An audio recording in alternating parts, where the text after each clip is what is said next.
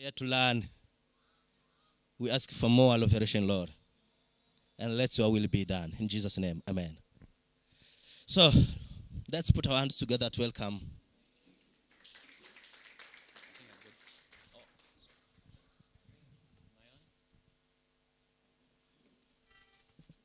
Okay, there I am.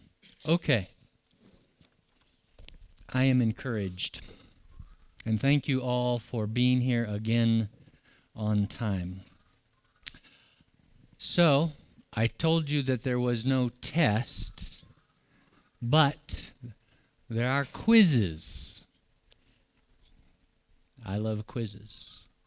Quizzes are where I just ask a question and see what did we get.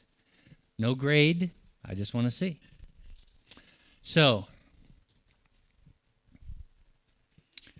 I'll use this piece of paper.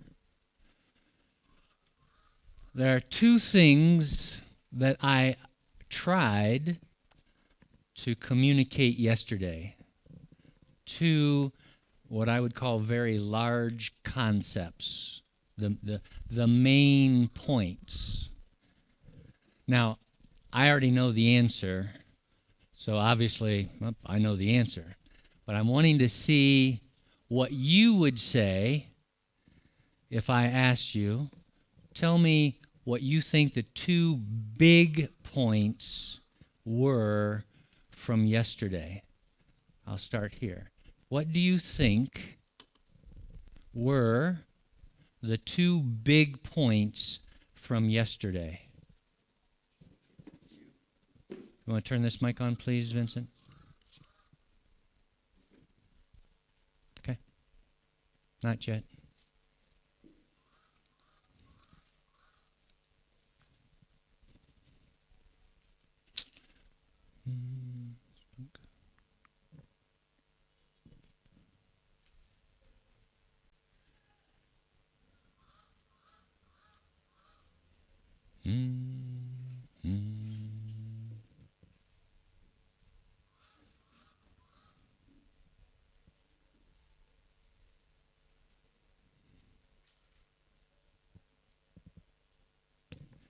You can talk really loud.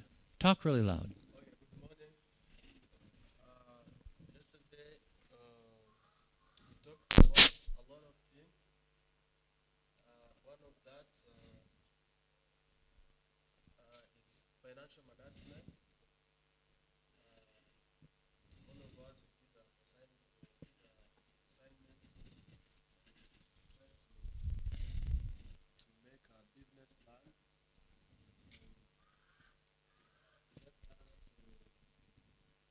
go deep.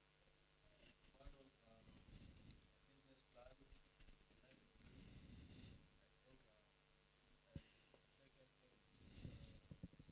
leadership. We have seen a lot of things. Thank you. We did a lot of things we have seen in leadership. There's that stuff called storming, norming. Sorry. Okay, it's okay. Thank you. Okay. Who else wants to tell me what they think the two biggest points were? Okay, I'm going to come back here into the middle because Esperanza's wanting me to give her the microphone.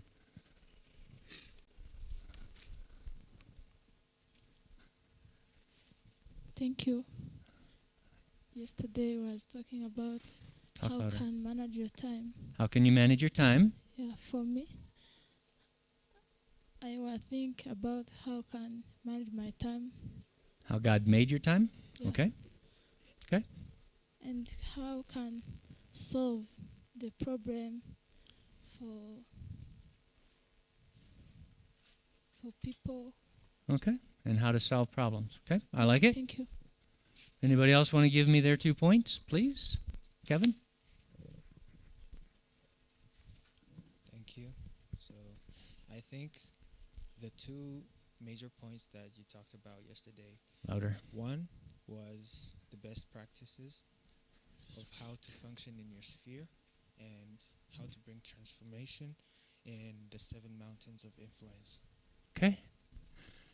Okay, so I'm just going to comment because, again, I knew the two answers that I had in my mind. I do want to say the best practices was the first one that I wanted to just repeat. And here again is what I want you to really get from yesterday. We all have our cultures. We all have the way we are used to doing things. The idea behind best practices, I tried to take a business concept that is commonly accepted, that there are best practices. There are just generally accepted and agreed upon ways to do things. And then to take the God idea that we're supposed to bring heaven to earth. And in my thinking, heaven on earth is the best way to do things.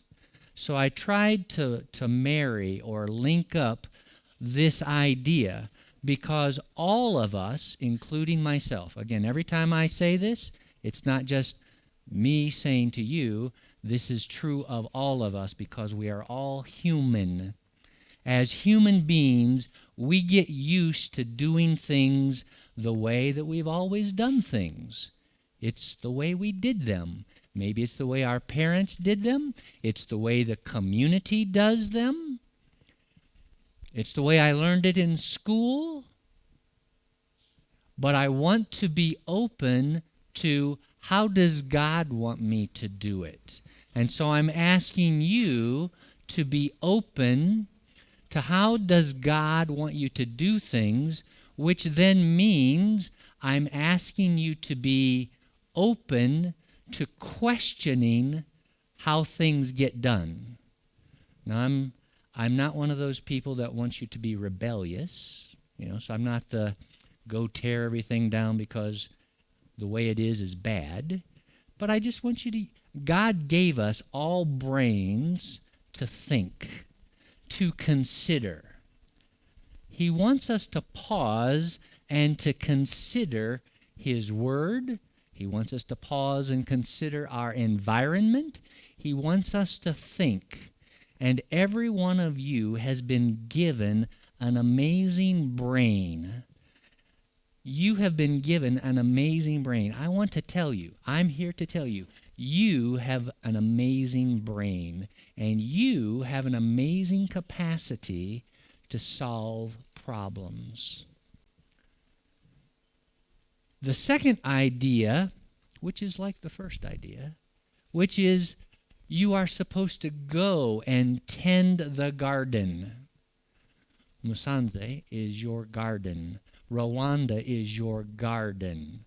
God wants you to take His best practices to go into the place, the garden, where He has put you to exercise dominion. What does that mean? I'll use this just as a fast example. I was talking, so every Tuesday morning, I have a Zoom prayer meeting with friends. And one husband and wife, they're in Saudi Arabia. The other husband and wife are in Thailand. The other husband and wife are in Sri Lanka. And then there's a lady who's in South Africa. And there's another couple in the Philippines. And so, technology allows us all to come together on Tuesdays and pray with and for each other. And my friend in in Saudi Arabia was commenting on, did you see the good news that the bishops that got together from the Anglican Church here in Rwanda, in fact, I got to meet some of them when I came in last week, they've rejected the idea that homosexuality, etc., is a good thing, and the church in England had said it's okay to have same-sex marriages, and the church in Rwanda, the Anglican Church, said, bad idea. My point of that is people looked at one authority and they go, you're going in the wrong direction. And they had the courage to say, we're not going to go in that direction. I'm asking you to consider and then respectfully make a decision when it's appropriate. Where do you need to say, no, this is the way God said to do it. I'm going to do it God's way, and I'm going to bring heaven on earth. So, best practices, the way God said to do stuff. God wants us to do stuff the way he thinks where we are.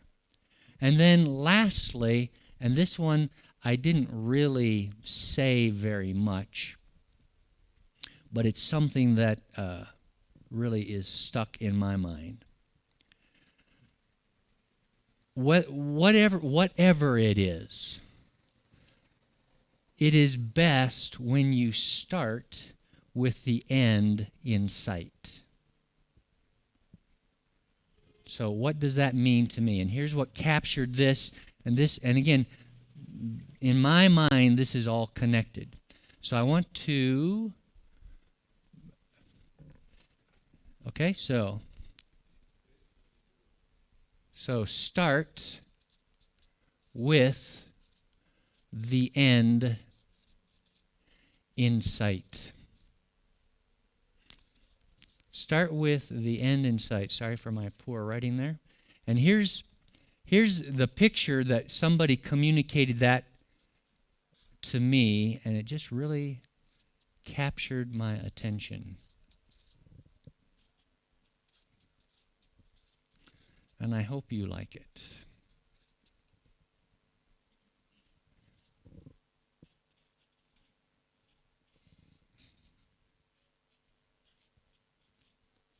Okay. What does that mean? Life, life, life, life, life, life, life, and then life. Anybody want to give me an interpretation? Anybody? And again, I know exactly what it means, so tell me what that might mean to you.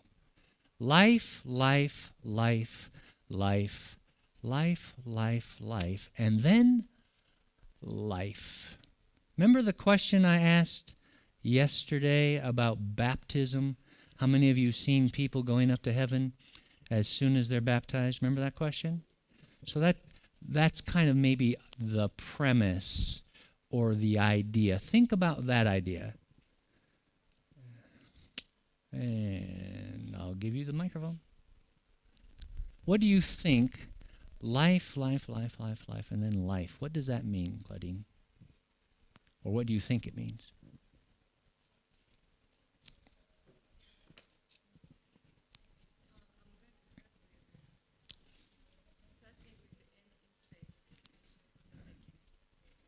You want to make this louder again for me? For some reason, it's going up and down.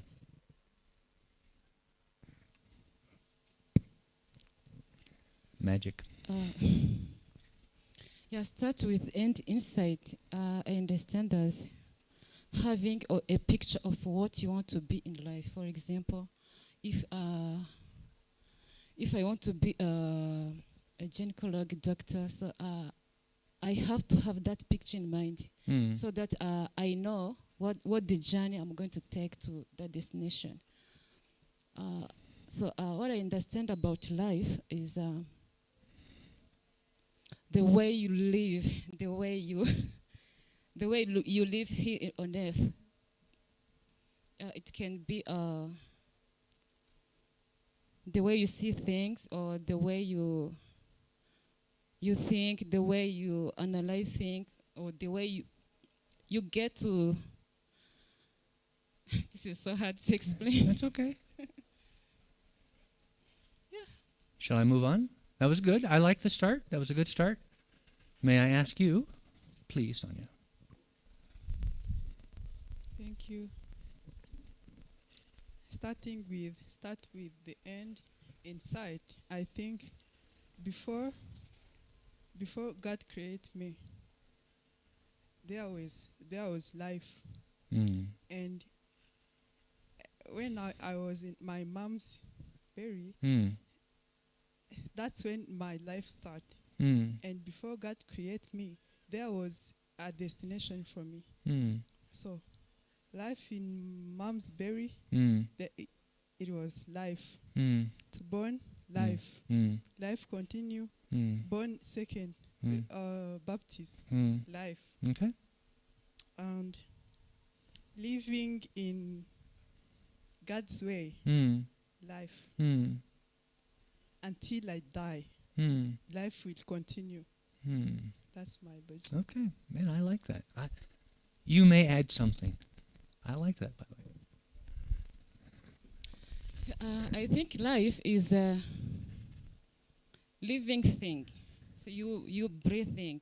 This is first. So Huh. you are alive. You can think properly. You can do things. You are alive. You're not dead. Mm. So which is different. Like as it is different. Like as being not being alive. Something which does not have life doesn't live. Mm. Yeah. So it means if you're living, you have life. You're breathing. You're normal. You're Mm-hmm. yeah. I got you. That's it. Okay. So first off, I like what you both shared because, again, it makes me, I was like, oh, that was a good point. And that's partly why we're also here, because we're sharing with each other. You wanted to say? Yes? For me, what I think, life, at the end, life. It's like we are here. God created us for a purpose. Okay. We were created to come here on earth and fulfill it. Hmm. So we have that life, and the life we live in after the end of it, we will die, and the life continues. So it's your own.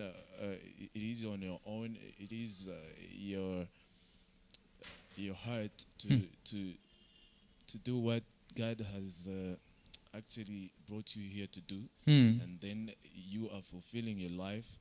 At the end, the life continues. I think it's that. Okay.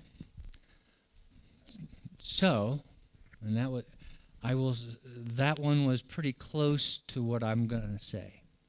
So again, I like everything everybody said. So, and I like the way Claudine tied in the start with the end in sight. So start with the end in sight. What is the end?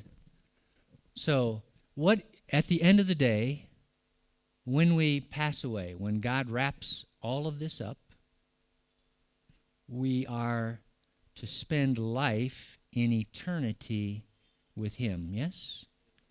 So, I know that the end is to spend eternity in life and communion with God. That's the end. I want to practice that as much as possible now. I want to know my Father's habits. I want to know my Father's ways. I want to know His best practices. I want to bring heaven on earth.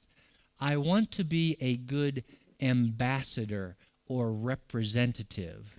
And that means I need to spend time with my Father as a habit, consistently getting His heart and getting His mind for situations, to include situations that He wants to help me solve in the place where I am.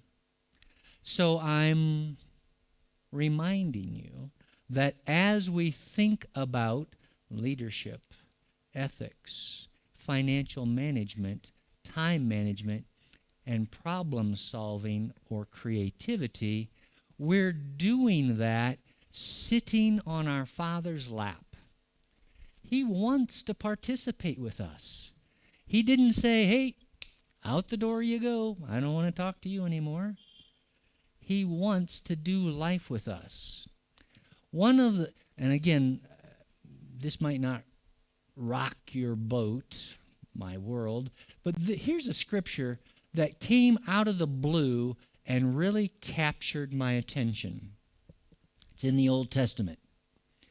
Enoch walked with God for 365 years, and then he was no more. So Enoch walked so close with God, he's the only person that we have a reference to who didn't die.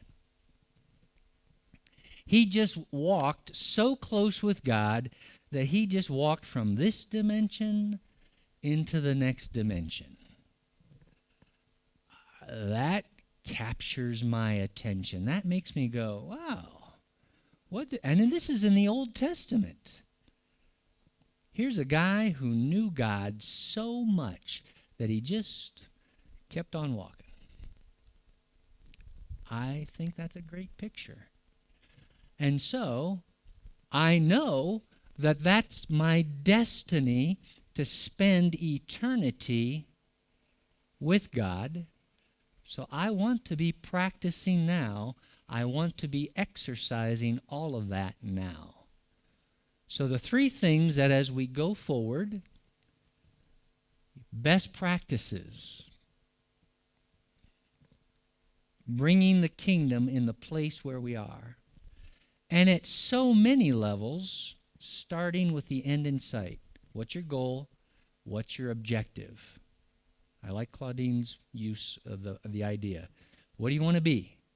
Where do you want to be? When do you want to be it? Who, what, where, when, why, and how? How are you going to get there? I want to repeat again to Bishop. If you want to see influence in this town in 10 years, we need to be vision casting and dreaming about that now. Because all of us, and again, I mean, seriously, all of us are subject to thinking, 10 years, that's so far down the road. But I'll say I believe it's easier to have faith. Like if I need a car right this instant, like right now I don't have a car, and if I need a car right this instant, we all agree that God could bring me a car, put it right outside there. He could do that. He's God. I'm just telling you that my faith would be very challenged if you told me, David, walk out and go get your car. I mean, I would be challenged in that. But if you told me, hey, David, next year at this time, you're going to have a car and you need to partner with God for it, it's much easier for me to talk to God about that, hear his voice, know what he wants to do, and then also participate in what he wants to do.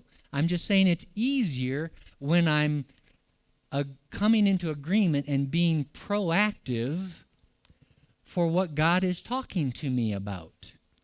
And even this morning, as I was talking to God, because again, I have lots of good God time, God gave me some scripture verses to start praying, and then the next thing I knew, I was praying something new. And in my mind, that's always my indication that the Holy Spirit, just maybe added something or redirected my conversation. But my point is that I responded to God's invitation to have a conversation, and then he starts directing it and going, oh, well, don't forget about this. Don't forget about that. Don't forget about this. I want to partner with God in everything that I do. So those are what I'll call the takeaways that I was trying to communicate yesterday, and I want you to then use as a foundation as we continue forward into today. So, we now get to go into the book that the book or the material that I've provided, and we're going to start looking at handouts. We will come back at some point to the business ideas, but I want you to pull out this package, this item right here that says leadership. So let's pull out this one here that says leadership.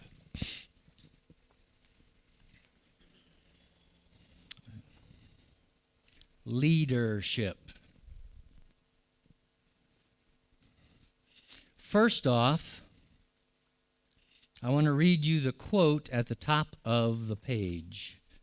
There's a quote right up here at the top of the page. And the quote says, "We reign with the heart of a servant, and we serve with the heart of a king, all for the benefit of the people around us. Rulers, leaders in God's kingdom never rule for their own sake. It is always for the sake of others." So, Bishop and I were having lunch with the mayor, Andrew, last weekend. And we talked about a very important point. We talked about education and how important it is to have education. And education is absolutely important. But we then started to talk about some of the leaders in various countries, both in Africa, in the West. And they're all very, very educated. And yet, stupid stuff happens. Corruption happens. People take money in their own pocket instead of for the good of the people. And the point was that the education did not keep those people from doing that to the harm of the people they were supposed to be serving. Your character is what will cause you to make the right decision. So, as we think about leadership, we're going to talk more about it, but your character is the underlying foundation to good leadership. You know, if you think only about how will I gain for myself, you could be an amazing leader and, you know, you'll influence people, you'll lie to people, you'll do whatever it is for your advantage. I'm saying that's not the way we want to go. We want to remember the way that Jesus led. Jesus served the people that he came to. And again, he reigned with the heart of a servant, and he served with the heart of the king. What does that mean? He served with the heart of the king. He had all the resources. He had everything he needed. But he made sure that those resources were available to and for the people. So leadership, definition. Leadership is an individual's competence to influence their teammates. So remember the conversation we were having over here when Fernando was saying all of us are going to co-lead. Can happen. Leadership is influence. We have to think about how will we influence. Because the point is we need to go in one direction. We need to come into agreement. So, an individual, second paragraph, an individual who leads a position is known as a leader, who determines and directs the task-related action. So a leader is the one who says, hey, this is what we have to do. So if you'll flip to the next page, and the really pretty picture, qualities of leadership. Now, just as a comment, this didn't come out of the Bible. This is from a business school. This is considered a best practice or best practices for good leadership. So what are they? Honesty, efficient communication, knowledge, consistency, visionary outlook, selflessness, courage, and willpower. And we're going to look at each one of those. Selflessness is the base and the heart of leadership. The leader should set his objectives without being selfish or self-centric. I'm only going to read some of this. You get to read the rest when you take it home. But selflessness, are you wanting to be the leader just so that, as Bishop was saying earlier, I can have the flashy clothes and you all look at me and go, man, look at him. I mean, and again, now I'm going to go wide. Going to go wide on this one. Okay, and again, part of this is opinion, but part of it is, where's your heart? This is one of those, I want you to think about it. You can disagree with me. I want you to think about it. Like, every car I've owned, like the fanciest car that I've owned is a Toyota, and again, our models aren't always the same here as in the U.S., but it's the mid-level Toyota, like we call it a Camry, but it's in the middle of the level. It's not like it's not the Primera or whatever. It's like in the middle. It's a middle of the road car. That is the fanciest car I've ever owned, and usually, have you seen the little Nissan Sunnies? I've mostly owned Nissan Sunnies for 40 years. My first car, other than the one my grandfather gave me out of high school, the first one I bought, Nissan Sunny. I think I've had like 4 or 5 Nissan Sunnies. And I drive those babies into the ground. Every one of them more than 150,000 miles, which is like more than 250,000 kilometers. I drive those babies till they drop. A car is not important to me. But for some people, the car you drive is like everything. And I've seen people who literally were on welfare, like in the United States.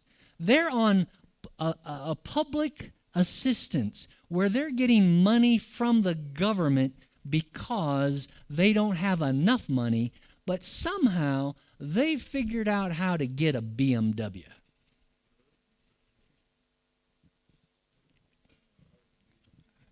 They're like taking people and, hey, can I do this? And sometimes you wonder, like, how did that happen?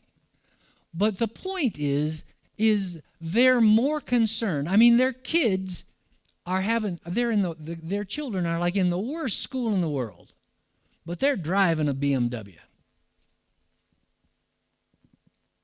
And I understand that at one level, which is I want to feel important. So you get to ask the question of what makes you feel important? What does God say makes you important? Again, those are questions. I'm not going to give you the answer because I don't have it for you. But selflessness here is what I think about. Are you thinking about yourself or are you thinking about others? Is it important for you to be like everybody's going, look at that guy. He is the man. Or you're just happy to be helping out. Yes, sir. Selflessness. For anybody. I mean, I always want to be going, how am I supposed to be blessing somebody? How am I supposed to bless you? So the next one, courage. The most astonishing human quality that a leader must retain is courage to face situations and take responsibility for success and failure. Here's an idea. I actually want you to write this one down, please.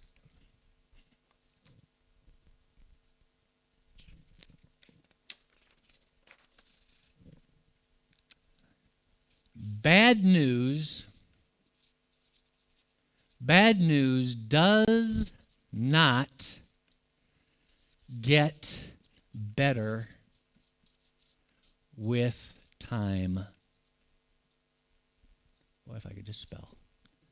Bad news does not get better with time. What does that mean? What does that mean? Kevin, I'm going to ask you that one. Bad news does not get better with time. So what I think about that statement is when something wrong happens, you don't just wait until it can get better, but you have to do something about it and change the situation. I like that. Joel, I'm going to ask you too. What would you like to say about that sentence or phrase or idea? Bad news does not get better with time. Like time doesn't make bad news good news. Boy, that's a fact. Here's the challenging part of this. Now, and this is so true of all of us. You're in a meeting. Something bad has happened. You have two choices. You can sit there hoping that it goes away. And most of the time, it doesn't. In fact, it's kind of like a dead cat. It starts to smell bad after a little while, and then you got to go bury the dead cat. Or you, and sometimes you're the one who made the news bad. It was your fault. You have the choice. Am I going to let everybody know? So this is back to courage. This is about courage. I made a mistake. I goofed. Am I going to have the courage as the leader? You know, here's the group. Fernando says we're going in that direction. But in 3 days, something comes up and he goes, whoa, I didn't see that coming. And I mean, that happens. And guess what? When you're in a leadership position, you get to take the bullet. You're the one who's responsible, right? Because you wanted to be in front. You know, which is also why some people go, I don't want to be in front. Because they don't want to take the bullet. But, again, the American expression, but taking the bullet. Sometimes you have to. Because that's what a leader does. And the question becomes, are you going to be willing to stand up and say, I made a mistake? And I need your help. Man, those are like the most powerful words. If you will be willing to tell people, I need your help. I need your help. 4 very powerful words. We don't want to say them because we always want to be okay. But if you can learn to say them at the right time, they are very powerful words. I made a mistake. This is what I thought. I didn't see this coming. I need your help. And people will amazingly go, I had that happen to me once too. And they'll gather around and you'll work out a solution. And because you allowed everybody to participate with you, everybody's like, hey, we did that together. That was a good thing.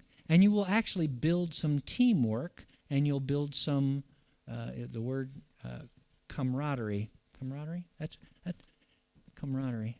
I don't know if that's give me another English word for camaraderie.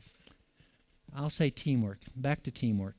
It builds teamwork, and that feeling of, like when you're on a winning team, don't you like being on a winning team? That's what camaraderie is. You're on a winning team, and you like that feeling of, we just won. We just fixed something that could have been bad. So, courage. And again, taking responsibility for success and failure. Be willing to say, hey, I goofed. Willpower. Willpower is a quality which is uniformly required. Thousands of difficulties emerge and failures took place while executing plans. A good leader should have strong willpower to face hurdles instead of getting disappointed with failures. Fernando's driving the boat at the moment. I know you're all a team, but I'm going to point at Fernando. We're putting a library out in town. Oliver said, as an example, hey, it's only going to take 30 days to build out the room. You know, I smiled when you said that. People always show up, and people always create problems. So I'm just saying, Oliver said 30 days, but because of people and stuff, life, it didn't happen in 30 days. You're frustrated because it didn't happen in the time he said. I just got to keep moving forward and fix the problem.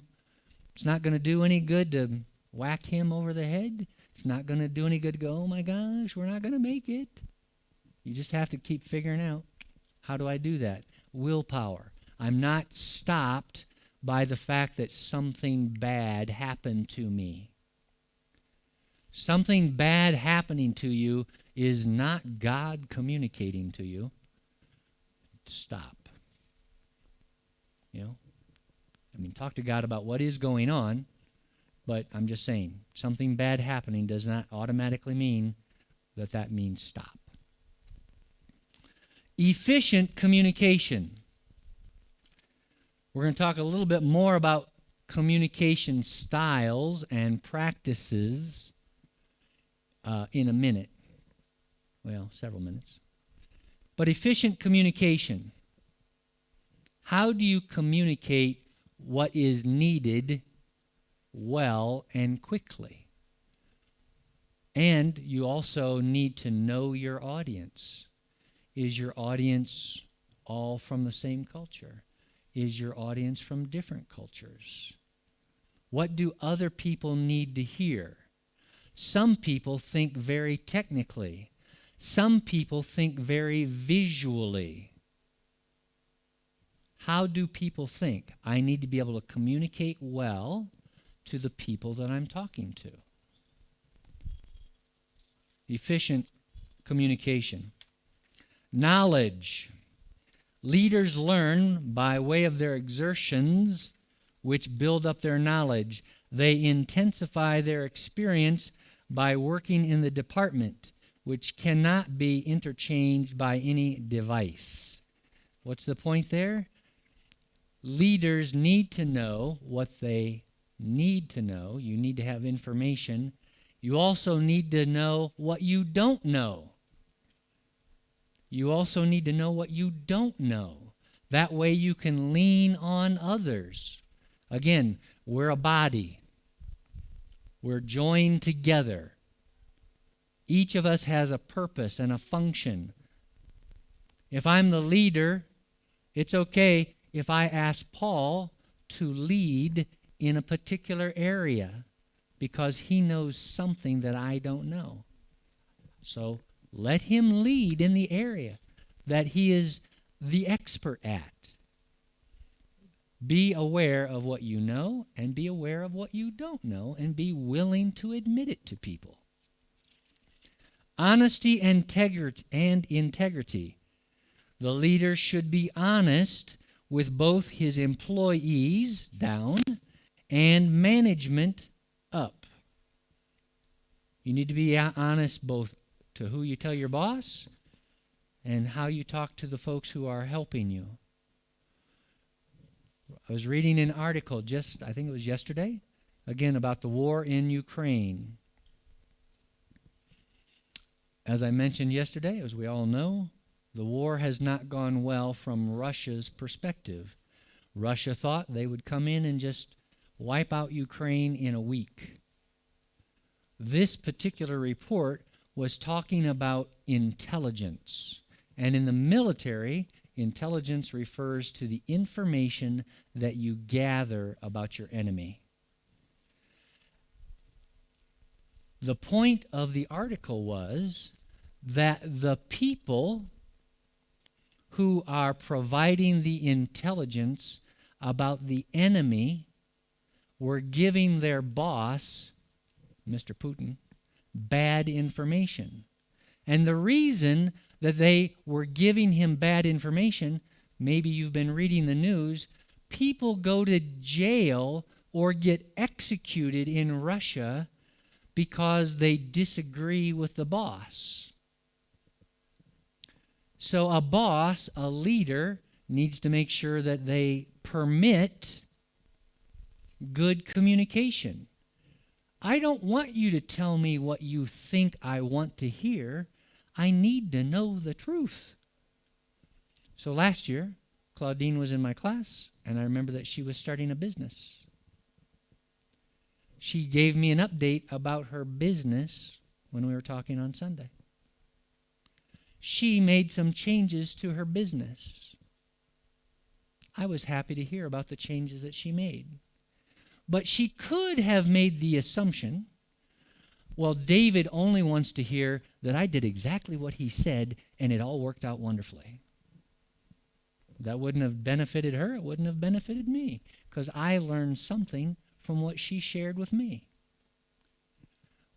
So a leader needs to permit good communication, and you, as an individual leader, need to be willing to give good communication regardless of the consequences. Okay? Honesty and integrity. Consistency. Leadership effectiveness without consistency is illogical. Here's something, this was... Okay. So this is a parenting example. So I have 2 children. They're both pretty healthy adults, and there's 5 grandkids. My wife and I were young when we got married, and we had children fairly quickly afterwards. And we both came from fairly strict parents. Our parents were very strict. We didn't want to be quite as strict as our parents, but there was still a strictness. And we were talking about how are we going to raise our children. And the thing that we really agreed upon, and I mean not that we disagreed, but the thing that we really agreed upon was consistency. I was going to treat both of the children exactly the same. I have a boy and a girl. I'm going to treat both of the children exactly the same. We made a decision that we would never discipline in anger. So we made that decision. I'm never going to discipline in anger. We will always do this, this, and this.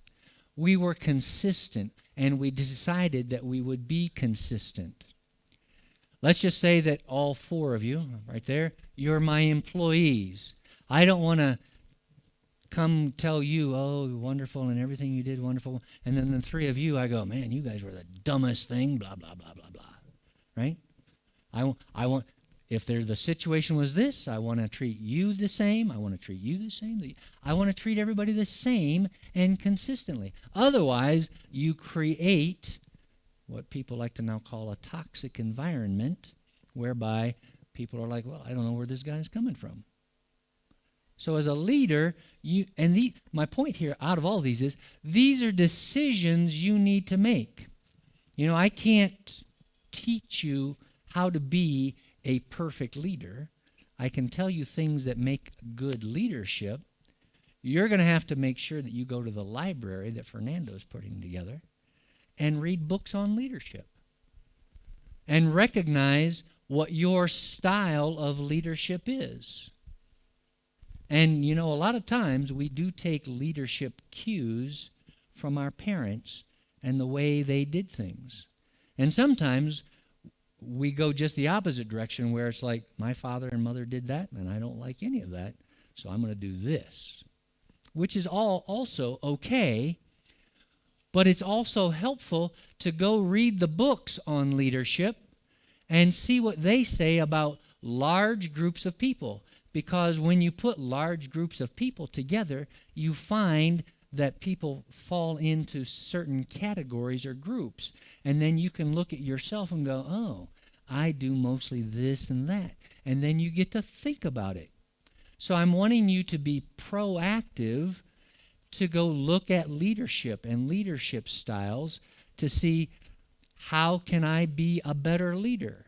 And for those of you who say, I don't want to be a leader, that's a lie, because every one of you is responsible for yourself, and if you can't lead yourself, then you are in trouble.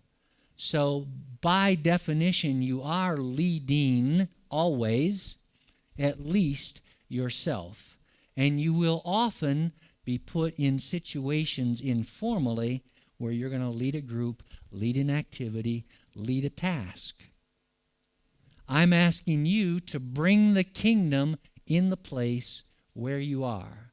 Leadership is about influence. I want you to influence well for the things that God has put in your heart to do.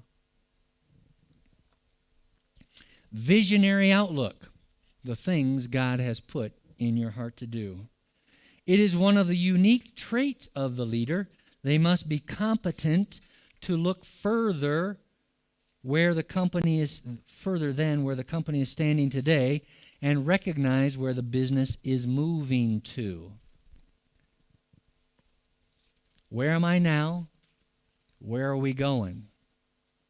Sometimes we let the car drive us.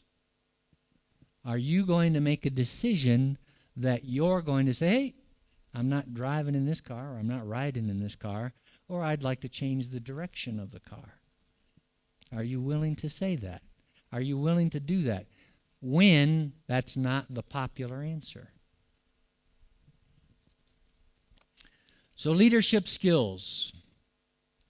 I'm on this page here with the pretty blue box. Leadership skills. What are they? Taking responsibility and initiative, motivating and inspiring others, understanding and empathizing. Understanding and empathizing. Let's just say, again, I'm going to pick on Sonia. We're part of a group, and I want to go in a direction. Sonia disagrees. She's like, I don't want to do any of that. If I want to influence her, I must first understand where she's coming from. And there's a phrase, understand so that you can be understood. I need to understand the other person first so that I can be understood. So I need to pay attention to what she's saying. If I want to influence her, I need to understand her position, understand what the issues are. And that's what empathizing means. I need to understand and empathize. I need to be willing to lead by example. I need to, if I told somebody, hey, go dig a ditch, I need to be able to show you, hey, I know how to dig a ditch too. Give appropriate and constructive feedback. Just telling somebody, hey, that's awesome. I mean, that's not bad. Or, hey, that's terrible. That's not helpful. Then it's like, hey, remember what we were trying to do here? This is the direction. I go with the end in sight. This is where we were going. Right now, this is what I'm seeing. And we're wanting to go there. What's happening right now to help us get to there? I always like to tie things back together for people. I'm trying to give appropriate and constructive feedback. If I said, hey, again, I'll use Claudine as an example. Claudine, we're having a conference for 50 people. Will you please help me cater for that? And she says, yeah. And then I come back a day later, and I'm saying, hey, show me what you got. And she shows me her list for food, and it looks like food that would feed 500. So I know I said 50. She seems to be planning for 500. I'm going to hey, that looks like a lot of food. How did you come up with that? Well, didn't you say 500? No, I said 50. Okay, I mean, that's a quick example, but I just want to, no, I was only targeting 50. Oh, I'm glad you said that because I can reduce the list. But I want to give constructive feedback, just not, what are you doing?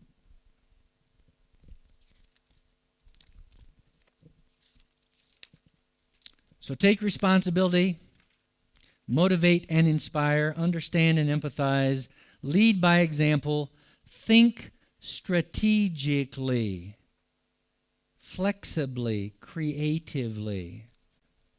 Be willing to put your ideas out on the table of this is where I want to go, but then let other people also go, hey, this is what I think, because they can help shape the direction.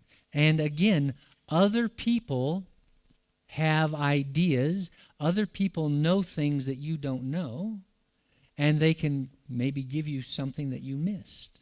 So you want to hear, but you also want to be flexible and be creative. The importance of leadership, the last sentence. Enterprises have accomplished remarkable success with the help of magnificent leaders. For displaying the importance of leadership, the following points are summed up below. So, the next page here with the pretty circle.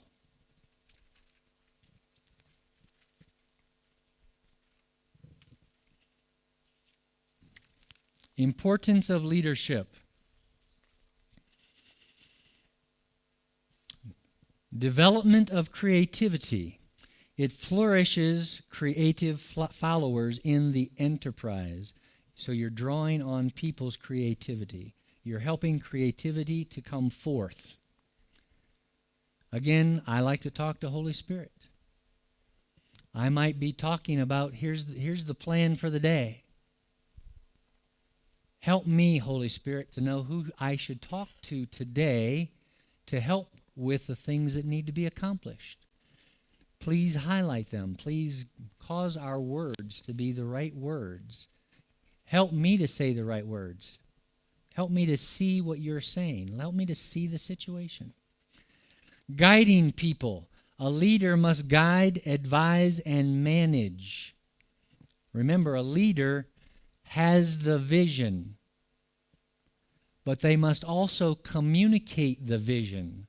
Communicating the vision is 90% of the battle, because you know what's in your mind.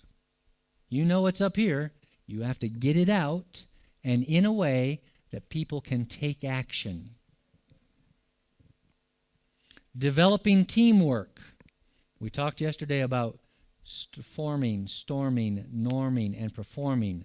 The point of that was to recognize that's what you will go through as a team.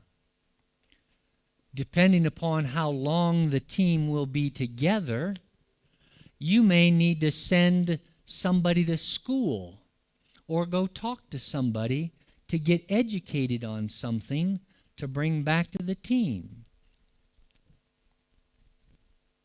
How do you develop teamwork?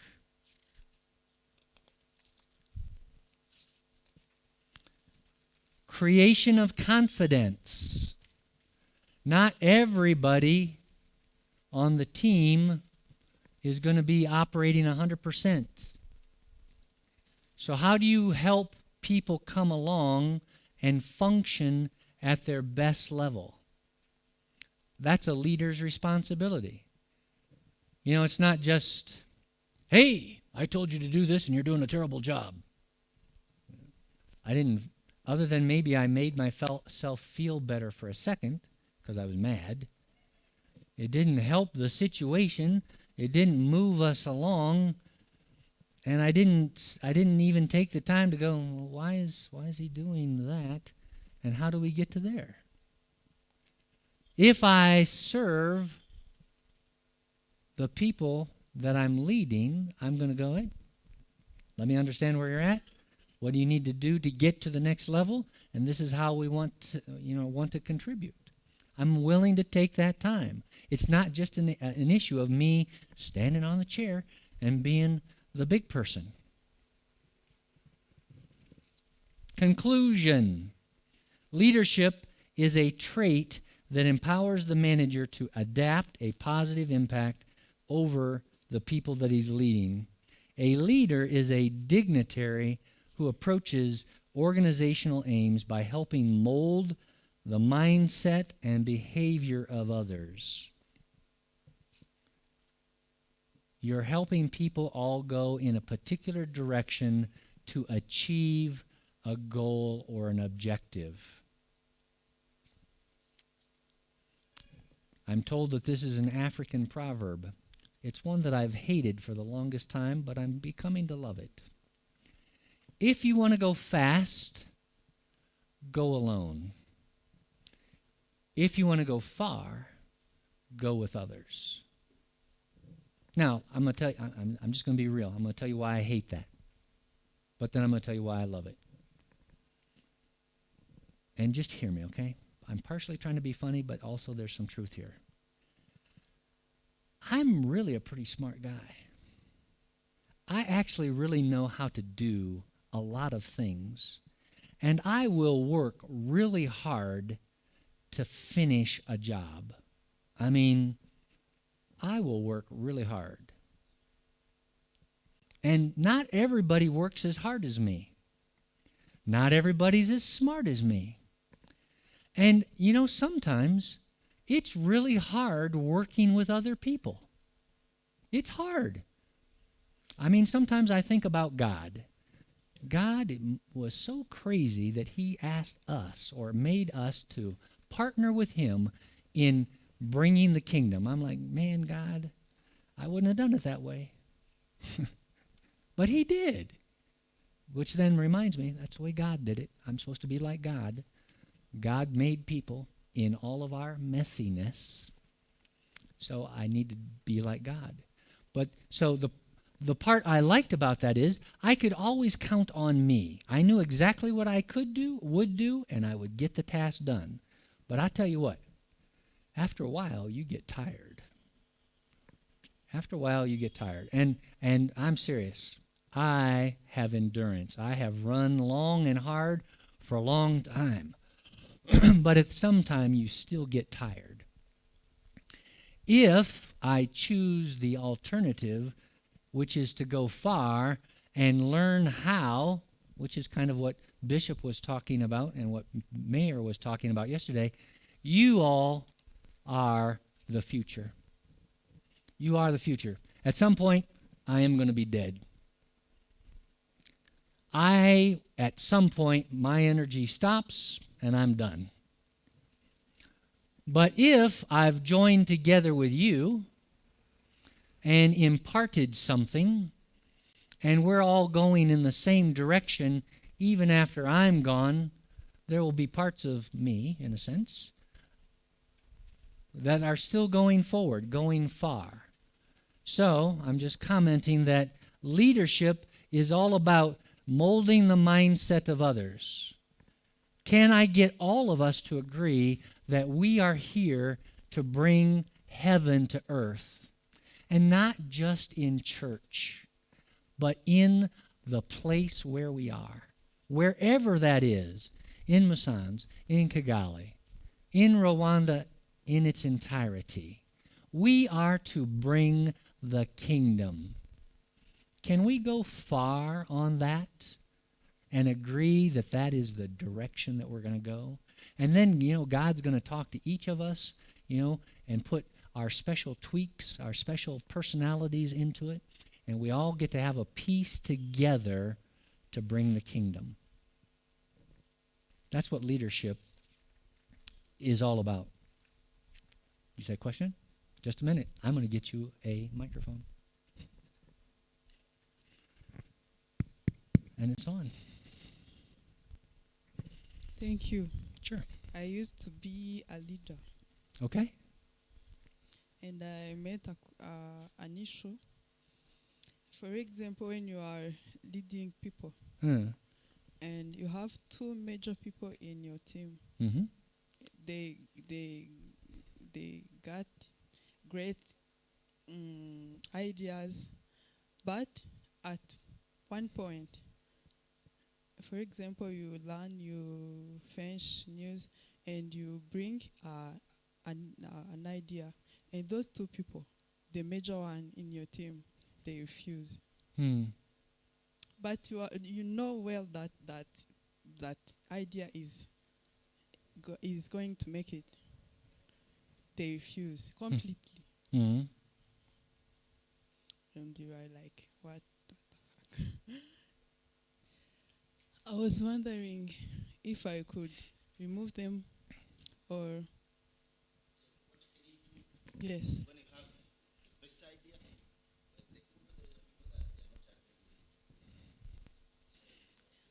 And those people are the major one. Yeah. So,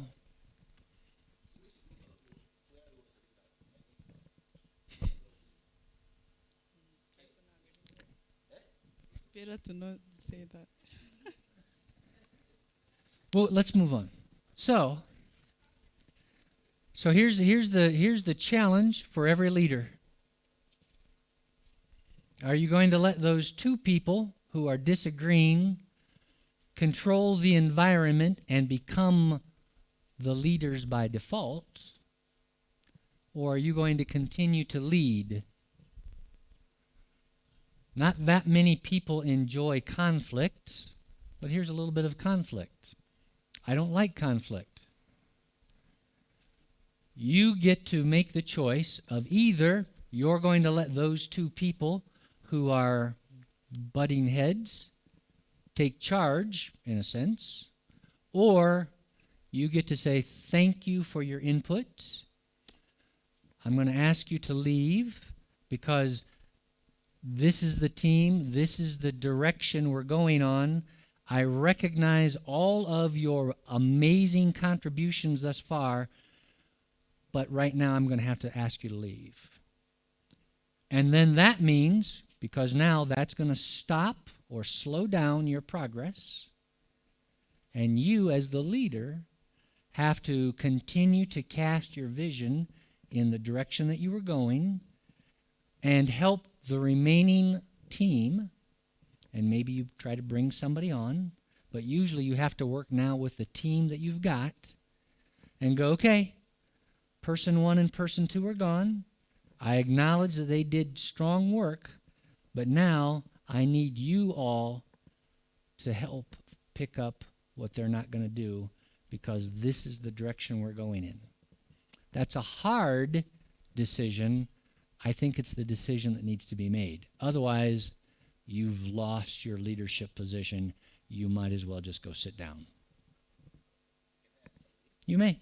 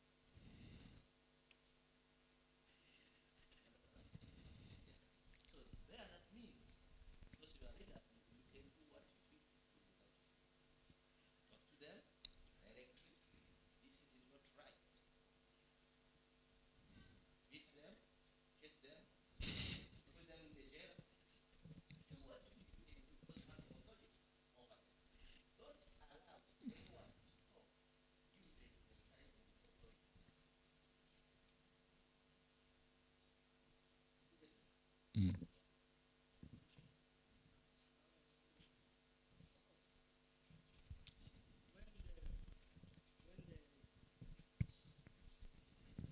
Thank you. When some people they partner with you and you are the same level, and someone that can to against you, to don't agree with you, that your idea, your idea you give us. So what can I do? And that person, you are the same level, you are leading some people, others. It's hard people to read, to be a reader of something when they're in the same level. It's hard. They should be the one who is authority. I think that's right.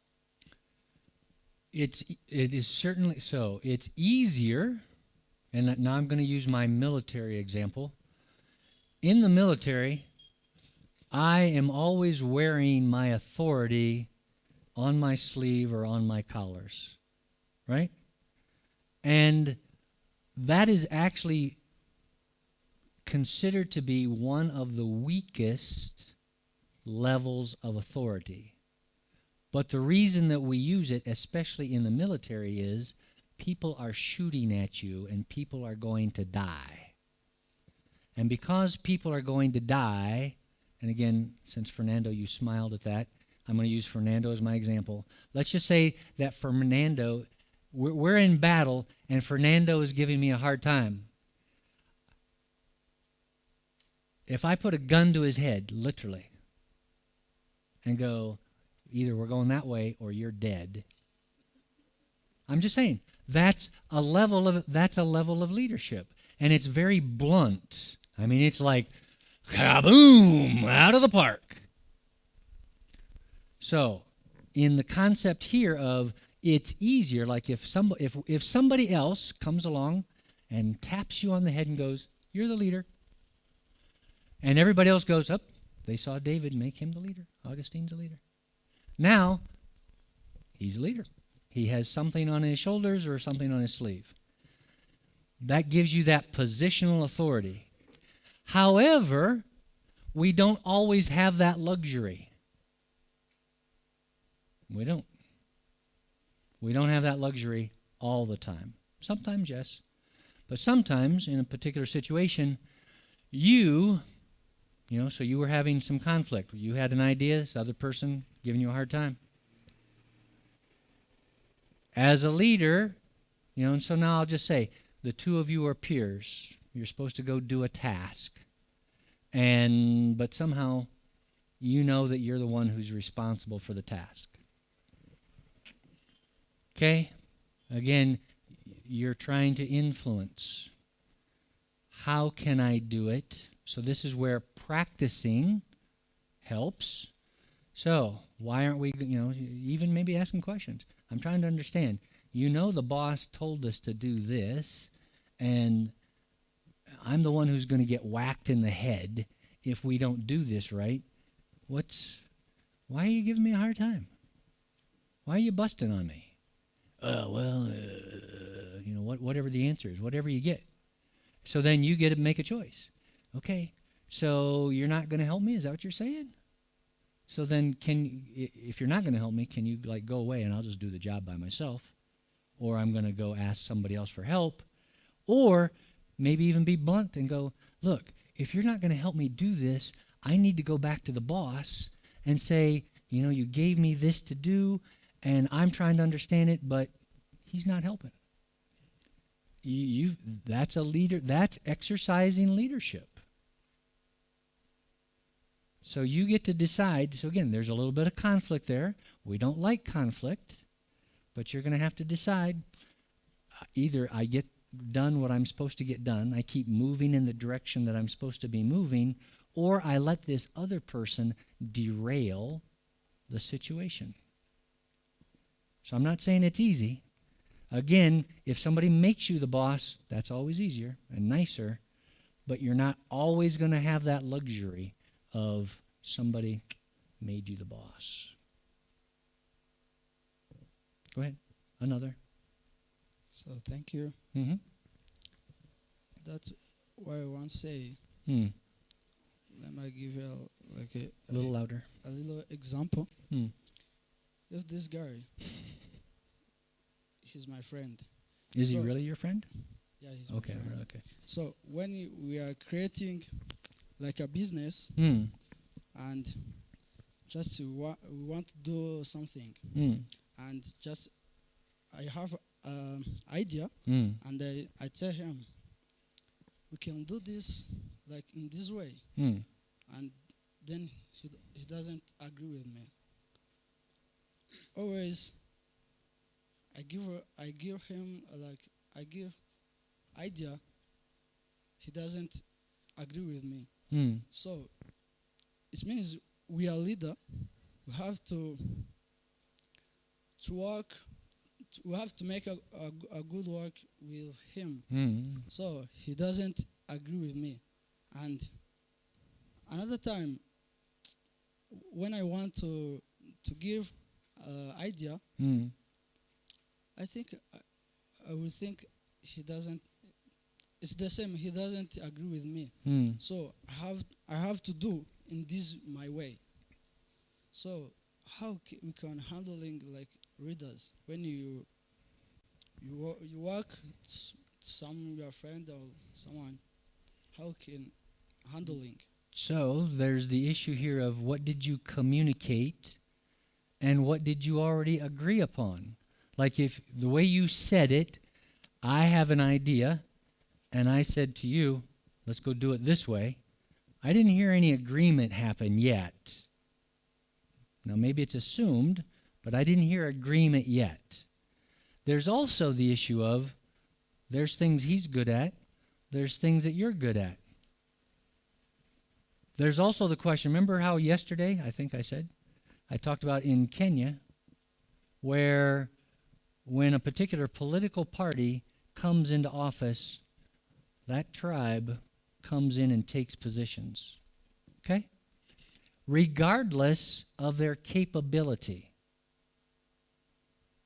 So are you inviting him into this partnership because he's a friend or because he's capable? Can he, so you're imagining things that you want him to accomplish. Has he agreed? Is he capable? You need to know those things as a leader. You cannot just assume, oh, I have a bright idea. You look like you could do this. And he's like, those aren't the things that I like to do. Or, like say, hey, will you do this for, 10,000 francs? And initially he's like, well, 10,000 francs. But then, what you asked him to do is like, that doesn't work for him. And then you're going to be unhappy because maybe you paid him half up front and then he left. So as a leader, you need to look ahead, know what your team can do, and get agreement on this is the direction we're going to go. You're trying to, as a leader, identify hurdles, obstacles, before you even have to start. That's what planning is about. That's what thinking ahead is about. So that's how I think you solve that problem, or at least reduce it, by going, hey, I've got this business idea. I would like to partner with you. Here's the idea. Here's the things I can do, but here's the things that still need to be done. Can you help me with those? And can you give me an idea now how you might do those things? Explore. So continue the dialogue. Sir? I think I hear the question differently? Okay. To me, the way I hear what you said, maybe you're partnering and you're like in the same level, business somewhere, so and you want to make something done, but you're not agreeing. So to me, you have to think who is accountable, who is responsible, who will be asked if you didn't reach your goal. That person will make a decision. Because it's the one by the end who will be asked why this didn't happen. You understand? So now, also think on this. If you are together and you say, let's start something, maybe you put like 10,000, I put like 15,000. In a business terms, me who put 15,000, I have more voice than you. So you should listen to me no matter what. So, but if you put 10,000 and 10 we are not agreeing, it's better to know that we can't work together. You can go your way and they can continue my way, rather than wasting our time doing nothing when we can work much very good way. So if you don't agree,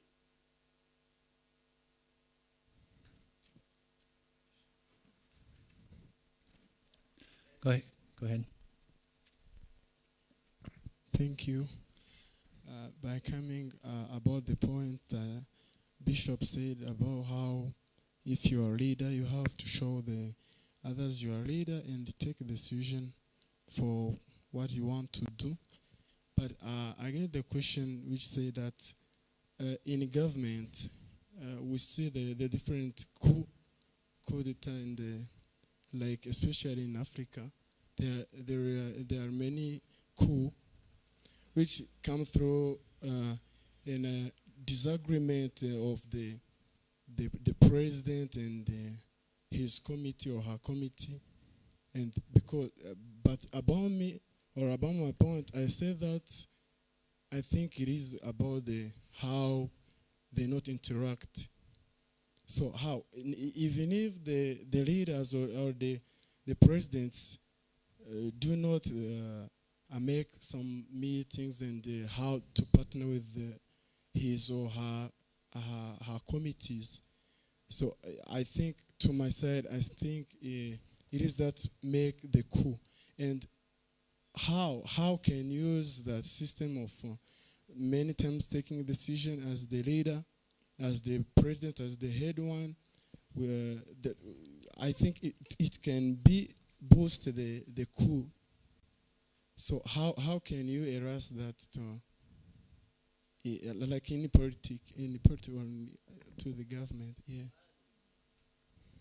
I don't know exactly how to answer that question, but let me come back to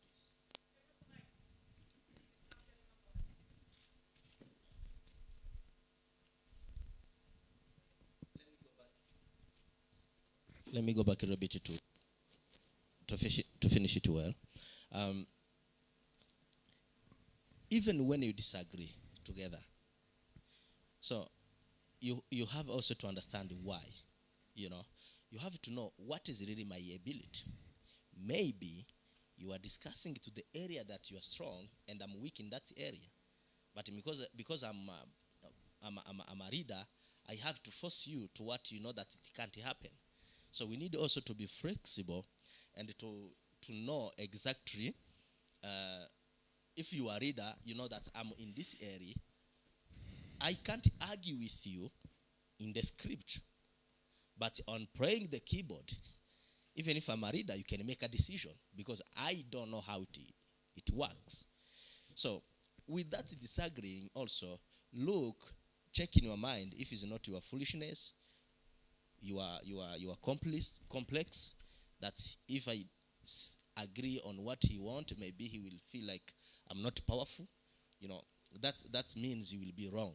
So how can you know that there is something which is rising and maybe by the end they will remove you on the seat and someone get on that seat when you are governing maybe your groups? Somehow I don't have an answer right now. I really don't know. I would certainly argue, like right now, look at Sudan. So right now you have two generals fighting against each other. I think that's the situation you're describing, or something similar. I think about the fact that are those two people arguing with the heart of the people in mind, or is it all about who's going to be the big man at the end of the day? Which is why a heart issue, your character, is so important. I'm not sure I can fix the character issues going on in that situation, but as a leader, that's why I want to teach and train character and ethics, because at the end of the day, that's what will get us to the objective. Otherwise, somebody's going to decide that they want to be the big person on campus, and just rule for their own benefit. Okay? And then I'll give Sonia, and then we're going to take our break. So if we can do that, please.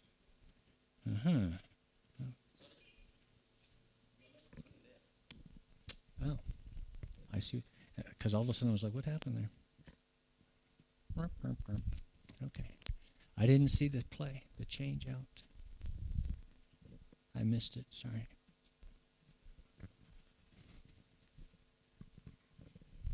Thank you. For example, you, David, you give us a task. Okay. And Bishop is a leader of that task. And voted to be a leader of laborers. I'm going to lead.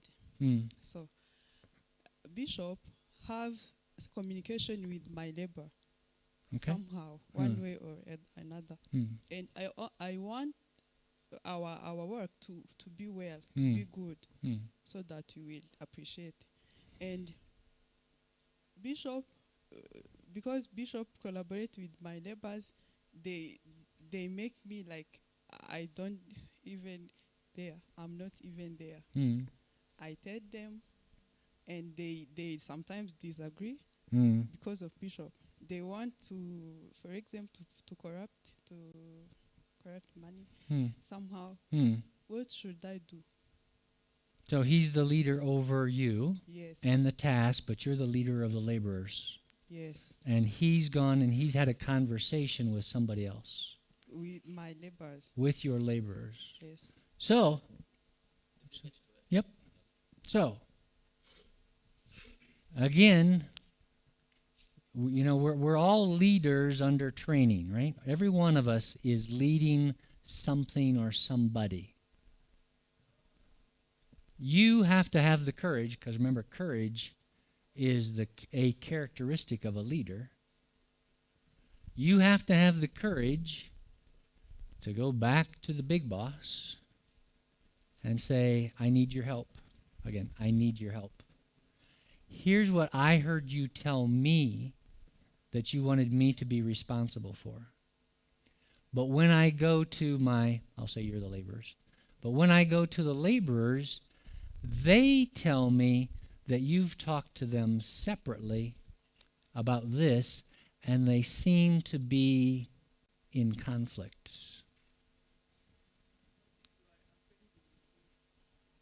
So, here, just a second, I want to answer this one. This one I want to answer, because we're about, after the break, to go talk about this. This is a cultural issue. Seriously. This is a huge cultural issue. The West, I only love you, and I'm being dramatic here. I only love you for how well you can do your job. If you can't do your job for beans, get out of the way. That is that. I understand. I'm just telling. I'm putting it on the table so that we can talk about it. So, I agree, but I'm just saying the West is very much task. Okay. Africa is very much relationship. Those are just true statements. They are at the macro, at the big level. It's about relationship. And this is where you guys get to help me, because I'm here with you, and we got to come up with things to do. So I am not trying to jam you with, I want you all to change. I just want to have a conversation. That's all I want to do. So when we think about relationship, I think that we have to figure out, okay, you're a friend. I hear that statement. I still think honesty and courage are needed, because you still come and say, look, we're friends. I love you. I love what you do. But in this thing, you're making it very hard. And maybe it's me.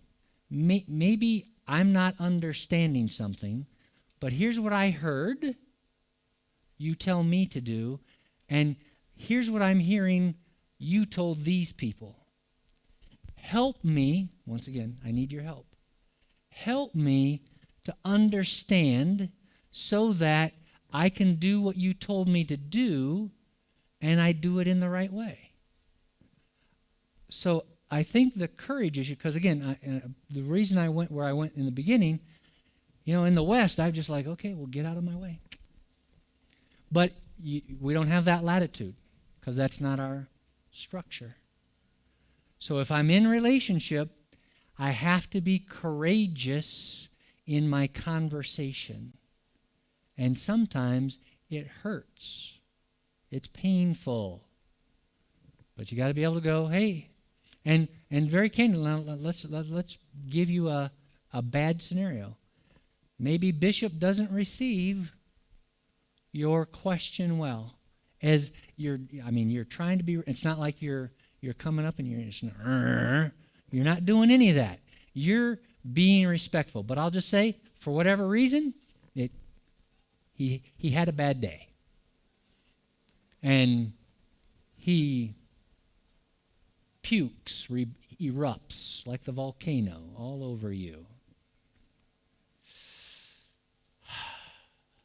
It's ugly, not pretty. That's why we have God. I know, not always favorite statements, but those are real things. He could not maybe respond to you the way that you liked. But you still have to have courage and go, okay, I heard you.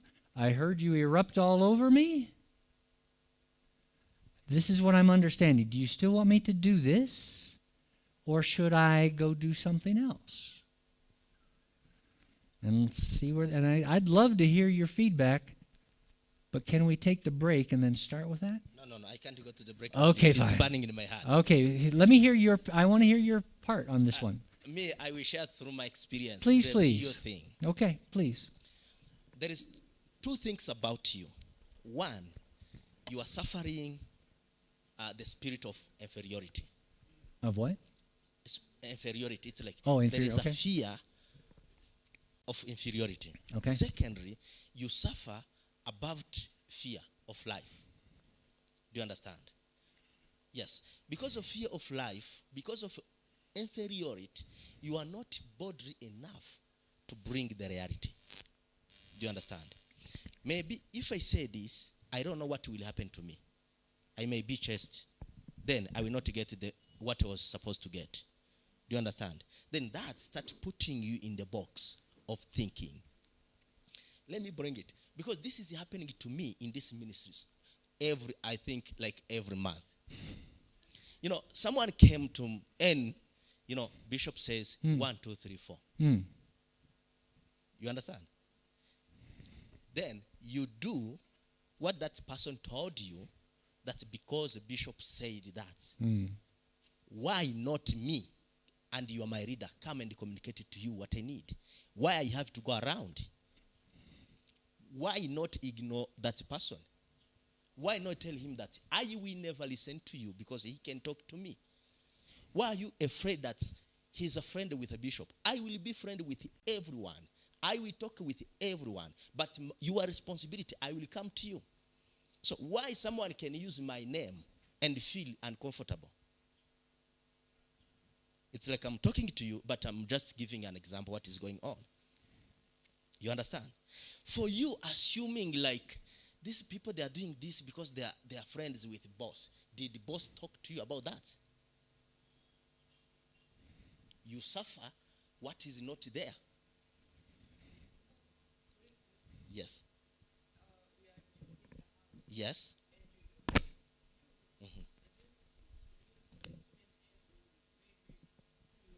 Yes. To use Simerwa. Yes. And they say, no, it's so expensive. Yes. Expensive. Yes. Like you. How will we get some money rest? And you want to build a strong house. You want to use Simerwa. Yes. For good of both. What should you do? That's a good idea. Wow, maybe we don't have money. Okay. Let me ask my boss. Boss, hello, there is this different. I was preferred to use Simerwa because of this. but I'm getting this idea. Maybe we may not have enough money. What can we do? No, I have enough money. Use Simerua. Then continue. Anything someone will told you, you will consider it like idea. Then you will try to balance it. If you feel like that is right, you will go with that. If you feel like it's not right, you will change. You will do something else and communicate with your reader. And just so I'm going to give you I want to tie in with what you both just said. I had a boss, so we all know the game of golf, right? Golf. So I had a boss who played golf with the captain of the ship. Now, my boss was a junior officer. The captain of the ship is the senior officer. Obviously, when you're out playing golf, our roles changed. Communication changed. Instead of, so my boss's name was Jerry, and I'm forgetting the captain because the captain was the captain, but I remember my boss's name was Jerry. So I'm forgetting the captain's name. We'll give him the name of Bob. So Bob and Jerry. So during the day, on the ship, yes, sir, no, sir. But when they took their golf clubs out to go play, hey, Bob, hey, Jerry, how do you think we're going to play this hole? Da-da-da-da-da. And then, hey, Bob would go, hey, Jerry, I think your guys are not doing a good job. Or, hey, Jerry, I saw one of your guys doing this. And Jerry goes, did you talk to one of my guys? Yeah, I talked to one of your guys. I'm the captain of the ship. What are you doing talking to my guys? I'm the captain of the ship. He's the captain of the ship. There are different ways or channels of communication in an organization. It would be wonderful if, when you are given a job and you're given authority, that was the only way that communication occurred. It would be wonderful. But life is what it is, and Bob and Jerry are going to go play golf. And Bob and Jerry might talk about work stuff. And you might find out, Jerry, that Bob stepped on your toes, even though, it wasn't like he was trying to step on your toes. It's just he was doing life, conversation, he saw something came to mind. And then, the guys go, well, the captain told me to do this. Well, then, again, that's now Jerry, my boss. That's his responsibility to go back and, make a couple decisions. Is there conflict in the communication? Had you told them something to do that seems contrary?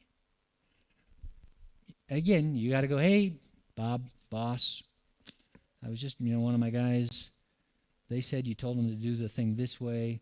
I told them to do it this way. Is it really important to you that they do it exactly this way? Because this is the reason why I had them doing it this way. And then you might say, well, I have this new piece of information. Or, oh, I see what you're saying. Yeah, go ahead and make that so, and make it so. But I'm just with the picture that you just painted, I'm wanting to underline the concept that in work relationships, there are different channels of communication. There's what's called the official, and then again, the boss is talking to lots of people, and he's free to do that because he's the boss. And it's going to happen, and it is part of the challenge. It would be wonderful if it didn't happen that way. I agree. But life is life. You, as a leader, get to decide, how am I going to manage that? I love talking to Holy Spirit. Holy Spirit's always my way of escape. Hey, Holy Spirit, I need some wisdom here. Otherwise, I'm about to get in trouble. What do I do? Iko-sawa? Maybe if I ask that question, let me ask you that question. If someone say let me use a cement this kind, will you really make attention and value that and think about it his idea. Because some people, they have, because of that complex, if they hear new idea, they think like, you want it to mean that I don't know. That's the complex. That's the inferiority. Inferiority. You reject any idea, any thought, before even you think about it. Because there is something you are suffering inside of you. But if you don't have that, you say, okay, let's think about it. You understand? So that's the best position. Listen, but if you feel this is the way, go. Listen this. Because of you don't want to lose a job or something like that. It's like when you hear like the boss said, and you are the head of that group, just say, that's what he say. Okay, let me talk to him. Yes, just find out what is it. Just be clear, communicate. But if they say that boss has said, that does not mean that you have to do it as a leader, because he didn't tell you to do that. It's just a piece of communication. You can even ask him, I hear they are telling me this. Why did you not communicate that to me? Be free. I will not do that because you didn't communicate it to me. Be bold enough to communicate your mind. Because Africans, what we suffer, we see most of our people here, there is insecurity of them in their mind. They are afraid to speak their mind because they don't know how people will think about them. That's what is killing you. That's what is killing us. We are afraid to speak our mind. And when someone say, even I hear some people, when I'm giving like idea here, I'm in the meeting, I release some idea and I need to hear different idea. But because the bishop has said, then when they go out, they start saying, you see, he didn't think well. Yes, I know what I know. I know what I don't know. I need to hear from you. What can we do the best? How can we do best worship? I don't have idea. How can we do financial best way? I don't know that idea. How can we do different things? I don't know. But if we go to how to translate the Bible, I may be smarter than you. You understand? So I need you to communicate clearly what is in your mind. But because the boss has said, that's over. You don't. That's why you have insecurity. That people, they say, I see even some people, when someone against their idea, they thought like they didn't disvalue them. That's not right. That's not right. Because someone didn't agree with you, it's not means that he's your enemy. He's giving you another way that you didn't think about. Just think about it. And just as you said that, also appreciate this. We're all leaders. We're all learning to lead. You might be at the moment in a junior leadership role, and he is in a senior leadership role. You're learning. You're going to, and we'll just say, he's not disvaluing your idea, but at the end of the day, a leader makes a decision. I'm going that way. Yes. Regardless, maybe, of the value. Sometimes it just happens. So now I'll say, it's not always possible that everybody's going to love the answer. Yes. But you get to decide, either I want to continue on this path. Because you can always, say I'll go play on another team. But if you're just remember that I'm always learning, at some juncture you're going to be the senior leader, and you're going to be in the position where you're going to make the decision that somebody junior to you won't totally have said yes to. But at the end of the day, the leader needs to say, that's the way we're going. It is what it is. Because it's impossible. You're like, and again, now, think about this, and now I'm going to make a really bad cultural statement. And I want you to beat me up for this as you need to, okay? Okay. I'm serious. I'm putting a really hard idea on the table here. And I'm doing it on purpose. I'm not trying to be rude. Okay? Okay, this is a very focused point. So hear my point. If I wanted to build a building, I'll just do that one. If I wanted to build a building, and I wanted to build a building in 90 days, am I going to ask a team of Westerners, or am I going to ask a team of Africans to do it? Why? Western, they tell you what is possible and what is impossible. But Africa, we never know what is possible and what is impossible. So the point of that statement, and I'm glad that you agree with my observation, but there is something which is like, I don't know, seriously, I don't know how to chew on this one. This is one of those big ideas for me as I come to be in Africa for 50 years to teach business. And this is my Mzungu perspective. So just hear it as I'm telling you my perspective.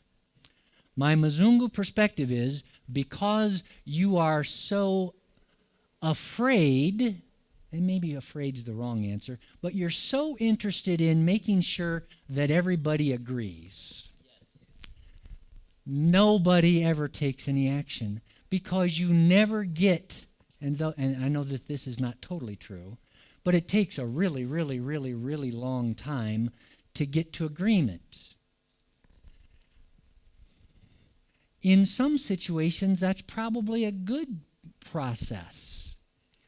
But when it comes down to I have to achieve something quickly, then, and again, I'm telling you very honestly, I'm in conflict with our cultural differences and thinking about what has the Bible said about this, because I'm really chewing on this.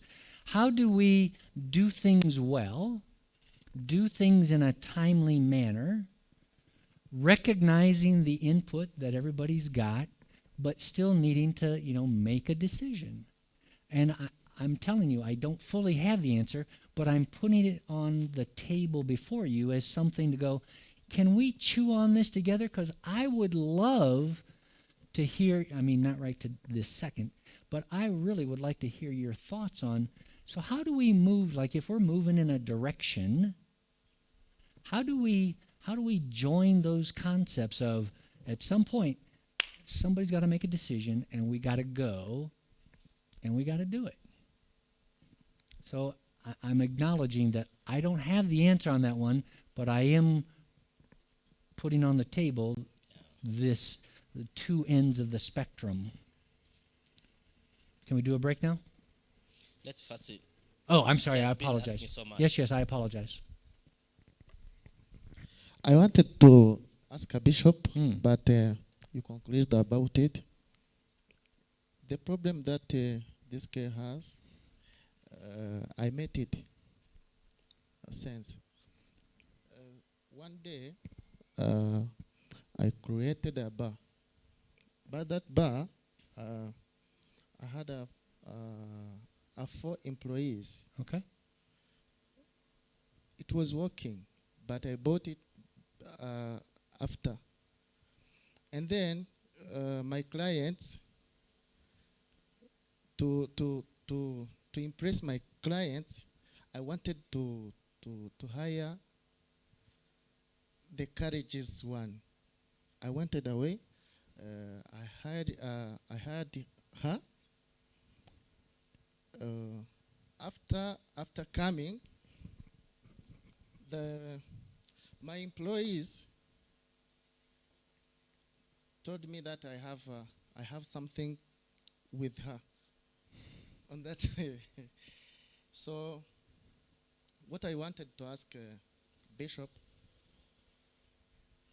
he told us about chasing that threat came in your company.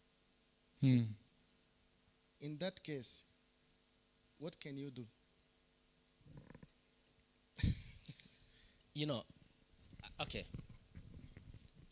Briefly, I have a reason why I created this bar. I should not allow anyone from heaven, from hell, from where to stop where I'm going. If you can line with me to go where I'm going, we can go together. If you are not aligned with me to go where we are going, I don't have afraid. I don't feel even bad, or I don't feel even, I don't know. I will sleep and eat well when you go back somewhere and in the street and they kill you. I will never feel any problem. Everyone has his vision and where he's going. I have my vision. I know where am I going. Let's go together if you feel that. If you don't feel that, go to your own thing. So now, many people, they want to come and stick to you. They are not agreeing with you. They are not going with you, but they are stick with you because they don't know where to go for themselves. Do you understand? So because they don't know where to go for themselves, now they want just to stick with you when they are not going with you. That is your first enemy. That is the people that will kill you. That is the people that will stop you. That is your dangerous people that you are together with them. It's like staying with, I don't know how I can say. It's like putting poison in your cup and see that I didn't die. Let me tell you, don't leave them, don't allow them to go alone. Bareke bazagenda ari bakajorite. So ubafite impuhwe ziki? Ntabwo ikibazo ari impuhwe. Ntabwo ikibazo ari impuhwe aho ngaho. Ni ukuvuga ngo burya business hari ukuntu ubushaka kwigenda. Tuvuge nk'ubu ngubu ngiye ncuruza nk'ibintu bisaba marketing. Ukajya kurekrita umukozi uvuga uti uyu nguyu arabishoboye n'ahandi yakoraga nabibonaga. Ukajya kumuzana. Ni ukuvuga nk'umushahara ntabwo uri bumuhembe nk'uwo natangira, uramwongeza. None ikibazo kikaza kuba mu ngo uriya bamuhemba menshi. Ntuzaho amakuru yakuye wenda n'uwabimubwiye n'uwo nguwo hayarenze. Noneho bagasa nkaho bigaragambije. Yego. Reka nakumvise. Ndamaze kuba muhemba menshi. Si ibyanje iyo ugiye ugakora ibyawe. No. Ndamaze. Umve. Mureba mu maso umubwira ngo ndamaze. Wiyahure, utahe, ubikore, kandi nutabyubahiriza mu gitondo turatandukana. Mfite impamvu namuhaye menshi. Nonse ibyo biramureba se? Yagize ibye nawe agahemba uwo ashaka. Ariko ubwo buswa. I don't care about that.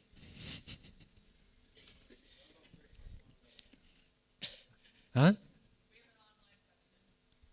We have an online audience? Wow. Okay. From the online audience, what's the question? Just a sec.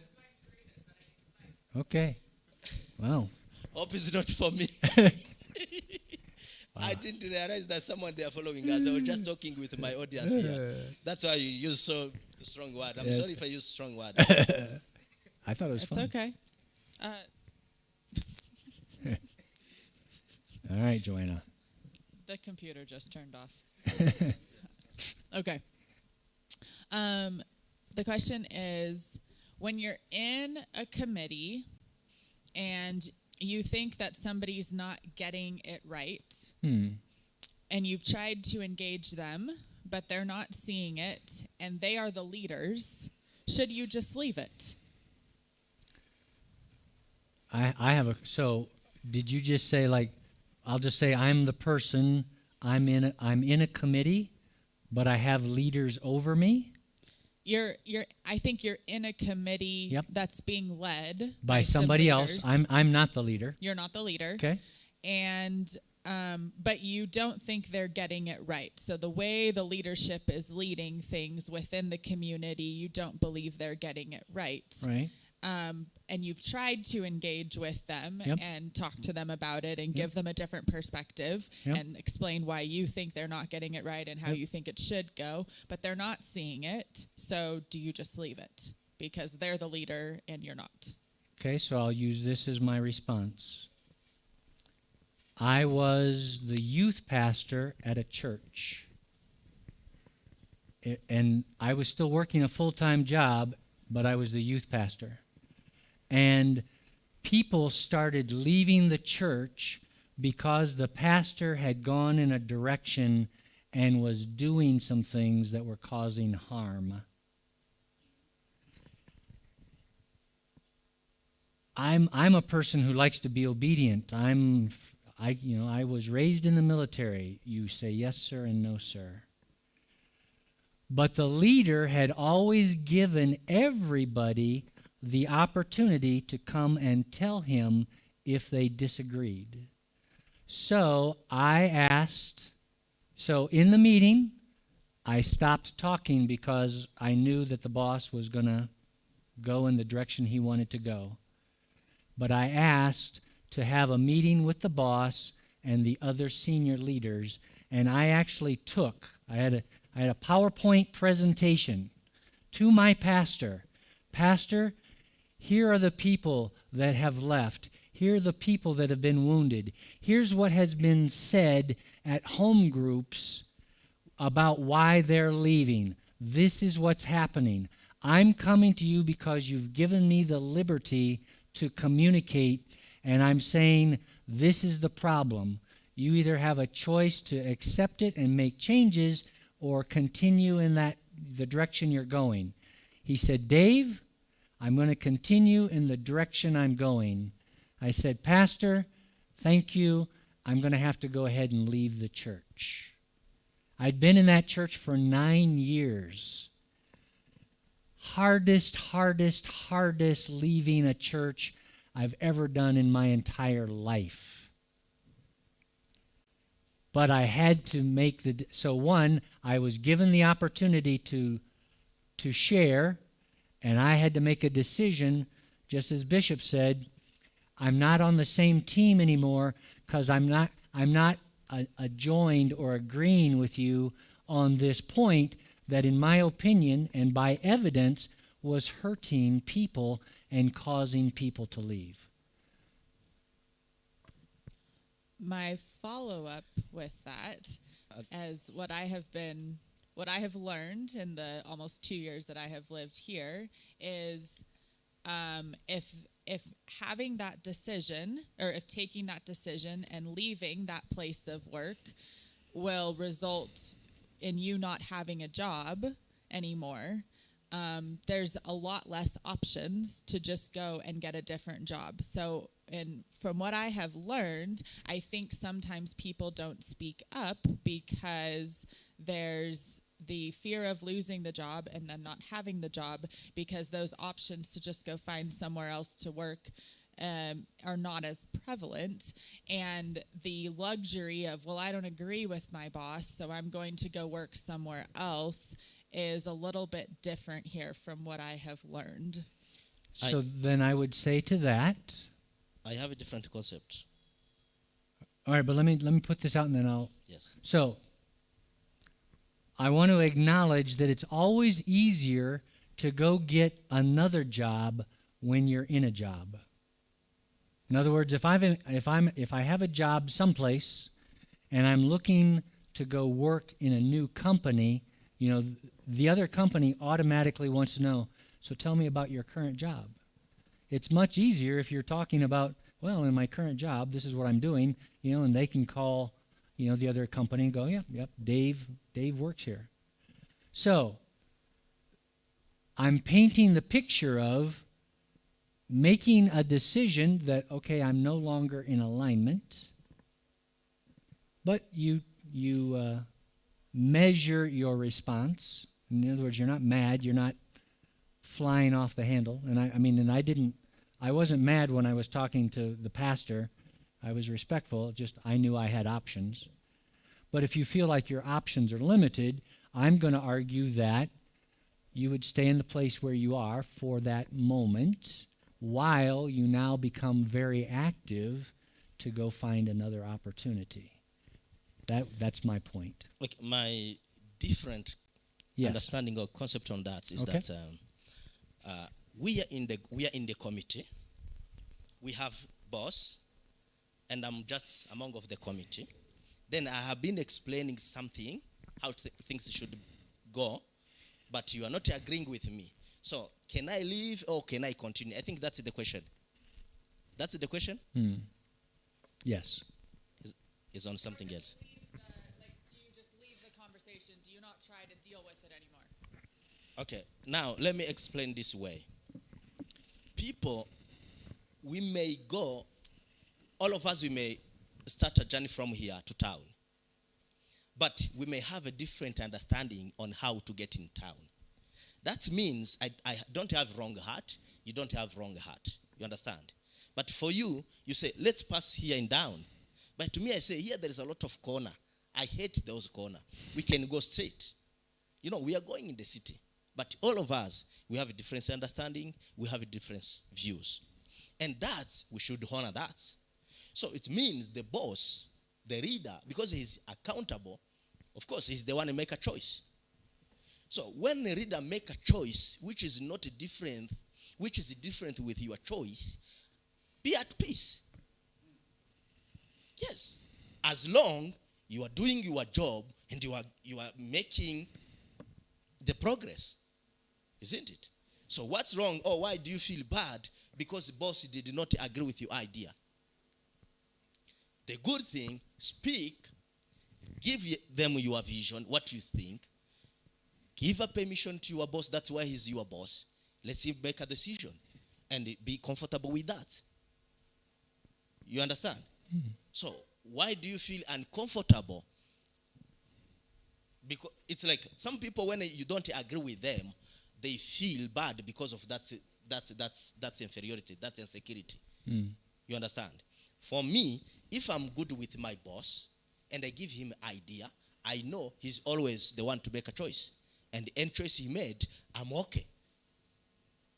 By the end of the month, I will get what I get as long as we are together. So when you give an idea, when you're trying to explain something, what it will happen, it's not a mandatory for him to do that. You should not feel bad because they didn't choose that. You understand? Yeah. To me, I can say that. Don't leave that group. Share your idea. Let them make. It's like we are here, we can't agree on one thing. But if many of them, they can say, let's do this, we will do that. I will not feel, so down because they don't agree with me. You know, you are in the group, you are in the committee.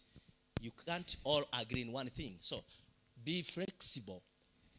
Allow boss to make a decision, and he will make a decision. And because he didn't choose what you choose, that does not mean he hates you or he doesn't value you. No. We see things in different way. That's why you wear a yellow and I'm wearing red. It's just of different choice.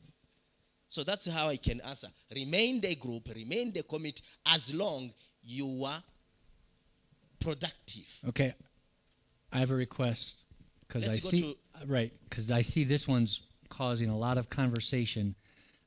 But you can see how much material I still have to finish. So I'm going to ask you to hold. Let's take our break. It's 11:15. Come back at 11:30. I need to move to the next step. So I'm acting as the leader here because I know where we're going, and I got to get it done. Sawa? Kwenda.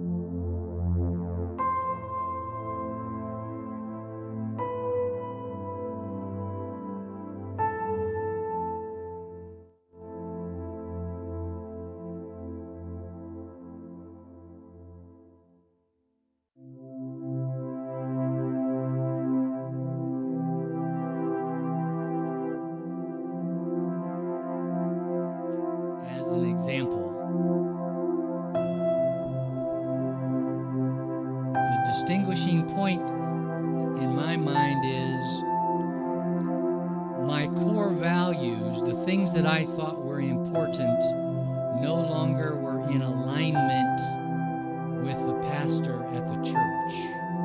And so for me, because I was out of alignment, I needed to go to another place so that I could be in alignment. Sometimes conflicts do not rise to that level.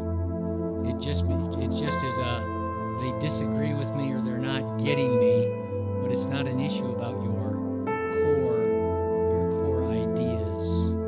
And so I'm just making a distinction.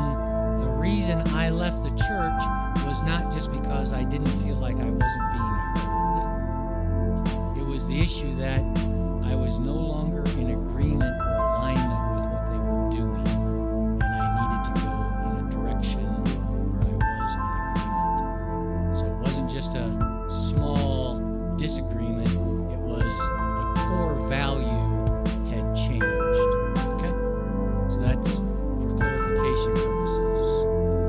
We are now in your book going to pull out these 3 cool pieces of paper. 3 cool pieces of paper. I love this stuff.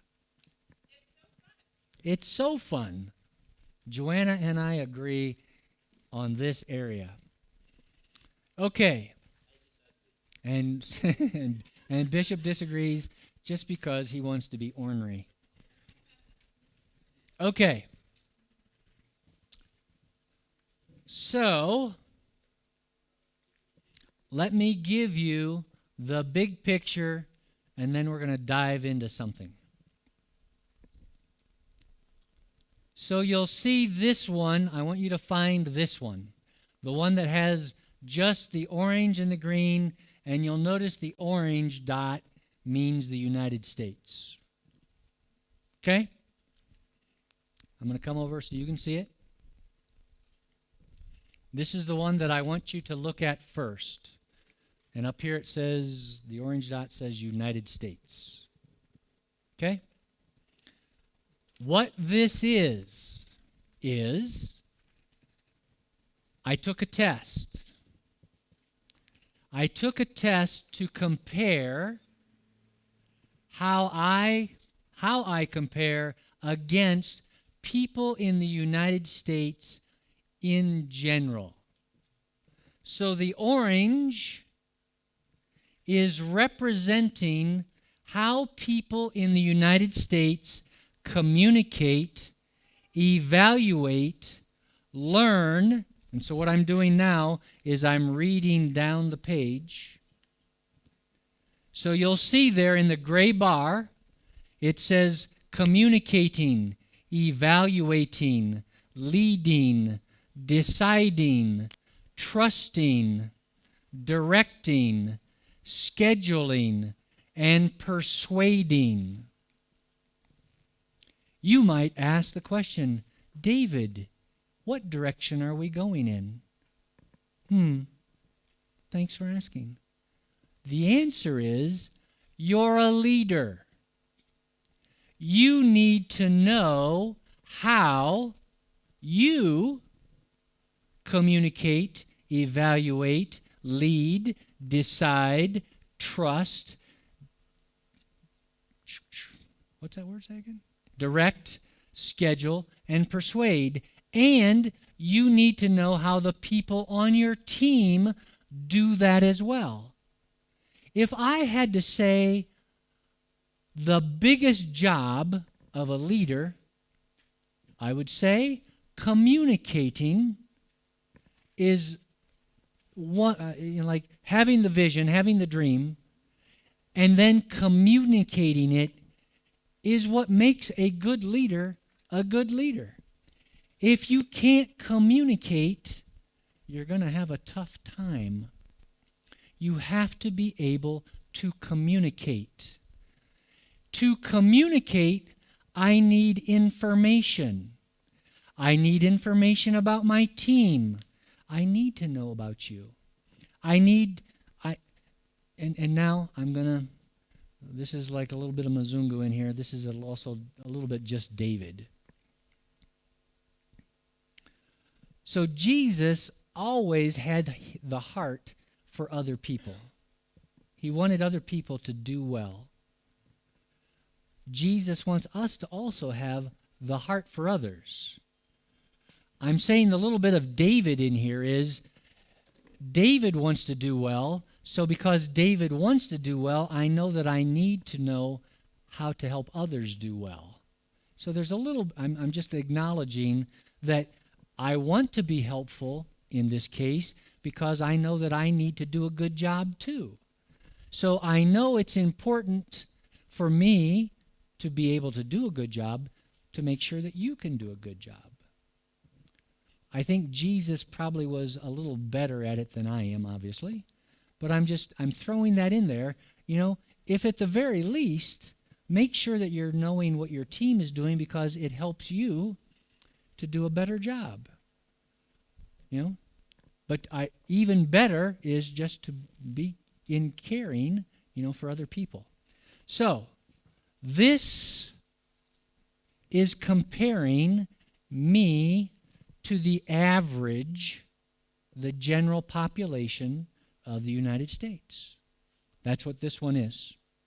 I'm now going to put that one down, and I'm going to come to the next one that shows the orange line way over here and the green line way over here.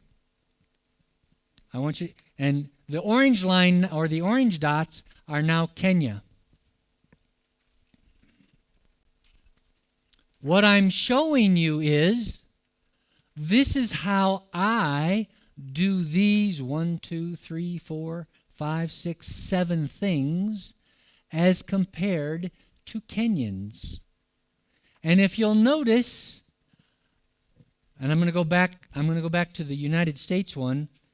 If I go back to the one that says United States on the top, you'll see that I'm at least close to the average in most cases, but when I look at the one that has Kenya on it, you can see that I don't match any of them. So what does that mean? Sonia, what does that mean? You're going to ask that question? Well, go ahead and answer it, and then I'll tell you how you do. What does it mean? So this one here, what does this one mean?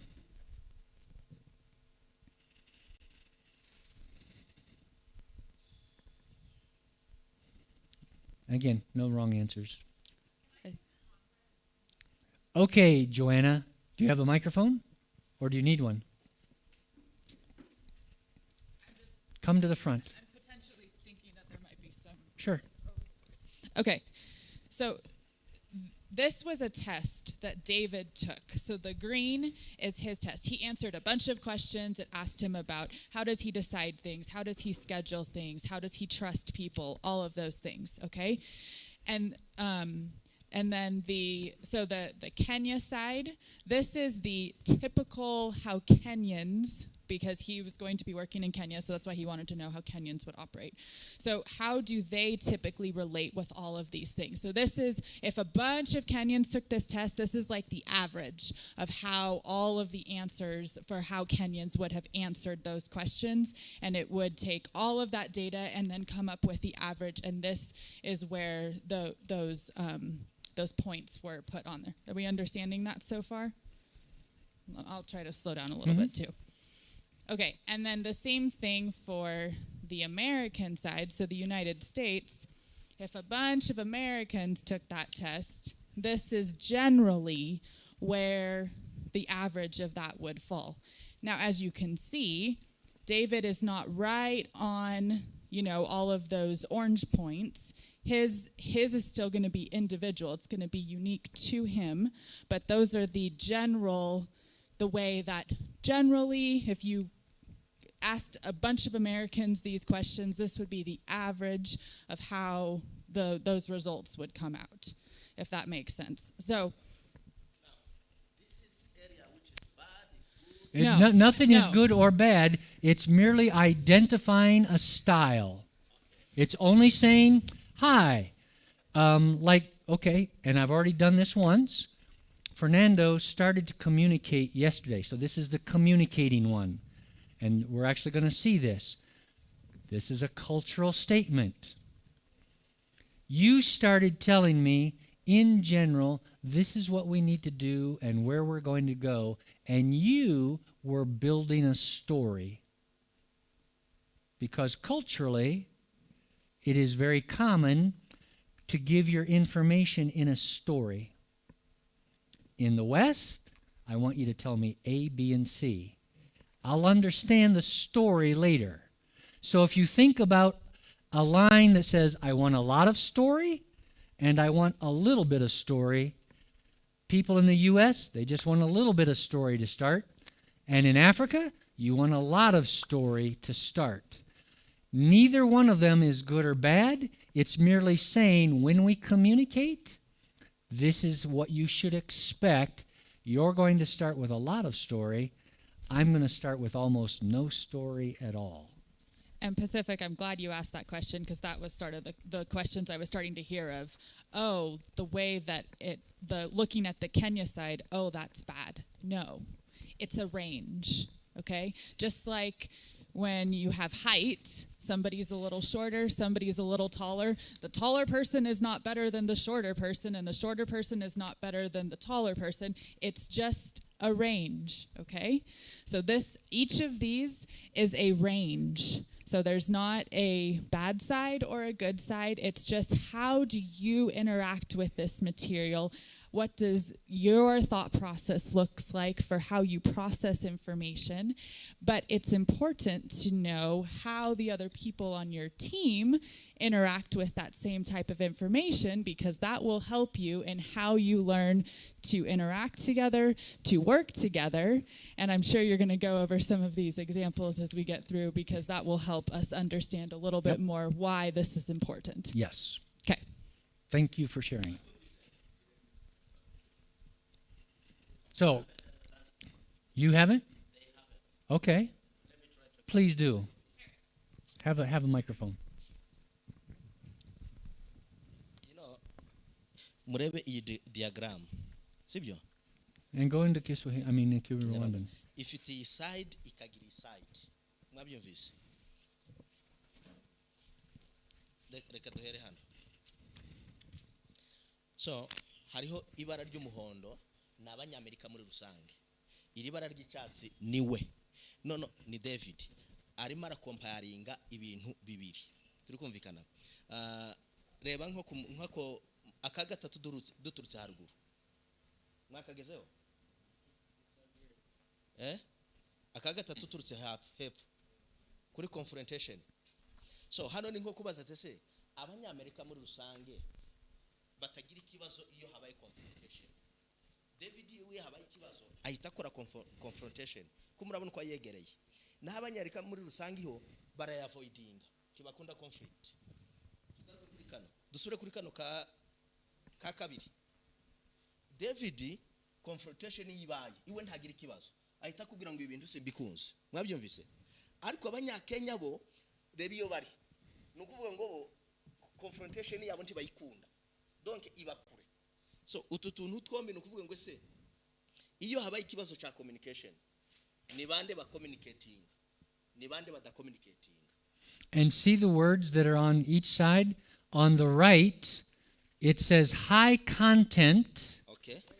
And on the other side, low content. Ni bande batera story nyinshi, ni bande batera nke. David iwe igendera kuri story nke. N'abanyakenya uja muri story nyinshi kugira ngo bumve. Nuko bigiye bikise. I wanted them to. Yeah. So, and see, let's go down to this one here where I'm close, and that one says scheduling. So this is the one that has United States on it. Scheduling. You'll notice that one says, I can hardly read that. What's it? Linear time, flexible time. So, linear time in the West, right? We all know, the Mzungus say Mzungu time or Africa time, right? No. I don't like that. We say Christian time or pagan time. Okay. Oh, Yeah. pagan time. Wow. Yes. It's no longer white and black because Okay, fine. value I accept that. now You do. We changed that to the Christian. Okay. Non-Christian. Okay. But the point is, we all know there's again, Bishop was very specific about, hey, we start at this time. And everybody honored that. That's linear time. I said this time, that's the time everybody was here. But we do know in some places, I don't know where, people walk in 1 hour later, 2 hours later, 3 hours later, and go, wow, ni me fica.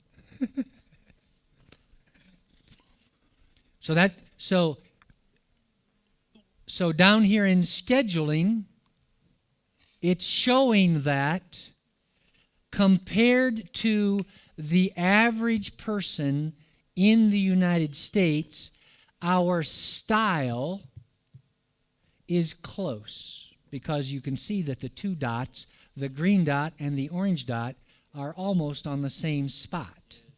It's not good. It's not bad. It just says to me as a leader, if everybody's like David, then I know that when we're scheduling time, if I tell everybody, satatu, hapa, satatu.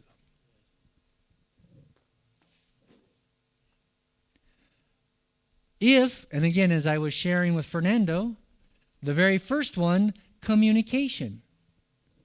Low content, high content. I use the term story. A lot of story or a little story. You can see again, culturally in the West, we start off with only a little story. And here, you'll see in the next diagram, you start off with more story. Huh? Equals all? No. Okay, so I was asking Sonia to give me an interpretation. You did a brilliant job. Thank you very much. That's right. Thank you very much. And now, I want you to go, before I don't want to miss that guy. So now I have a third picture. It has a number of countries, and you can see here across the top.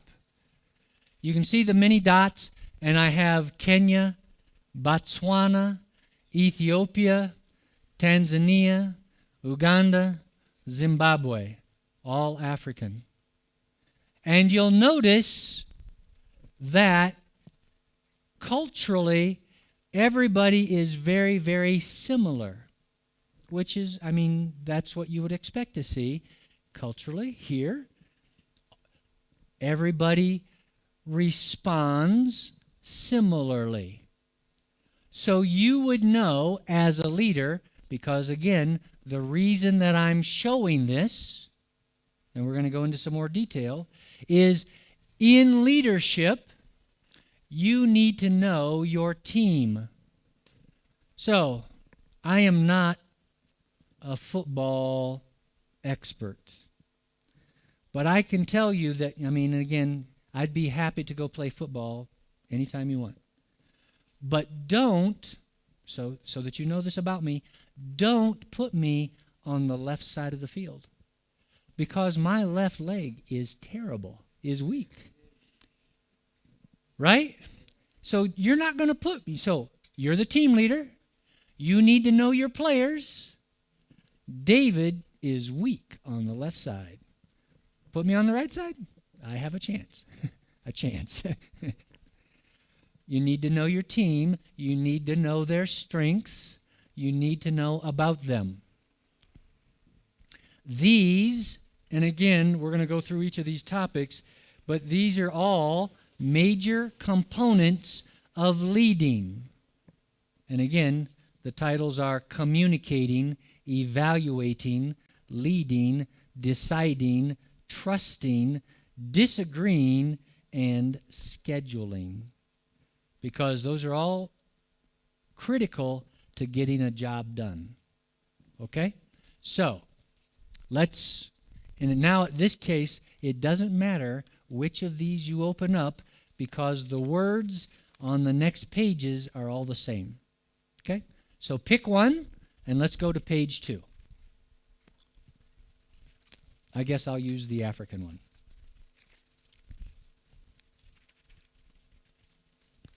I am going to read. So, the first one is communicating. This scale measures the degree to which cultures are high or low content. And this is a metric that was developed by a person who studies people. In low context, so West, low context. In low context cultures at the far left of the spectrum, such as the USA, Germany, and the Netherlands, good communication is precise, simple, explicit, and clear.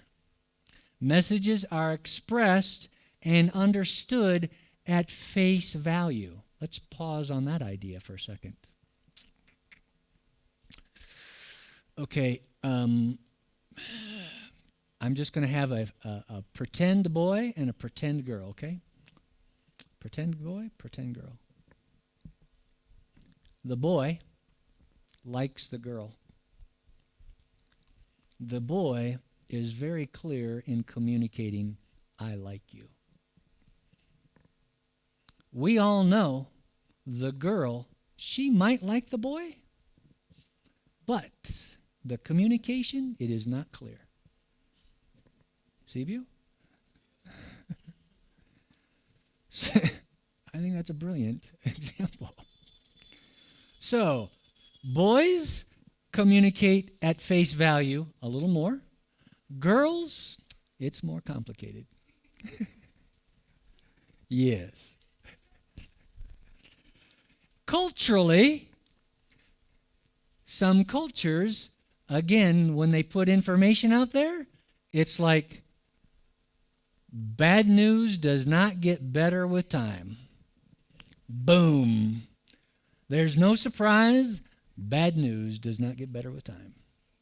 But in another culture, we might go, well, let's walk around this way, and then we'll finally maybe come to the story because I hope you don't notice. And why is this important? Because you're the leader of a team and you need to know the spectrum on which you need to communicate. Okay? Evaluating. I'm going to the next bullet. Evaluating. This scale measures a preference for frank, meaning direct, versus diplomatic, indirect, criticism. It is often confused with communicating by many countries who have different positions on the scales. So, what they just said here was, there's the communicating scale and there's the evaluating scale.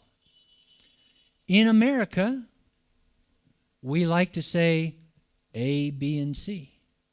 However, when I go for my job interview, or not my job interview, but my performance evaluation, we have a saying.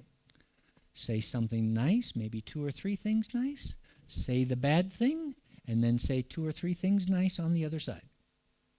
That's the way we give criticism, evaluating. In the Netherlands, they're like, no. You can say you did this and this good, but if there's an area that needs to improve, they just go, and this is where you're bad. Boom. So even though we're both in the West, we have different communicating styles there. And in Kenya or Africa in general, because in some cases you want to avoid confrontation, telling somebody that they're doing a bad job is a very hard thing. And you? So, you got to know the scale. Not good, not bad. You have to know the scale. In the book, so this is from a book. I found it a fascinating book. And it was an easy book to read. And it was called but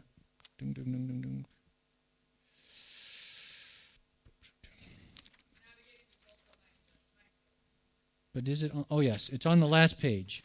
On the last page is the name of the book, Navigating the Cultural Minefield. So in case you were interested in going to find the book, you can also go online and you can take the test online if you just like to see how you compare. I like to do those kinds of tests. For me, they're fun. I like that. I'm always interested. But this is from a book, so you can go read the book. I'm giving you ideas. You get to go investigate further. So, communicating and evaluating, I'm just commenting that you can be direct in your communication, but culturally, you want your evaluating to be softer. And again, depends on the culture. The next one down is persuading. This scale measures a preference for inductive versus deductive arguments. Individuals from Southern Europe and Germanic cultures tend to find deductive reasoning more persuasive, whereas Americans and British prefer an inductive style. What does that mean? To deduce, deductive, deduce, that means I give you the evidence for a reason, and I say, so if you want to get to town, you must travel, or traveling at this speed, in this kind of car, on this kind of road, then you deduce that you will arrive there then. That's deduction. Inductive says, hi, I'm going to town, I'll get there in an hour. And the Germans go, how did you come up with that answer? Oh, well, I'm going to drive a car, I'm going to travel at 150 kilometers an hour, and I'll be smooth, no traffic. But so inductive means I state the conclusion at the front. Deductive means I arrive at the conclusion with the audience at the end. How do you like to get your information? I'm going to go back to Fernando's story. High content also is a little more deductive, though not quite with the same level of like numbers, but story. So you want me to come to the same conclusion that you have come to as you tell me the story and all of the details behind it. I want to tell you, hi, here's where we're going. And then you get to ask questions of, how did you decide that? Oh, well, A, B, C, D. It's not good or bad. It's a style. It's a range. Okay? Leading. This scale measures the degree of respect and deference shown to authority figures, placing people on a spectrum between egalitarian and hierarchical. Let's describe those two words. Egalitarian, everybody is equal. Equal. Equal. Everybody is equal. Everybody is the same. We're on the same level. Hierarchical, military. I'm wearing my rank. I'm the general. I'm the captain. I'm the whatever. You're the sergeant. You're the private. Boom, boom, boom, boom, boom. Don't step out of line, soldier. What kind of culture do you live in? If I go back over here and I look at leading, and I'm looking at the African cultures, yours is more egalitarian.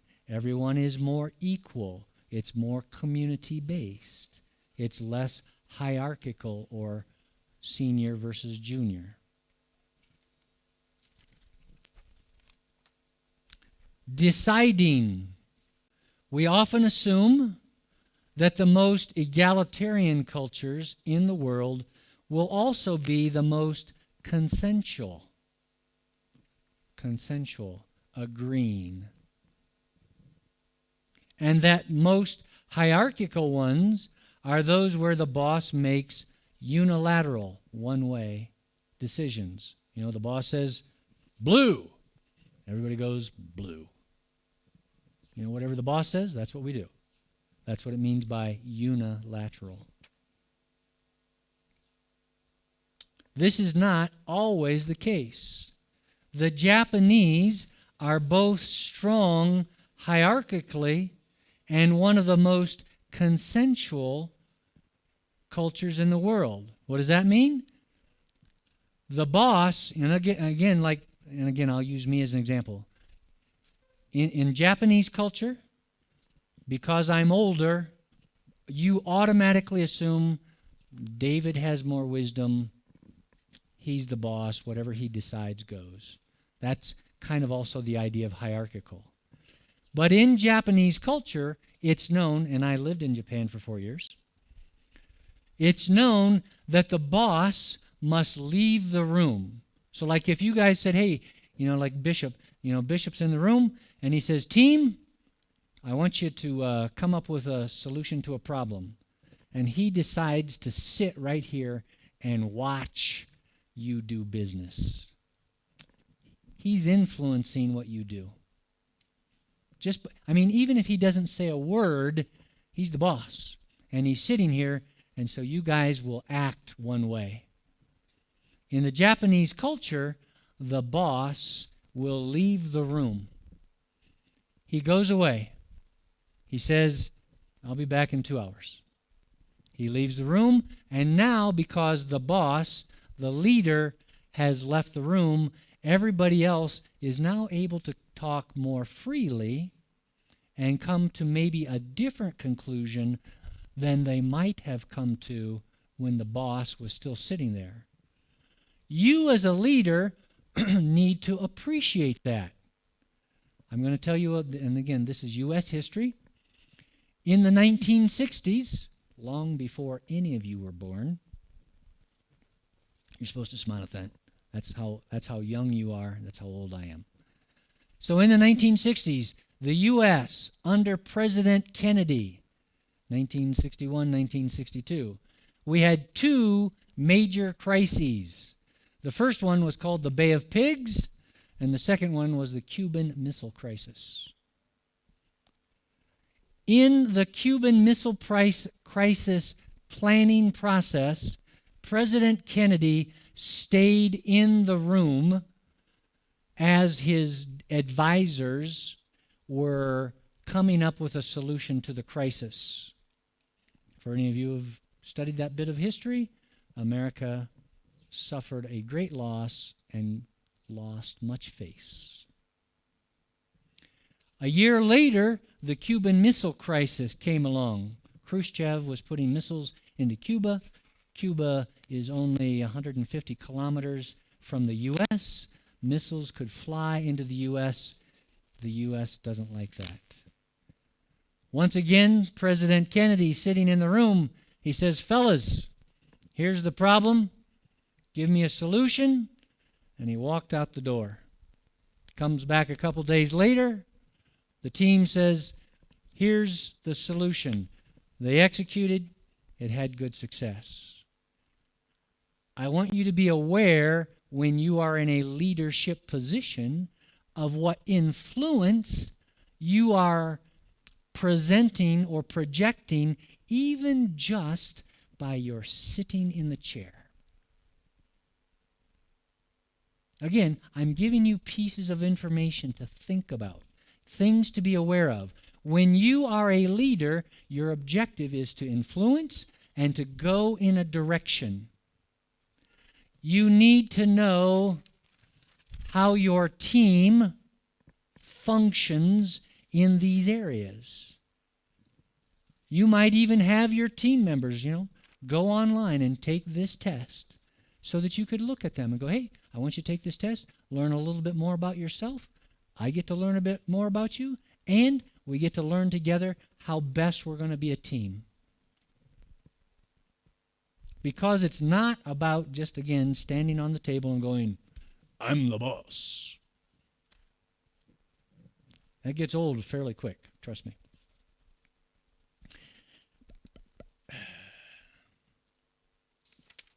Let's go to trusting on the last page. I'm on the last page. I just went to trusting.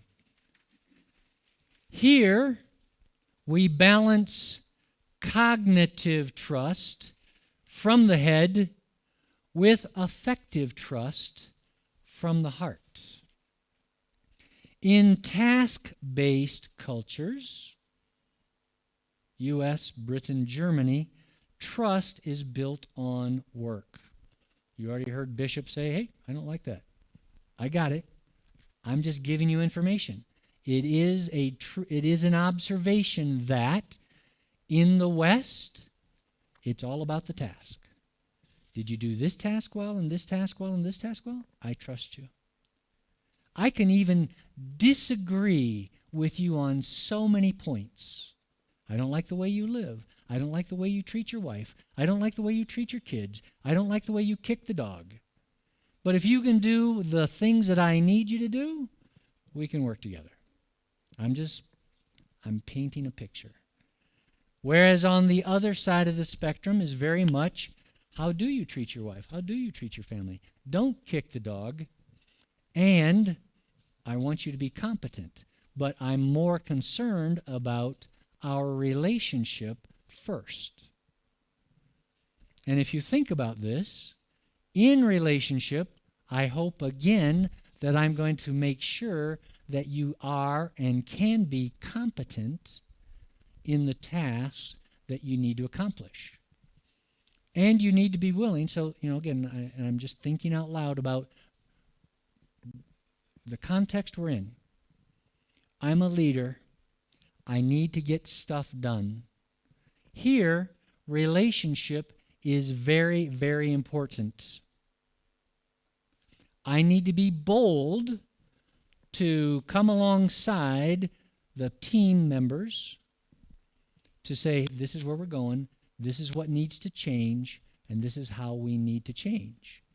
And if for some reason that person doesn't want to change, then we got to go to a next level. But I'm just commenting that we need to have, one, the understanding, and then two, the boldness to take action.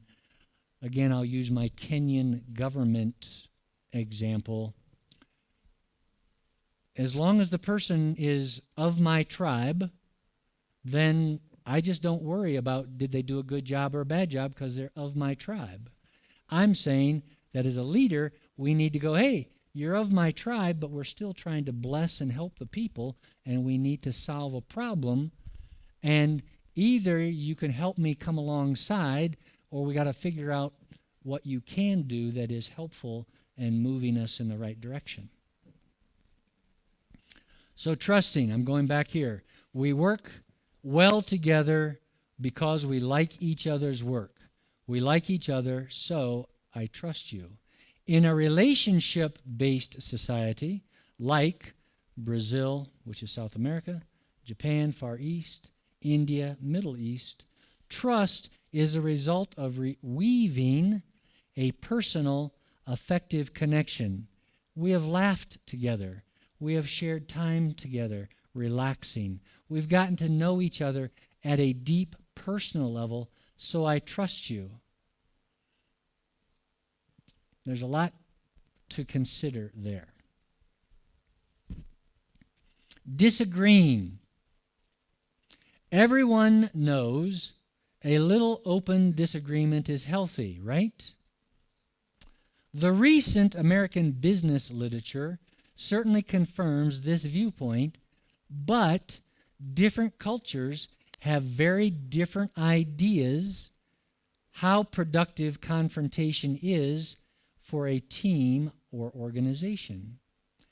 Countries like China, Japan, and India view the public airing of disagreement very dimly, poorly, not good. While the U.S., France, and the Netherlands are quite comfortable having spirited confrontational meetings. That means I'm happy to argue with you in public. And in fact, and I'll use this example here with these three gentlemen right here. You know, and again, this is a culture statement. Just giving it to you for information. You know, let's say the four of us are a team, and we get into an argument. We're yelling at each other. I mean yelling. Maybe we're banging on the table. I might even say, you stupid idiot. I mean, saying something, like really, bleh. But you know what? The meeting gets over, and I'm going, hey, let's go have a beer. And we're going to have a beer. Because what we did right there was we just got some stuff on the table, and we were chewing on it. And probably when you go have the beer or the Coke or, whatever it is you want to go have, you might go, hey, well, I didn't like what you said over there, but okay, yeah, I get what you're saying. Yeah. Stomach? A stomach ache? Hold it. I think I want you to go on the microphone. Just a sec. Wait. Wait, yeah, take the mic. Give me that question again. The thing you were talking about, it sounds to me like the other 5 W's you were talking about yesterday. There is one thing was in those 5 W's, which is storming. Oh, storming. Yes. Storming, yeah. Okay, storming, yes. So Thank you. Sounds like I'm with you now. That one. It is. So you can argue, but at the end of the day, you go have a beer out there. So it's just part of the process. Yeah, it's to have something at the end which is good. Yeah, it is usually good to conclude with, hey, let's go blow some steam off. Let's go play some basketball. Let's go play around a football. Let's go do something. And then you can, so I definitely want to kind of wrap it down. But again, the idea is, so this is again not the right or wrong answer. I'm merely telling you that when you're dealing with people, people will bring conflict in different ways. As a leader, you have to and again, in the book, it actually talks about, especially when you're dealing with a cross-cultural team, so let's just say that we have some people from the U.S., we have some people from Germany, we have some people from Rwanda, we have some people from South Africa, and we have some people from India. Man, you got stuff all over the map. You as the leader need to know the team, and you need to know how you're going to deconflict and bring together the people on the team in these various areas, because again, as a leader, one of your primary jobs is to communicate and keep moving the ball down the field. And if that's my objective, to keep going towards the goal, then I have to know how my team plays. I need to know what their strengths are. I need to know what makes them mad. I need to know how to help them improve.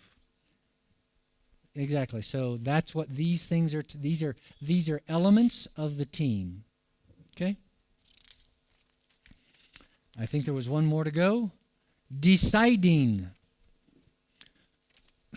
Nope, wrong one. Last page. Scheduling. Okay?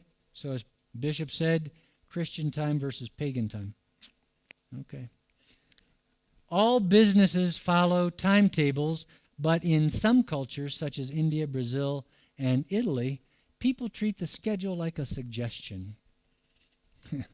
If that isn't so true. While others stick to the agenda, such as Switzerland and Germany and the USA, this metric looks at how much value you place on being structured versus reactive. It is based on the what is called monochronomic versus polychronomic distinction formalized by such and such, meaning how do you look at time? How do you look at time? How do you look at time? These are things, characteristics that you need to know about as a leader. The title of the book is at the bottom of the last page if you would like to go read more about it. Maybe, again, like me, I love this stuff. I love to know, how am I the same as other people? How am I different from other people? What do I need to understand about myself so that I can do a better job with others? Something here that you may be hearing is like even as Bishop was talking to Sonia about fear.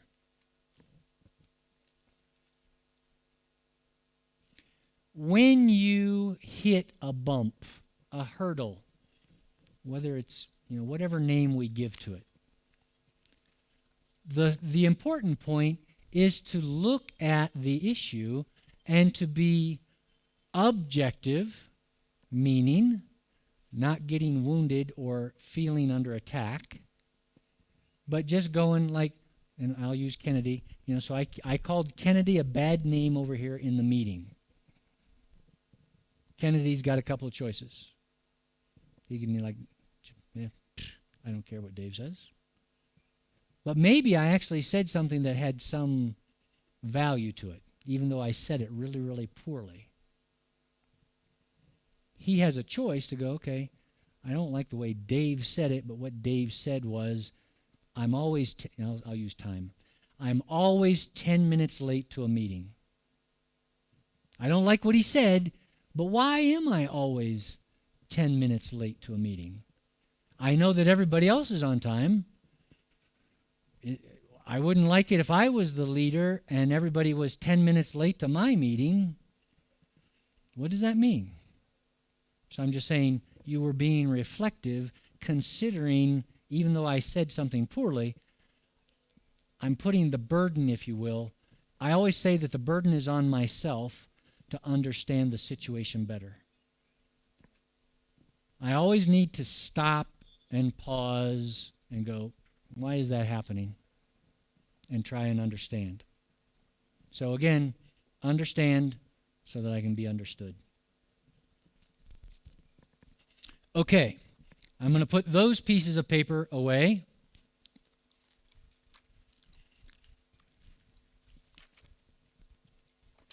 You're going to this document. Going to this document. More than a feeling. 10 design practices to deliver business value.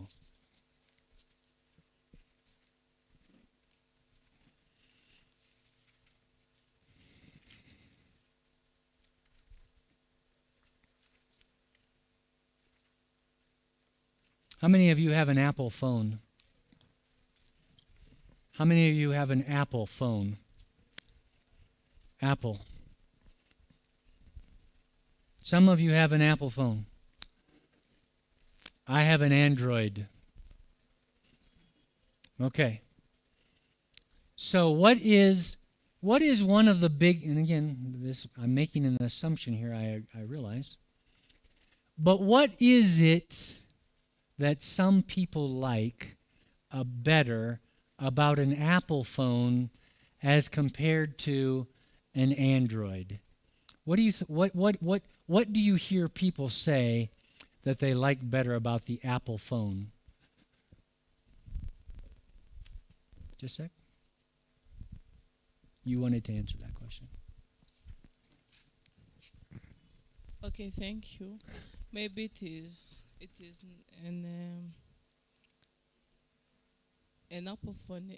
It is the better than Android Tell me why. because it's high digital than Android. Okay. Android it is older than. Come on, don't bust on her. Okay, fair enough. Go ahead, pass the mic. Okay, hang on.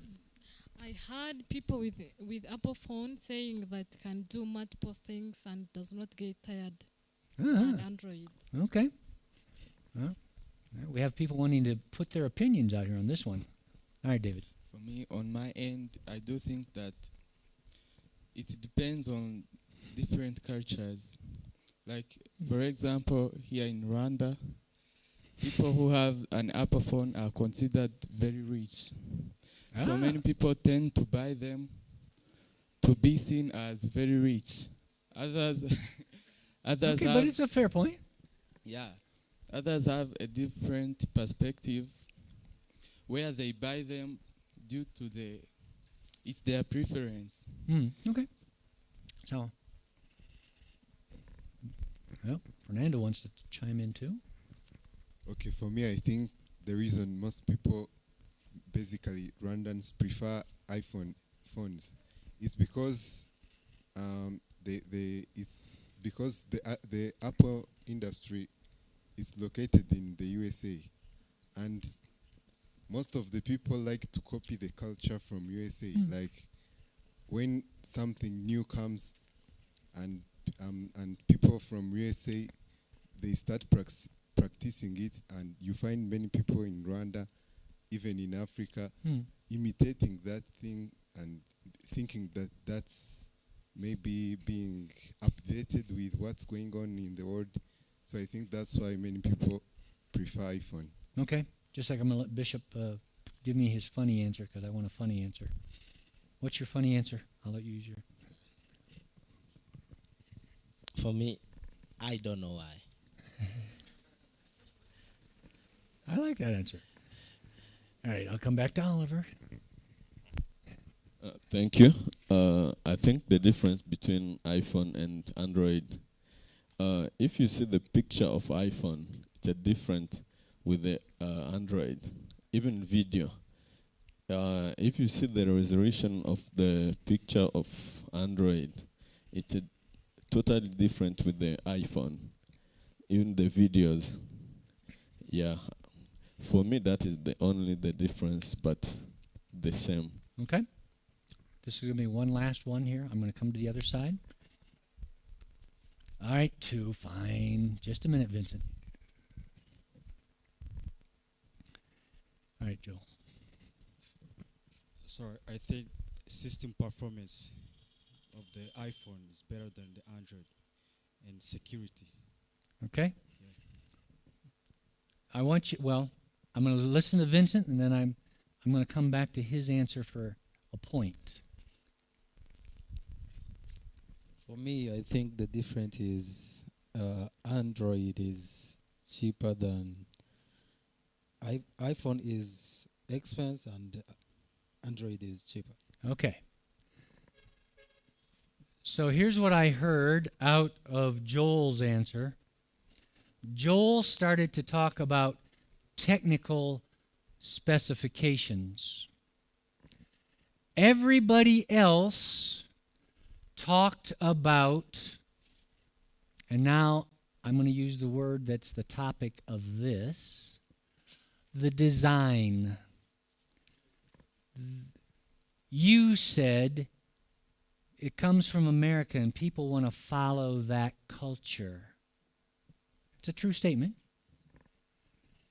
If you've held an iPhone, it has a nice feel in your hand. It has a good feel. As I told Bishop, I made a crazy expenditure one time. So Bishop and I have some number of things in common, to include the fact that I love pens. I love pens. I love pens. I have a pen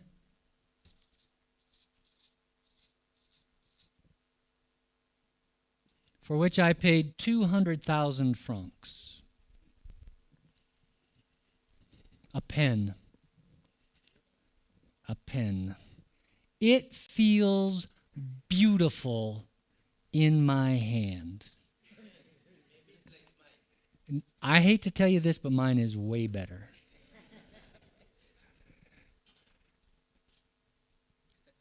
I'm serious. It feels beautiful in my hand. When I go to write, I am writing elegantly.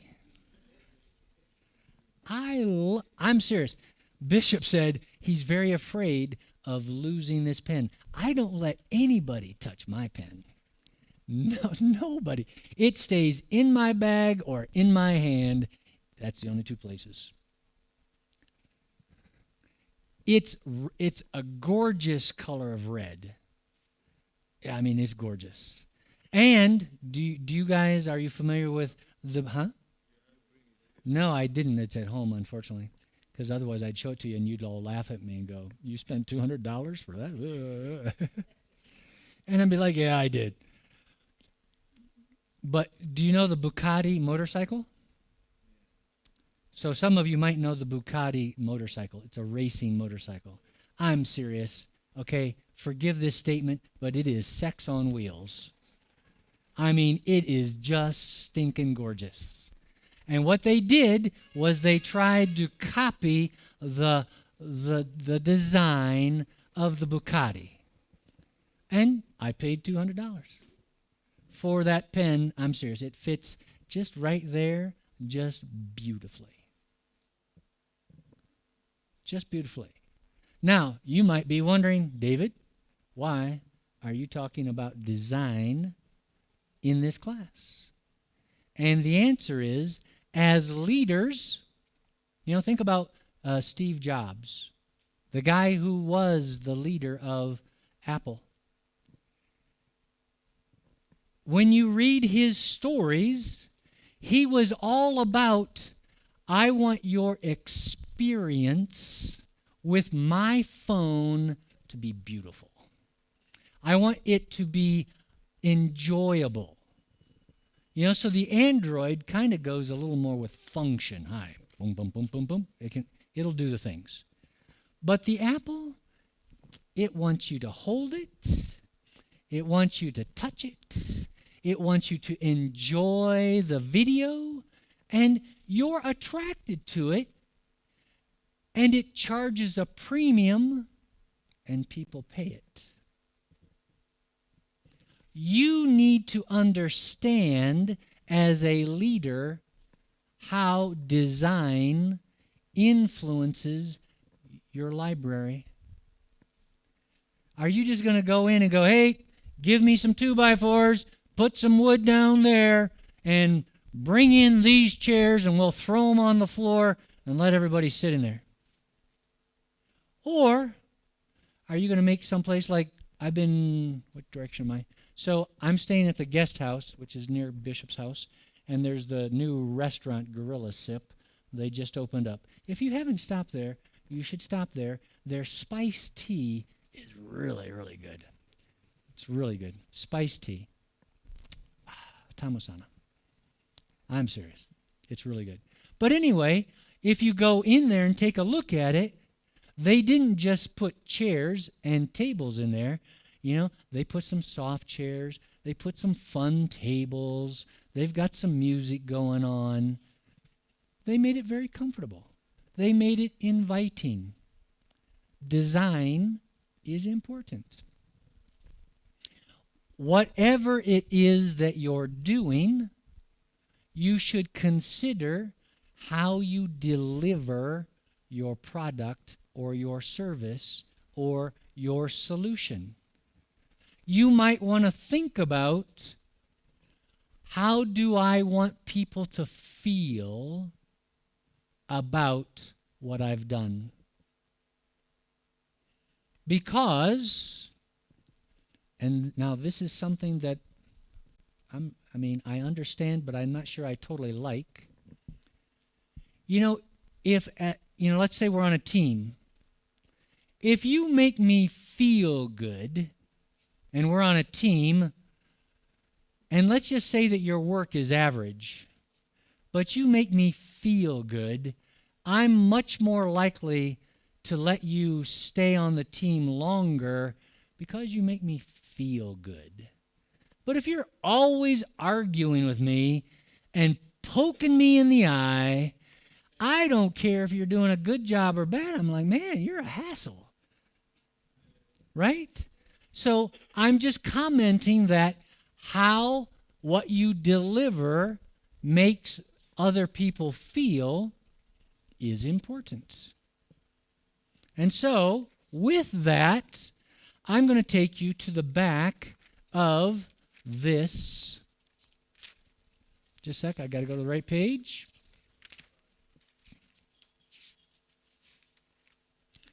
Page 7. I want you to go page 7. 7 page. Tina? 7 page 7. Every once in a while I remember my French. Okay.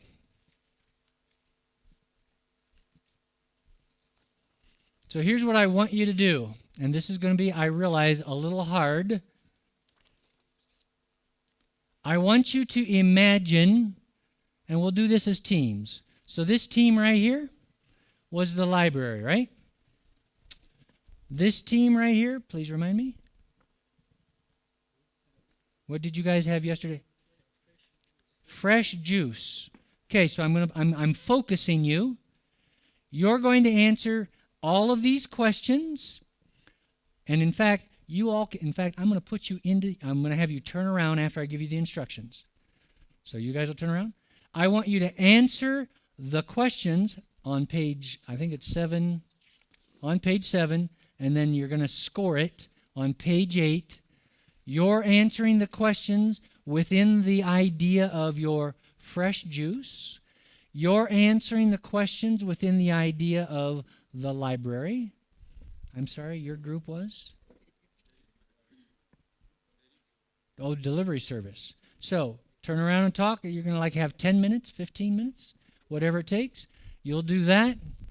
And then you guys were all a team. And agriculture. So, come closer. I'm going to give you 10 to 15 minutes. We'll see how you're doing. And I want you to answer A, B, or C for each of these questions. So, example, you circle it.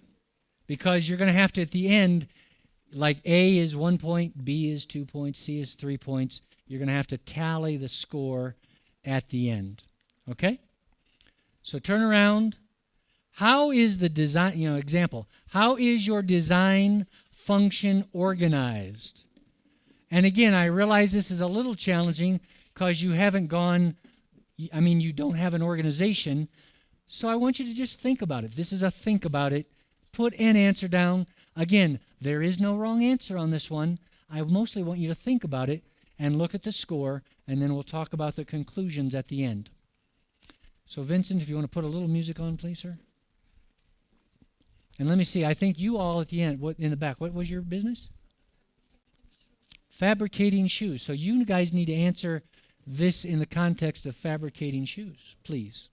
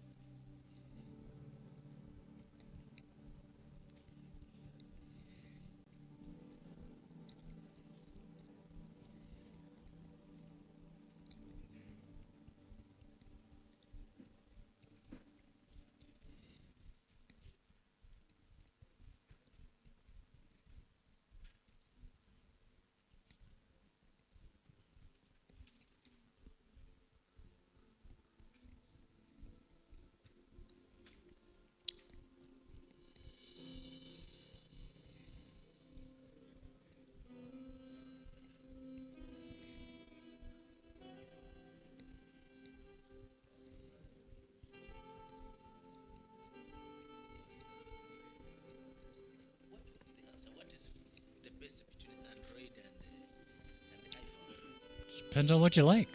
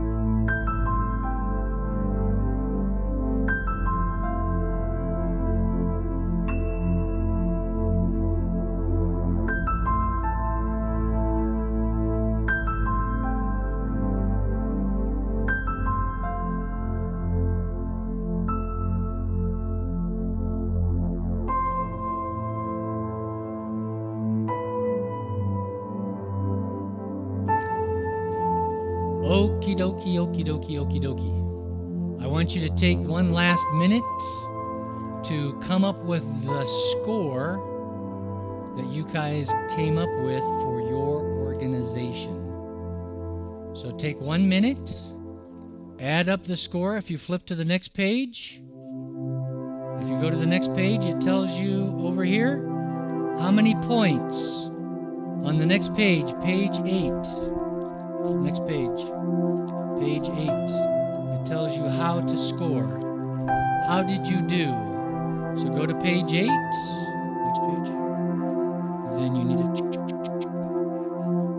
so quickly. And then page 8, give that's how you're scoring your business. I want to conclude so that we can discuss for a couple of minutes before lunch.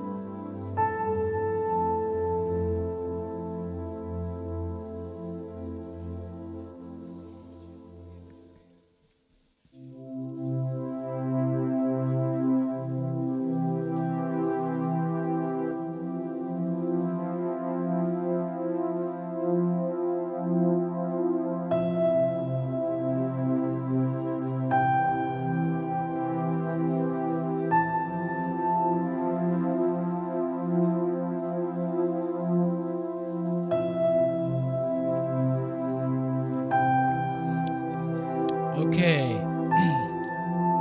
We're going to go ahead and turn the music down, and wherever you are is wherever you are. So Kevin looks like he's ready to tell me a score over here, right? So I'm going to let you be the spokesperson at the moment for your group, Kevin. I'd like you to tell me what you all concluded, please. Okay, I want everybody to listen now.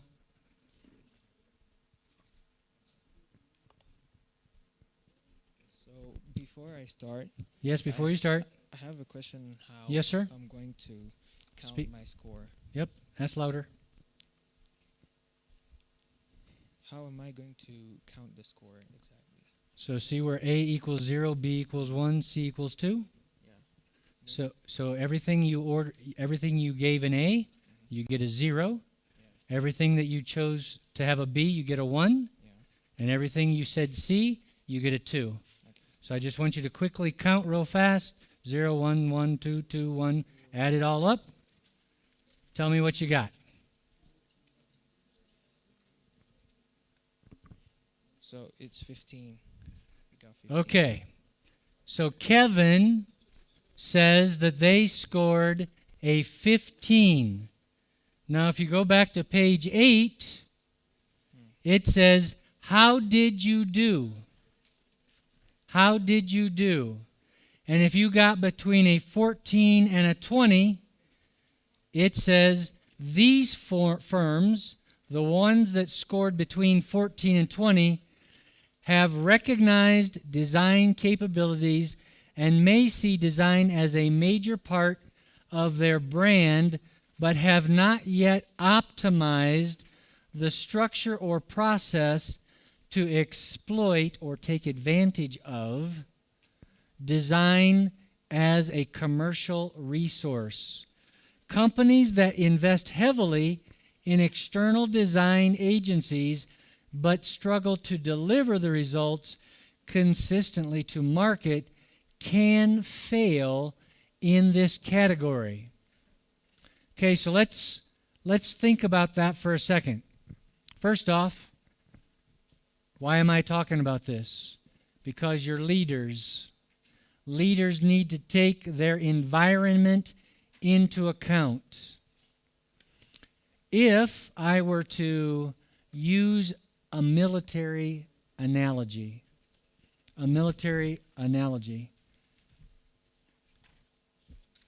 a commander who is a leader always needs to know his battlefield, his troops, and his enemy.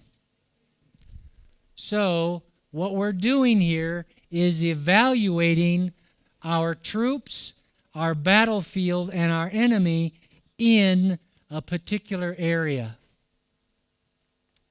So in Kevin's case, they came in with a 15, which puts them the 14 to 20.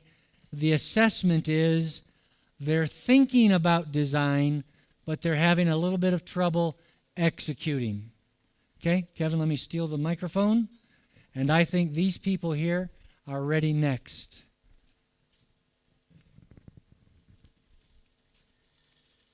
Have you counted?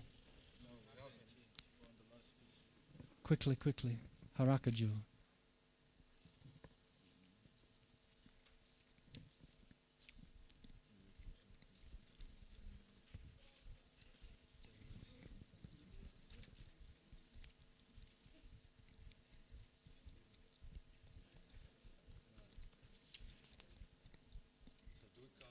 Yep, so if you had A's count as 0, B's count as 1, C's count as 2. So 2, 1 is 3. Just go down the line, tally it up.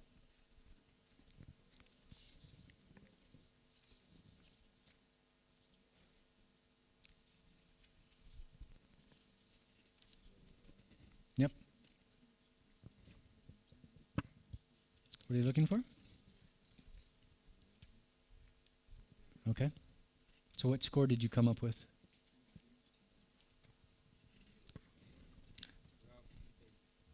Yep.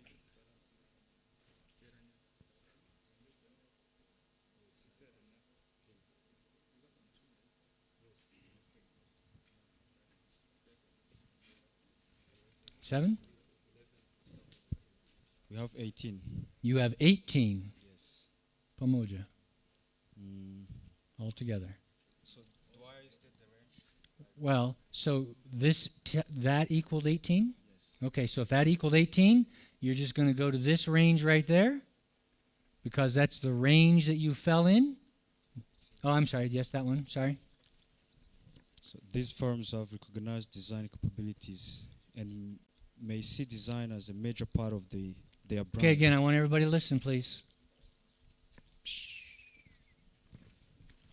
Go ahead, continue, Joel. So we have 18. It's in the range of 14 and 20.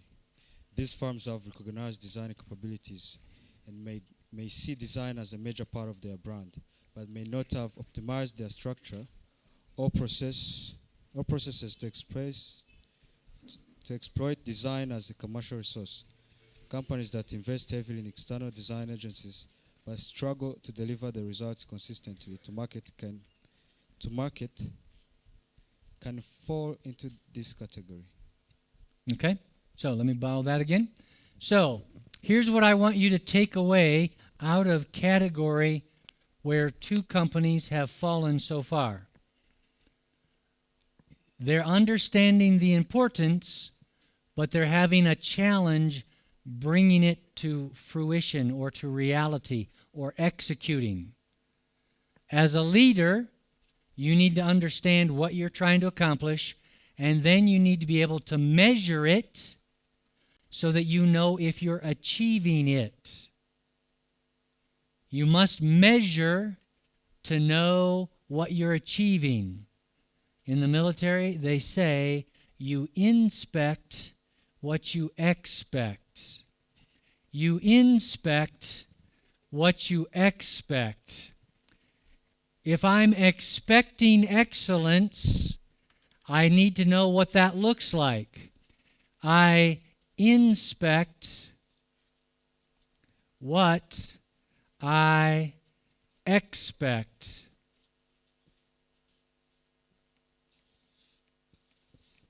You must know what your target looks like. You must know how you're going to measure your target. I'll go over here to the library for a second since I love the library. I need to know other than or as well as, so we had a financial goal for the library. So we'll know if it's meeting its financial goal by the amount of money that we collect. We'll be able to see that. Money is always a very easy thing to measure. Design is more difficult. Customer service is more difficult. How you're making your customers feel, that's more difficult to measure. But you need to think about, how will I measure? This is just showing you one way to measure. How will I measure the things that I want to do? Just because you do a nice thing doesn't mean it delivers. I want to be a nice guy. I want to do a good job of teaching this class. But at the end of the day, you might walk away and say, man, David should probably go back to America because he did a terrible job. I hope you won't say that, but the point is, the fact that I want to do a good job does not all by itself mean that I will do a good job. I need to know what a good job looks like. And a leader needs to be willing to measure it. And think about this. Sometimes you hurt people's feelings when you measure stuff and they don't get an A on their card. Right? Everybody wants to get an A. Not necessarily everybody gets an A. But you, as the leader, have to say, hey, we have to measure this objectively so that we can know how to improve, how to do better. You need to remember why we're doing this. I want to do a better job. Okay? That was group 1. Group 2, back here. Did you guys you ready to talk about yours? Okay, please. This was the shoes. 20. Go ahead and just tell us your score. Okay, 21. 21. Oh my gosh, these guys are heroes in the back. What does it say about 21? This range includes companies where design is core to the business agenda, generally as a business methodology rather than just a branding device. These companies are likely to have design-led board members and consider design an asset worth investing heavily in. Okay. So again, I'm going to point out that Apple as a brand highly prizes design. Bugatti, the motorcycle. Ferrari, the car. A Christian Dior dress. A Gucci handbag. Those are all things that we immediately associate having a high level of design. It doesn't mean that everybody has to have that high level, but you just need to know where it fits for your product or service. And again, you got to be able to measure it. Okay, I think it's now you guys' turn. Who's okay, fine.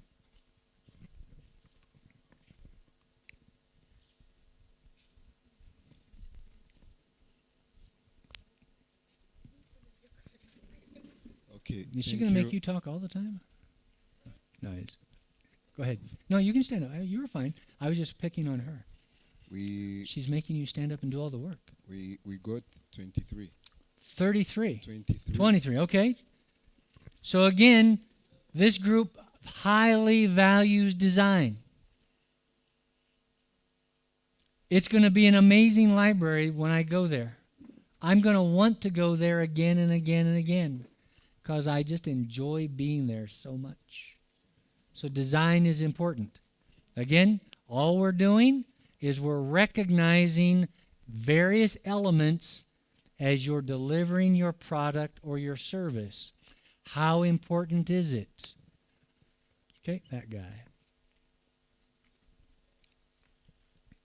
For us, we got 14. 14. Okay, so just notice we kind of have like two ranges, the 14, 15, and the 23. So I just, an observation. Okay. And both are okay. Yes. These firms have recognized design capabilities and may see design as a major part of their brand, but may not have optimized their structure or processes to exploit design as a commercial resource. Companies that invest heavily in external design agents but struggle to deliver the results consistently to market can fall into this category. Okay. So I'm going to, on the ones where people hit the 14 to 20 range, I want to ask this question. What will you do with that information? Because there's I collect information, and then I need to do what with information? As leaders, what do we need to do with information? What do we need to do with information? What do we need to do, Oliver, with information? Okay, so let's listen to the question. Each of you have scored your business. Each of you have come up with a score. You've collected information. You've looked. What must happen next?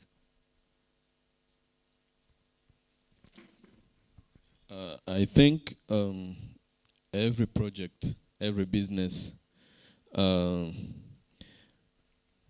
every business, it must have a plan and design, and it's a different design. That's why some of us they get 15, and then other they get 23, then other they get 21. So because if we have a library, we can't make a design like the one who's selling the potatoes package. Okay, I'm going to pause you right there. I want you to only think about you. Yes. I don't want you to think at all or compare or bring them into this comparison at all. Yes. I only want to talk to you about your number and what you should do with it. About our numbers, we need to make our library.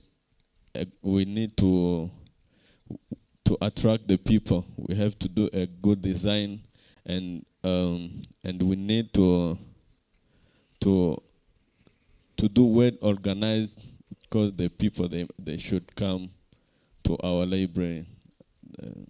Okay, so here's what is in my mind on this one. And again, this happens in Kenya. It probably doesn't happen in Rwanda, okay? In Kenya, I go into a store, and in every store is a counter book, a ledger, paper records, and they mark down all of the sales.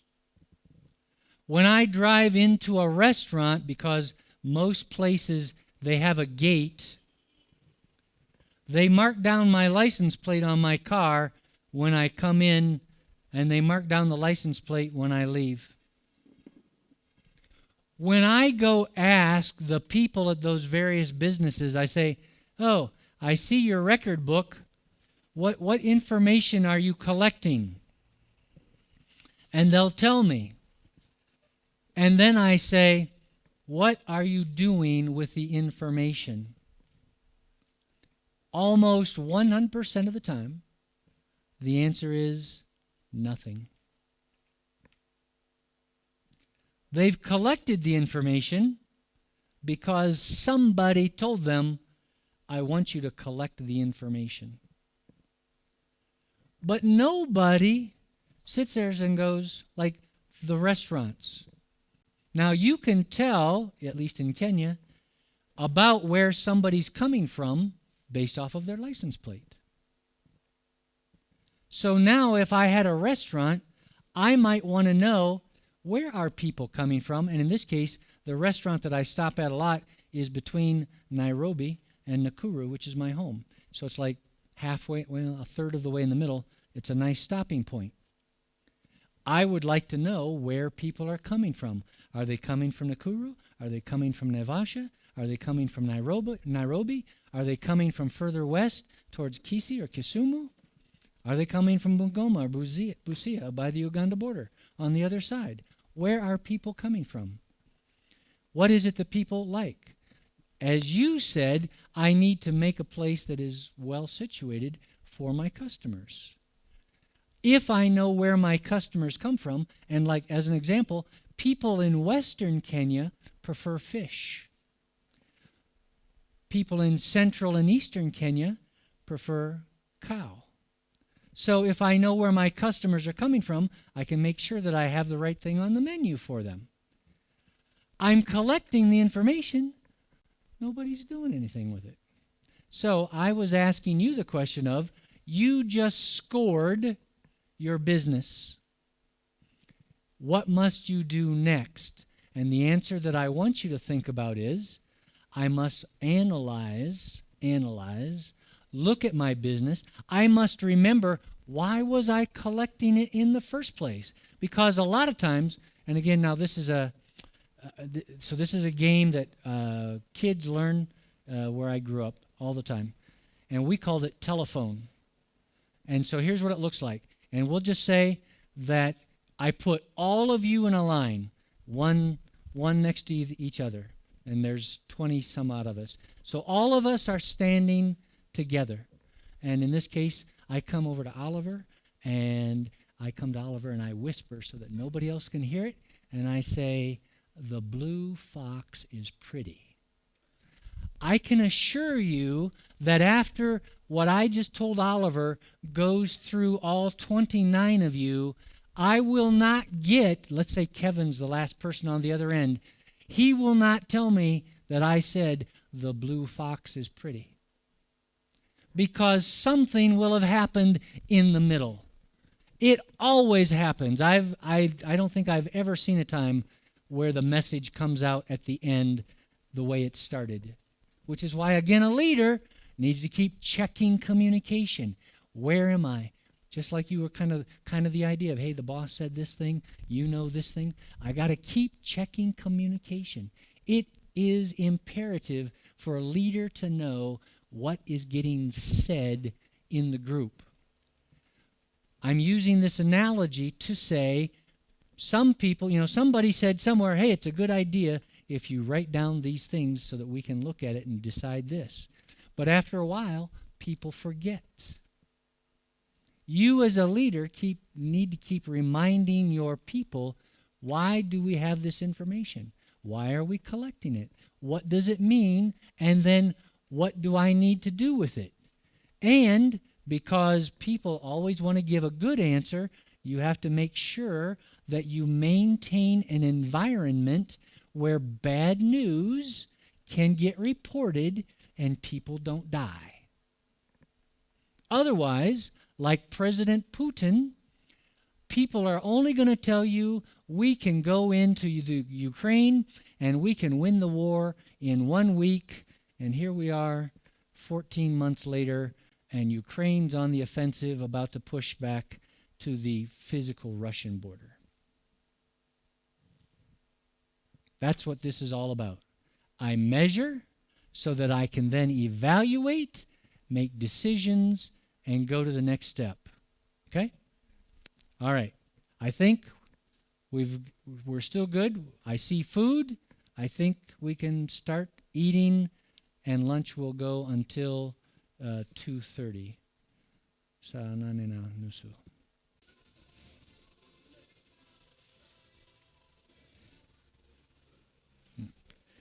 Okay, let's return.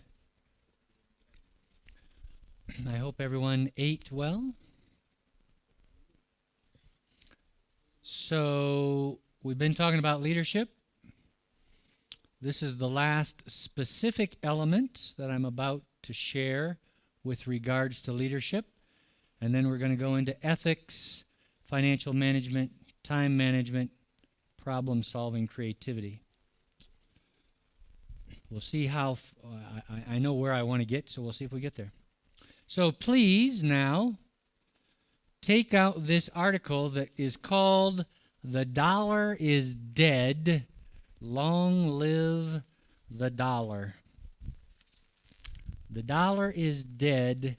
Long live the dollar. That's what I want you to grab, please. Grab this one, please.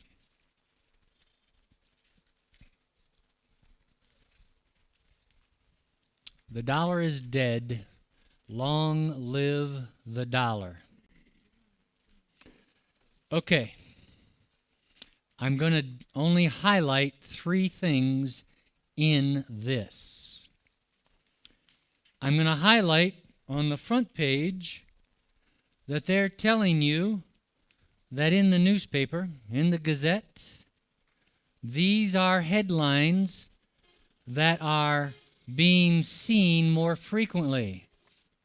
Russia embracing the Chinese yuan for much of its global trade. Saudi Arabia considers invoicing all exports to China in yuan. France buying gas from China in yuan. Brazil and China agreeing to ditch the dollar for bilateral trades.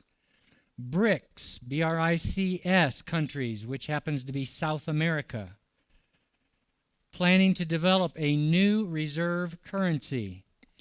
Kenya promising to ditch the dollar for oil purchases. ASEAN, ASEAN, which is the Pacific, Malaysia, Indonesia, the Philippines, the islands, Solomon Islands, all of the smaller islands that make up Micronesia. That's ASEAN. Members discussing dropping the dollar for cross-border payments. India settling some trades in rupees. Okay? Headlines. And in this case, all of them are communicating the dollar is dead. Okay? Everybody's reading this. Friend and foe. You're a leader. Okay? This is the context I'm putting this in. You are a leader. You're walking through the office building. You're talking to people. Some people are going to say good things about you. Some people are going to say bad things about you. Some people are going to give you a good report. Some people are going to give you a bad report. Okay? Those are statements.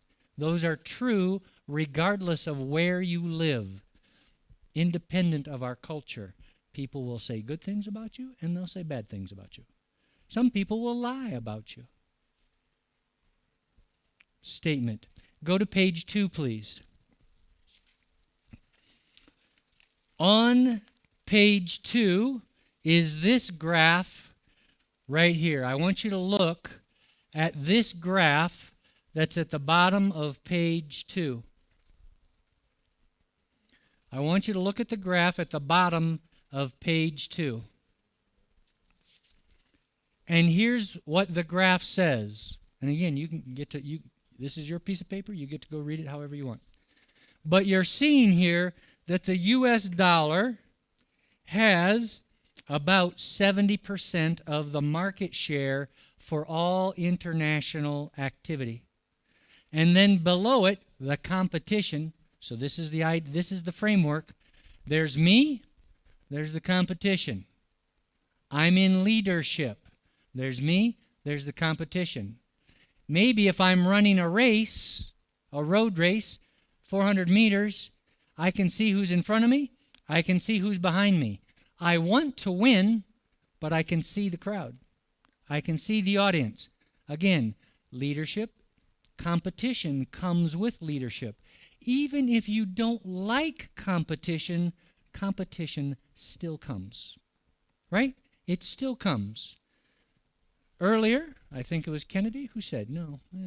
Who talked about the cars? Somebody was talking about, well, we were all talking about cars, but driving the right car, and maybe Joel was talking about Apple phones, and you buy Apple phones because it makes you look like you're ahead of the crowd, right?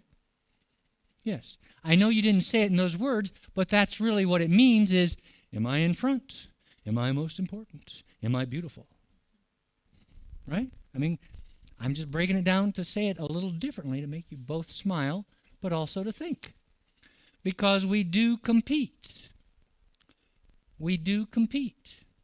Now, again, we want to play fair, be nice, all those things, but nonetheless, competition. Let's say that Fernando here opens up his library. Everything is going well. If it's going so well, somebody else is going to go, well, that's a great idea. I think I will do it too. In fact, I told you yesterday, when I ask people for business ideas in Kenya, I get 3. Kinyozis, car washes, and pikipikis. And in fact, one guy, it's crazy, pastor, he's a mechanic. He's a great mechanic. I gave him a business idea to open up an executive car service to all of the richer Kenyans who live in Nakuru, because there's a neighborhood where all of the rich Kenyans live. And I was like, okay, you could go basically knock on their door and tell them that you will maintain their cars. You'll come around, you'll have a schedule, and every 2 months, every 3 months, you'll come and you'll change the oil. You'll make sure that their wiper blades are good, their windscreen is good. You'll check all of their oil levels. You'll run some tests, and you'll inform them if something's going wrong, because we all like to keep our cars in good shape. And we talked about what could you charge for such a service, and we found out that it would be a really good idea, at least in the beginning, as we thought about it. So I gave him that as an idea, and I said, hey, why don't you play with that? So then when we came back, because we were in a class much like this, he came back and he said, David, I'm not going to do the car service that you mentioned. I said, okay, so what are you going to do? I'm going to do a car wash. So then I asked him, well, where will you do the car wash? And he said, well, on this particular corner of this particular street. I said, oh, yeah. And I said, well, how many car washes are there? He said, about 7. I said, so you're going to go put your car wash in the middle of 7 other car washes? Yeah. I'm like, it doesn't make sense. I'm glad you're smiling, because it didn't make sense to me either. I'm like, why would you go put yours right in the middle of the other 7? I'm like, how are you going to get customers? And his immediate response was, well, I'll sell for a cheaper price.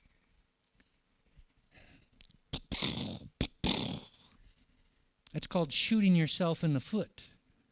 Why do you start off by, well, I'll go with a lower price?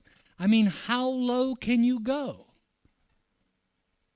So I let him go through the process. Obviously, when we came up with the numbers, because we did some research, I mean, he was making small money for like working 12 hours a day. I'm like, I don't know why that was worth it. I said all of that to talk about the fact that there is competition, there will be competition, even though in the car wash idea, it's not like they were beating up on each other, but just the fact of doing business in the same area will cause challenges, will cause conflict. Again, I know that Claudine has or had a business that had a store. So let's just say that 7 other people came and put up shops right next to her shop. How are people going to choose which way to go? I mean, it's going to be competition. It's going to make her business more challenging. We have competition. You are the leader. You're in leadership. On the front page of this document, I read to you the headlines. On this page, I'm showing you who the competitors are. In this case, the competitors are the euro, the yen, the pound, and the yuan. Now you can see that other than the euro, which is at about 20% use, all the others are under 10%. So what am I doing? I am measuring the environment. I'm measuring the environment. I need to know all the time what my environment is doing. I am in competition. If I'm running a foot race, I would like to run the foot race. I'm not killing anybody. I'm not mad at anybody. I just know that I'd like to do well and succeed. So I know who the competition is. That's my point out of showing you this graph. The headlines say, there is competition. And in this case, it looks bad for the dollar. Page 2 says, here is the competition. It's these 5-6 players. I'm running a race. Let's go to the last page. Again, you can read all the rest of the article as you desire. This very last paragraph, I'm pointing at the very last paragraph on the page. Here's what it says. At the end of the day, though no matter how much the dollar seems to lose its shine, global currency status is about relative, not absolute advantage. What does that mean, Kevin? What does that mean? To have an advantage, but to have a relative advantage, not an absolute advantage. What does that mean? It can change over time. Okay? What do you think absolute versus relative means?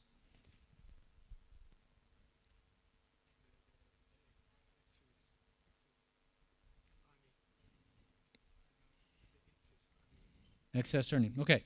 Let me tell you what I think it means. So, I'm running a race. Let's just say that in absolute terms, if I were to run 100 meters, and I'm going to be realistic here, I probably would run it in 20 seconds. Maybe 19 if I was on a good day, because I'm not fast in short distance. So, I'm going to tell you that if I run, and the world record holders are under 10. You know, they're running 9s.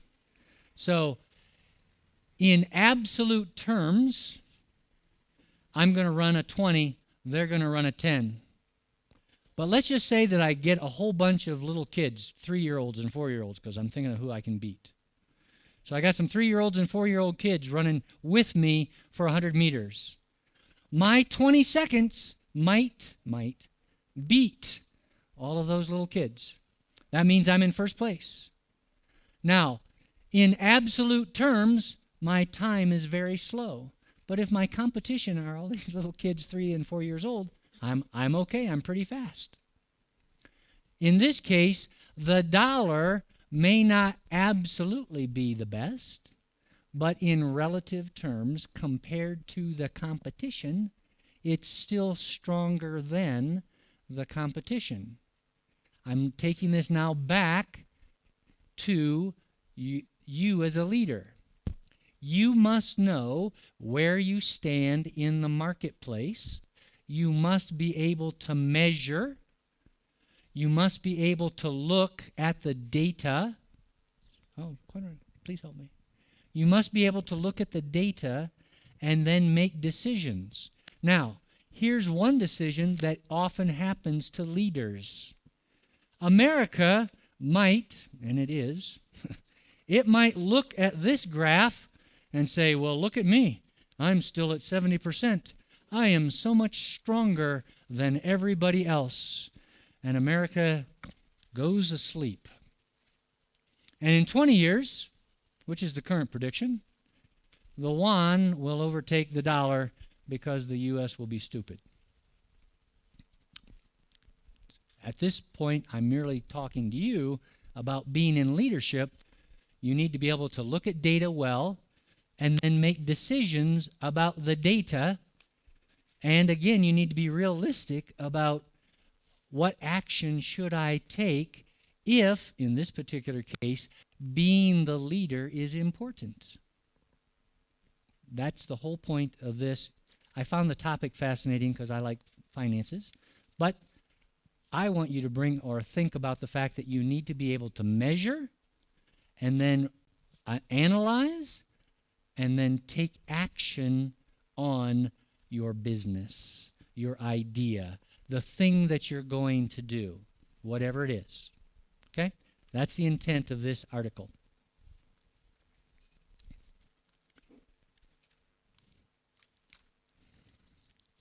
I now want to go to this pretty picture. Ethics. I'm looking at this guy here.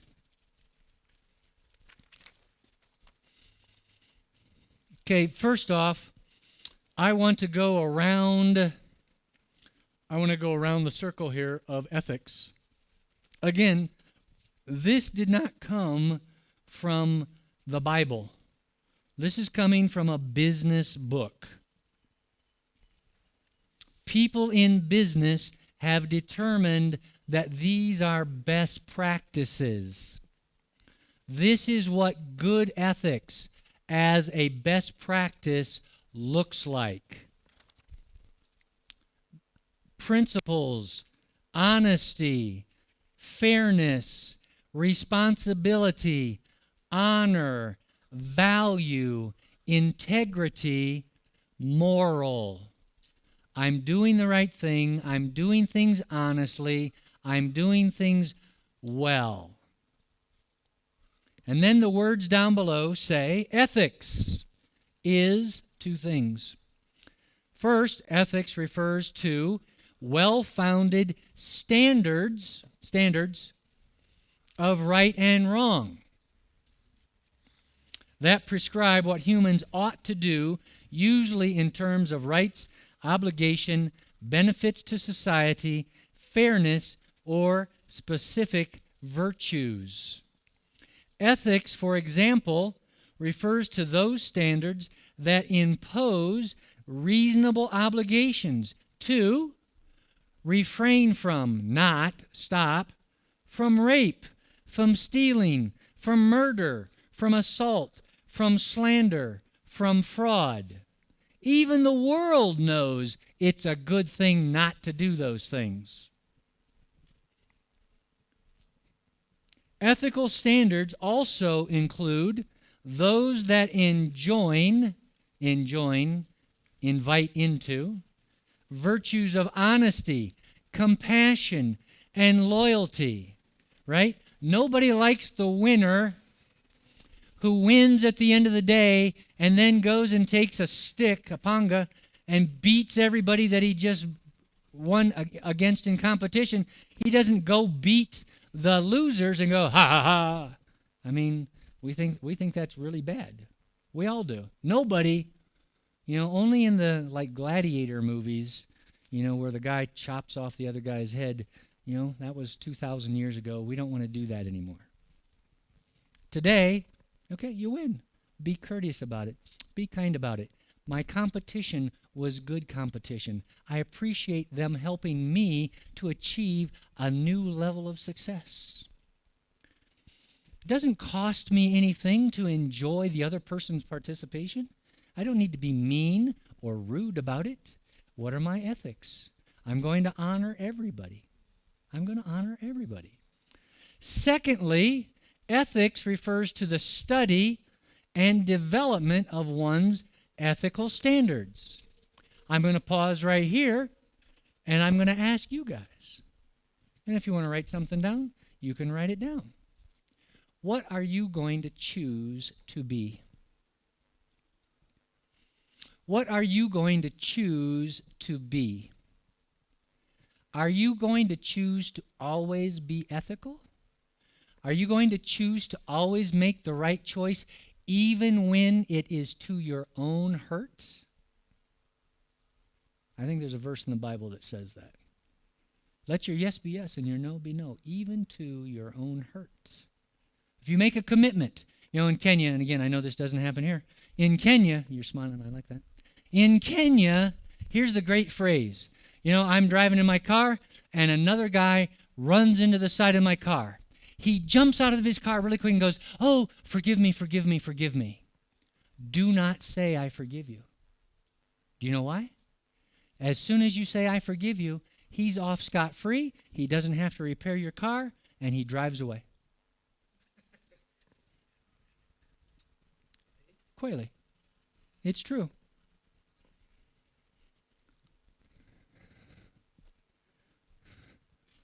Will you take care of problems that you create? And again, it's usually the Christians who do the, oh, forgive me. Oh, please forgive me. Again, the fellow who I lent the large amount of money to, he did ask me, would you forgive me? I knew enough by this time. I think I'd been in Kenya for over a year. So I knew that the forgive me question was absolution. And I did not want to give absolution. I'm like, no, you need to do what God has told you to do. But what are your ethical standards? What will your ethical standards be? Even if it hurts you, will you do the right thing? And that's a hard question sometimes because we're all humans. We are all humans. As mentioned above, feelings, laws, and social norms can deviate from what is ethical. So it is necessary to constantly examine one's standards to ensure they are reasonable and well-founded. Ethics also means, then, the continuous effort of studying our own moral beliefs and our own moral conduct and striving to ensure that we and the institutions we help to shape live up to the standards that are reasonable and solidly based. I gave you, like right here, it just said, where'd it go? What did I see? So it is necessary, I'm in this last paragraph, so it is necessary to constantly examine one's standards to ensure that they are reasonable and well-founded. I mentioned, I think earlier this morning, that the Anglican Church in Rwanda, and I think in Africa in total, broke away from the Anglican Church in England because of a difference between how they view gay and lesbian rights. So here's the point of that observation. You have this group that's together. There is a standard. One group is starting to change the standard, and the other group is going, I don't want to change the standard. This standard is a good standard. You also will have to make a decision in your environment where you are that as you see things shifting, because things will shift, attitudes do change.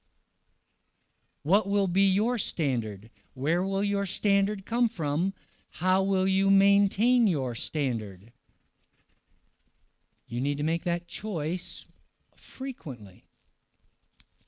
So ethics talks about doing the right thing. So let's think a little bit more. So I said this was out of a textbook from college. That's a university textbook. If I think about what God says, I'm reminded that we have the 10 Commandments. Now I'm just reading off my own list. You don't have this. So I'm reading off my own list. 10 Commandments. What do they say? Thou shalt not steal, kill. Let's go look them up real fast. Oh, I know. Let me pull mine up real fast.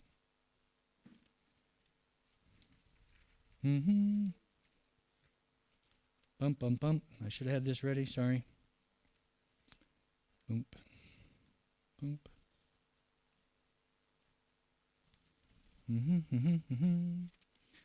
Dismiss. Yeah, can we find? So Exodus. So just in case you were wondering where the 10 Commandments are, Exodus chapter 20. So Exodus chapter 20. Here they come, starting in verse 3. First one is, have no other God before me. You shall not make any images, idols. Thou shalt not bow down. Don't worship any other God.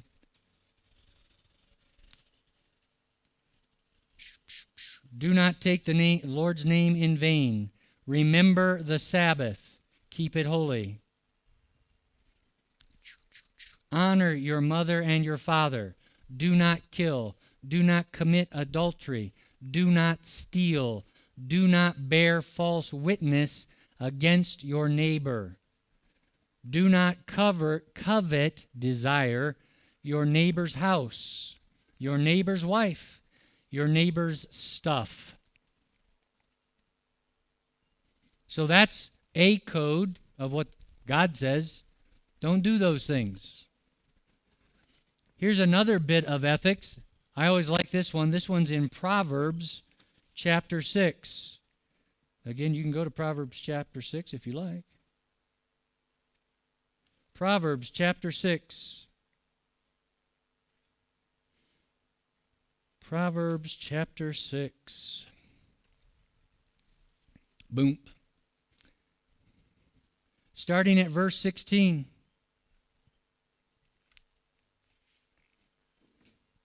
There are 6 things. I always like the way God starts this one. There are 6 things which the Lord hates. Oh, by the way, there's actually 7. He's like, oh, I want you to know there's 6 things God hates. Actually, it's 7. Let me tell you about them. I hate haughty eyes. What are haughty eyes? I'm pretty full of myself. I'm pretty proud. I'm better than you. So he hates a prideful look. A lying tongue.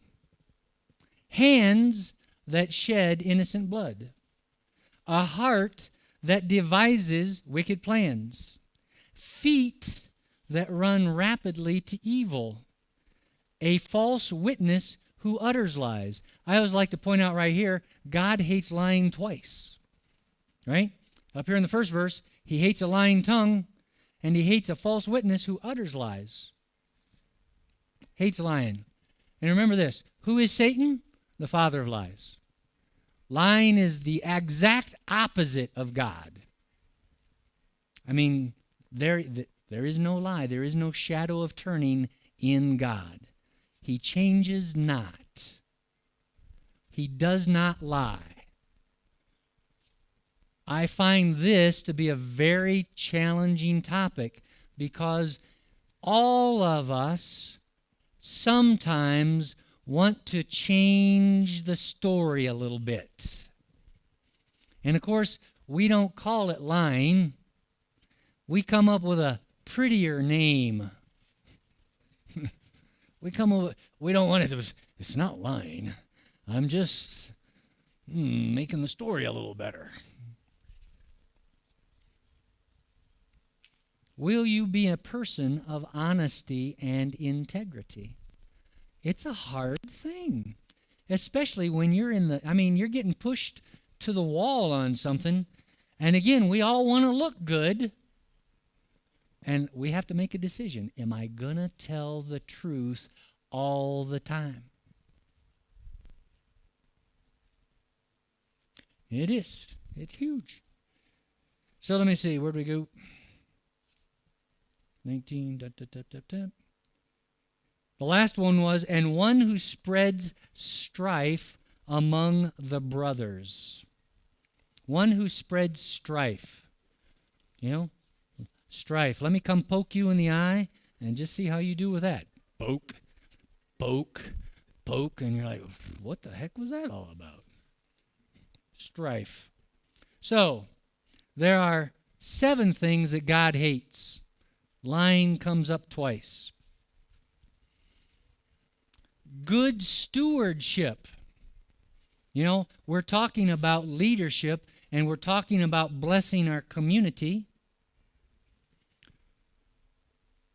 One of the things that I've appreciated about Rwanda that is a challenge in Kenya is, again, the fact that there's not much litter. I mean, there's a little bit you see places, but people do a really good job of keeping things clean. So, like, if you came over to my house, would you just come into my house and put your feet on the sofa and maybe you had some garbage in your pocket and you just empty it out and you'd throw it on my floor? Would you do that? What would you expect me to do if you did do that? I would slap the snot out of you. And yet we walk down the street, and again in Kenya, but not as much here because you get fined more for it. But the point is, that is God's living room out there. You just going to walk into God's living room and just like empty your pockets and like, blub, blub, blub, here's my garbage? I want to take care of God's stuff. I want to love what God loves. I want to do what God does.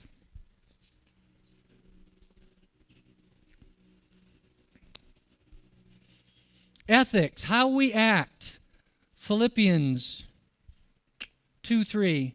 Do nothing from selfishness or empty conceit, but with humility of mind, regard another as more important than yourself. That's what God calls us to do. Those are a part of ethics. So I just gave you, so we read this. This is what a college textbook says.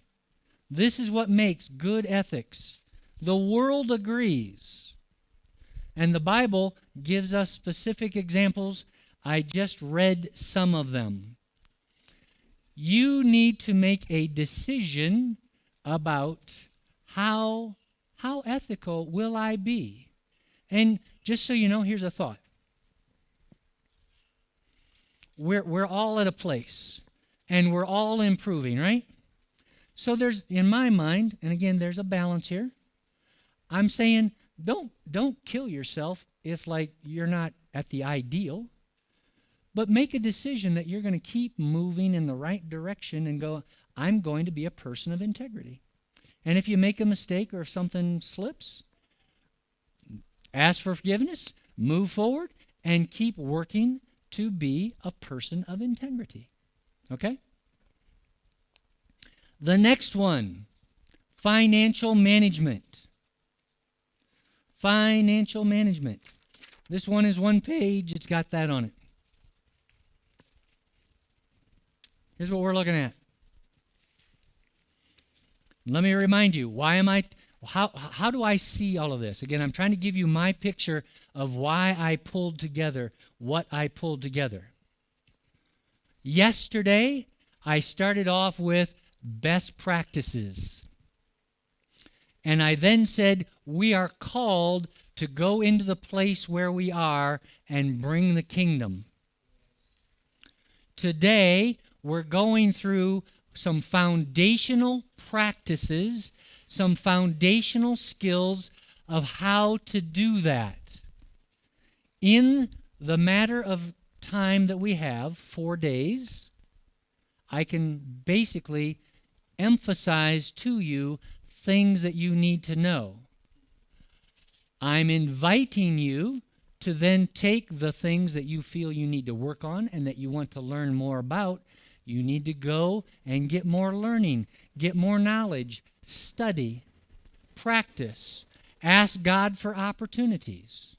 That's what we're doing here. I'm trying to put these things at you and tell you why they're important and give you at least some ideas of what to do.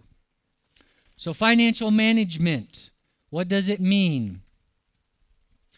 Financial management refers to the process of efficient acquisition, getting, utilization, using, and distributing of finances. Let's pause right there.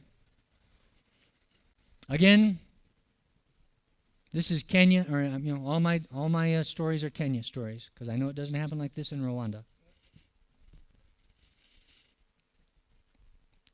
In Kenya, we are challenged with lack of water. I mean, again, if you think of the map of Kenya, essentially half of the country is in the sub-Saharan part, and the southern half is in the greener, wetter part.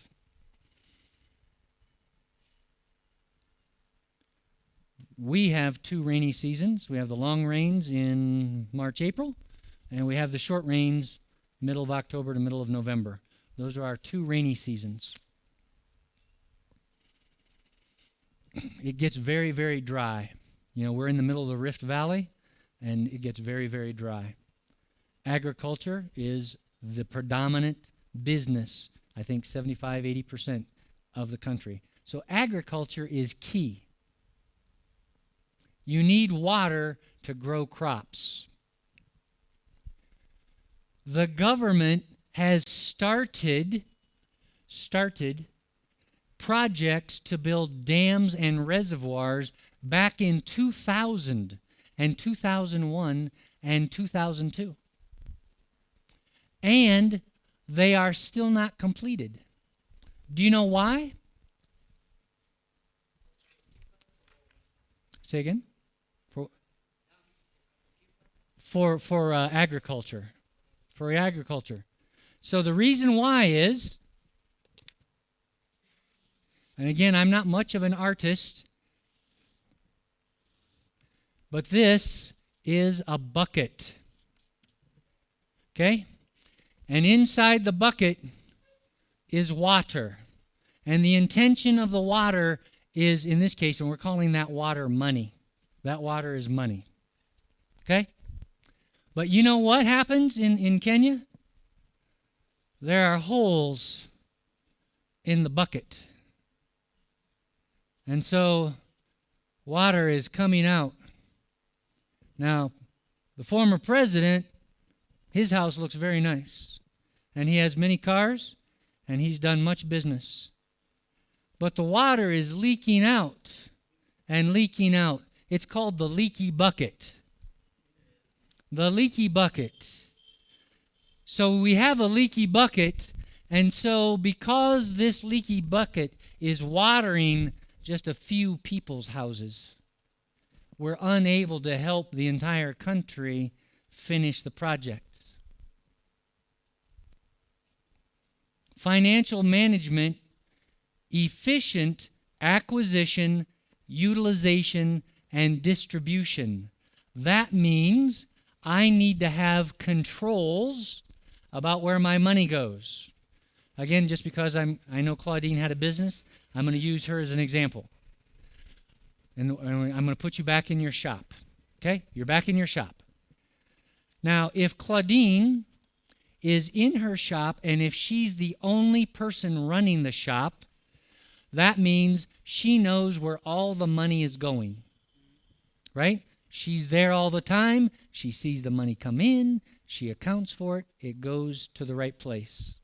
But she says, hey, I have other things that I must do. And so she decides to hire somebody else.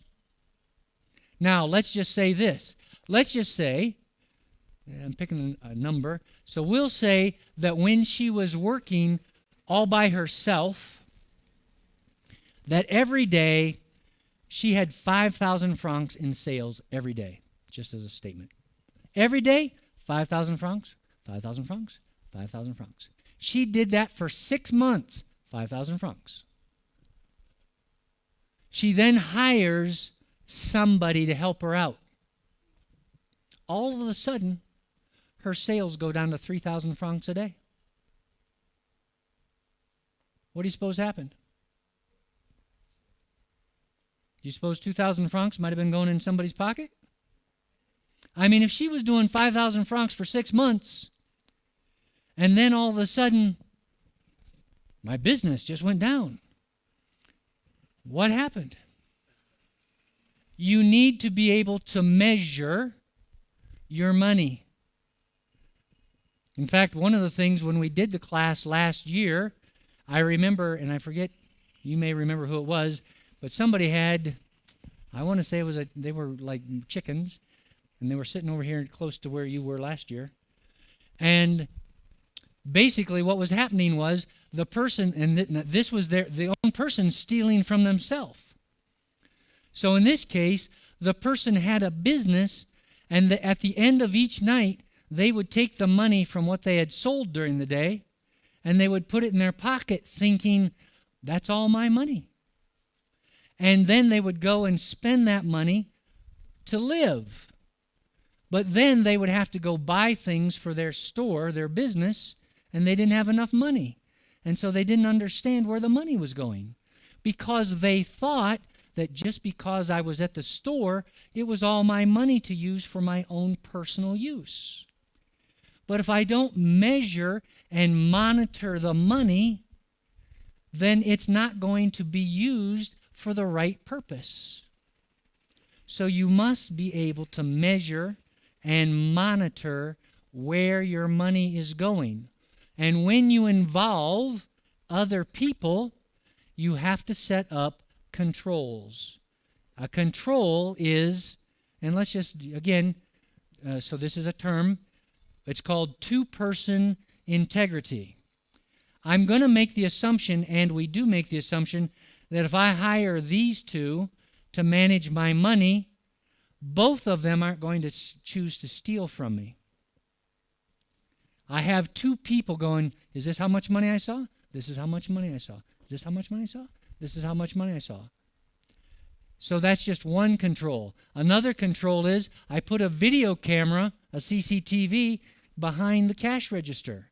Maybe I put one behind the cash register and in front of the cash register, because I want to know how many people came into the store. I want to maybe have, if I have a store with shelves, I want to be able to see people walking down. Did somebody put something in their pocket? That also then means I want to do inventory. I want to count my stuff.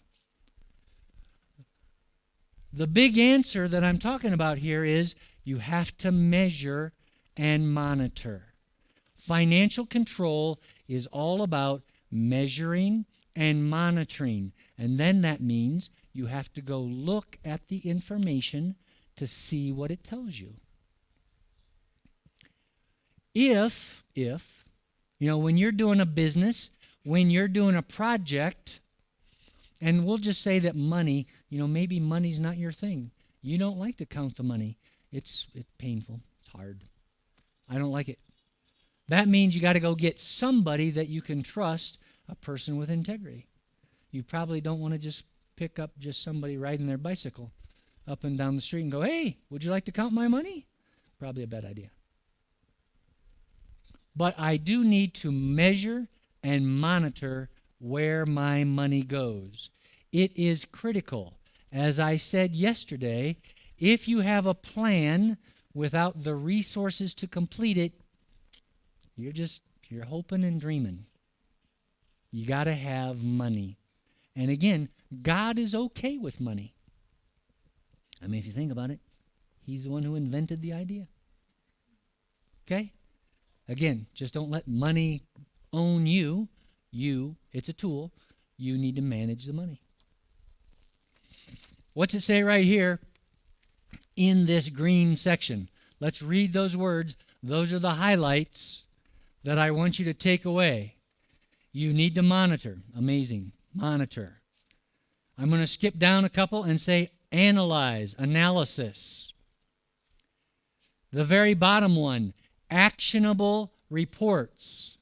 Remember I told you about the ledger book that so many of the Kenyans have, the counter book? It's got information in there. I don't know what to do with it. Again, this fellow, remember I told you the story yesterday that I've got a fellow in Nakuru who he's managing my business. He sent me handwritten notes of what he's spent. He also told me how much he's selling the product for. But it's on pieces of paper. I put it in a spreadsheet, and I noted to him that some of your numbers are wrong on your piece of paper. Please explain that to me. Also, I asked him, please tell me what you're doing with these 5 pieces of paper. How do you know how much to sell the product for? And as I told you, he told me he would give me the answer on the 20th. I asked him about it yesterday, and I still haven't heard anything. The reason is he doesn't know what to do with the data. It's just data. And there's a difference between data and information. Data is just numbers, 135792222222365. That's data. If I tell you those are sales, if I tell you those are sales on this day, and this day, that's information. I would recommend, if you're not used to looking at financial reports, go to the library and you can look at businesses' financial reports. What do they mean? What do people measure? You know, if you go, hey, I don't know what to measure, go look at what other people measure. It will help you know what to measure. Okay, that's what I'll say about financial management.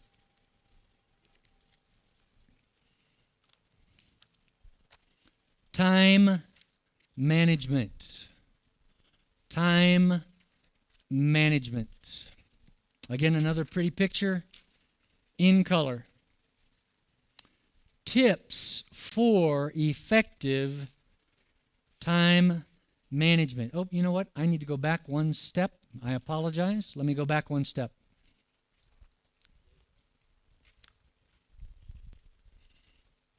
Okay, these are my notes. I forgot to read my own notes. I apologize. I'm back on financial management for a second. How many of you remember? So here's the point.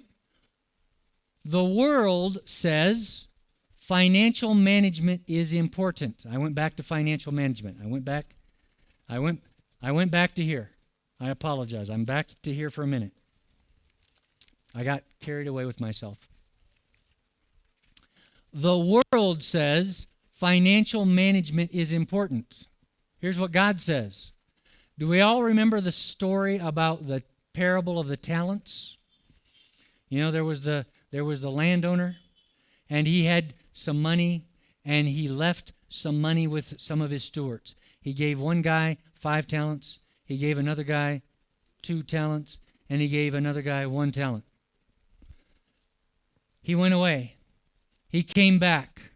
The first guy with the 5 talents says, hey, I had 5 talents. I've brought you 10. What'd God say? Well done, thou faithful servant. Go into my glory. The guy who had 2 talents, he comes back. He says, hey, you gave me 2. I brought back 2 more. Here's 4. 4 or 5. But anyway, some number. I think it's 4. Here's your money back. Plus, I doubled it. And again, master says, well done, thou faithful servant, go into my glory. The guy who had 1 talent, we all know the story. He runs back, he goes, oh, here, Oliver, here's your 1 back. And Oliver goes, you lazy bum. I gave you 1. The other guys went out and did something with it, and all you're going to do is give me back what I gave you? Come on. I want increase. Financial management will allow you to increase. What did God say to the guy who gave him the 1 back? You wicked, lazy servant, get out of here. And there was weeping and gnashing of teeth. God holds us accountable for what we've been given because we are stewards. If I don't manage my money, situations, if I don't do that on purpose, I can't measure. I can't know that I'm doing what I'm supposed to do. I'm supposed to bring an increase. I mean, if I think about big ideas, right? What do we know? God is the same yesterday, today, and tomorrow. God never changes. God is not a man that he can lie. I know those things to be true. They're true all the time. He calls us, again, to go into the garden, to tend it and to keep it, to grow and to multiply. And then in the New Testament, Jesus turns around again and says, this is what I want you to do. Pray, your kingdom come, your will be done. That's the garden all over again. I want you to go into the garden. I want you to take care of it. I want you to steward it. I want you to cause it to be fruitful and to multiply. If I can't measure it and monitor it, I don't know if I'm doing a good job. I'm going down the list here. Luke 14:28 says to count the cost. Remember, it talks about a man going to build a building. And he says, what man goes to build a building without first counting the cost? Because if at the end he does not have enough resources, he will fail. Count the cost. Manage the money. Know where it's going. Don't let there be a leaky bucket. Don't let there be a leaky bucket. Proverbs 13:11. Dishonest money dwindles away. You know, if you go get your money by cheating, it's going to go out the window by cheating. James chapter 5, verse 4 through 6. Pay what you owe to others. Pay your debts. Pay what is owed to others. I think I even heard Bishop talk about that yesterday. Proverbs 13:16. A wise man thinks ahead. I dream ahead. I create a picture. I think about how I'm going to execute. Proverbs 21:5. The plans of the diligent lead to profit. The plans of the diligent lead to profit. Don't be lazy. Expend some energy. Take an effort. Control your finances. 1 Timothy 5:8. Provide for your household. Provide for your household. Don't let the principal call you up and tell you that you haven't paid your school fees and send your kid home wondering why dad didn't have school fees. Provide for your family. God's interested in your children. Manage your money. Manage your budget. We should, here's a question. How many of you have a budget? For your personal finances, you have money that comes in, and you measure all of your money during the month, and you know how much you spend on food, clothes, house, transportation, medical care. You could tell me those numbers right now off the top of your head.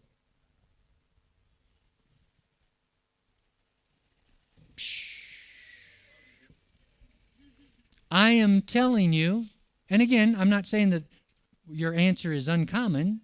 I'm just challenging you, right? If you want to handle big money, start handling small money, right? Those who are faithful with a little shall be given much. If you don't start being faithful with your amount where you are, why do you think God's going to come along and go, oh, poof, poof, poof, poof, poof? Why do you think that? I would challenge you. I would love to have all of you have a budget and to be able to say, this is what I spend. And not only what I spend, but here's what I save. Did you know, just as a statement, that I save, and I'm retired. I'm retired. And I still save 10% of my gross income every month to put into the future. I pay myself first every month. I go, money comes in. And oh, by the way, I'm not working anywhere. I just have money that comes in because I made money work for me. Every month. Let me think about this number. Again, I'm not trying to dazzle you with numbers. I'm just trying to make,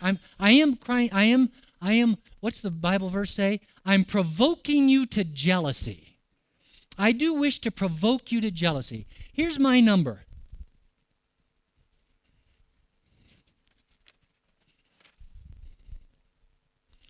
I know this one without.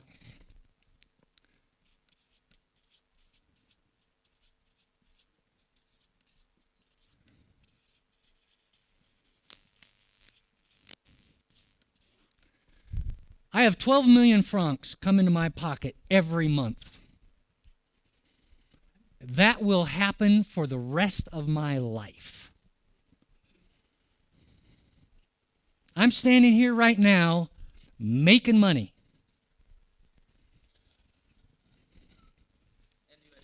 And I'm retired. That didn't happen by accident.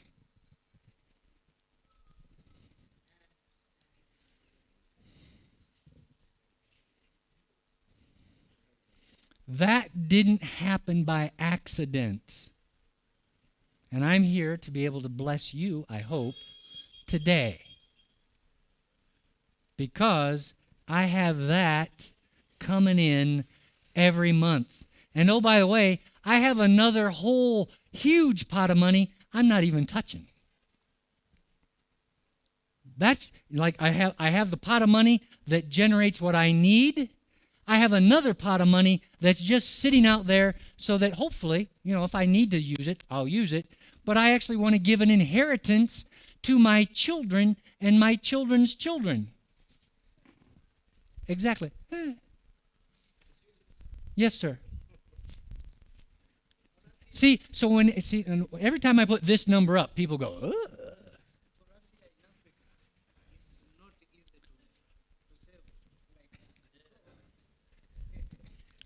Hapana. So I'm going to get to this. No, because, okay, and I love you, Tom, but it's a lie. It's a lie. No, it's a lie. Hapana, it's a lie. Okay, just a sec. We got to get a microphone here.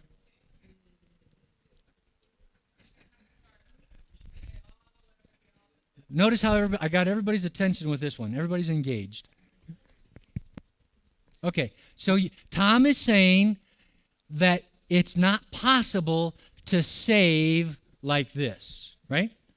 Yeah. In Africa. Here in Africa, what I can say, it's not easy to save to that extent because you find that this way, the expenses exceeding what you are earning.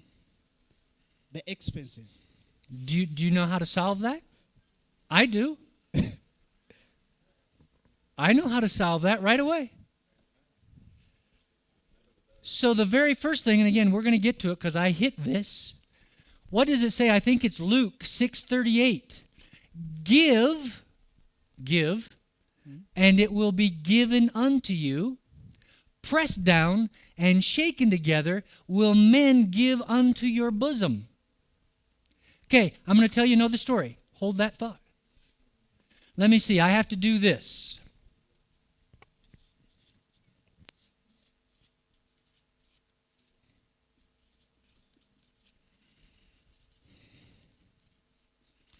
At one time, I was 70 million francs in debt. Million francs in debt. During that entire time, I did not miss paying my tithe ever. I have paid my tithe on every penny that has come into my pocket since 1982. In fact, I started tithing before I even said yes to Jesus. Tithing. If he just asked me, what is tithing, Bishop? It's giving tithe. So, okay. So the tithe is the 10% of your income that God gives you. Tithe, by definition, means 10%. It's 10%. So, and tithe is just tithe. Offerings are above that. And again, I'm just saying this as a number. I give my tithe of 10%, and I give offerings of 10%. Well, the difference is a tithe you return to God because it's His. An offering is what I give to go bless the community and whatnot. So I give a tithe of 10%, and I give an offering of more than 10%, and then I still pay myself 10%, and then I live on the rest. And oh, by the way, I pay taxes too, and that's more than 10%.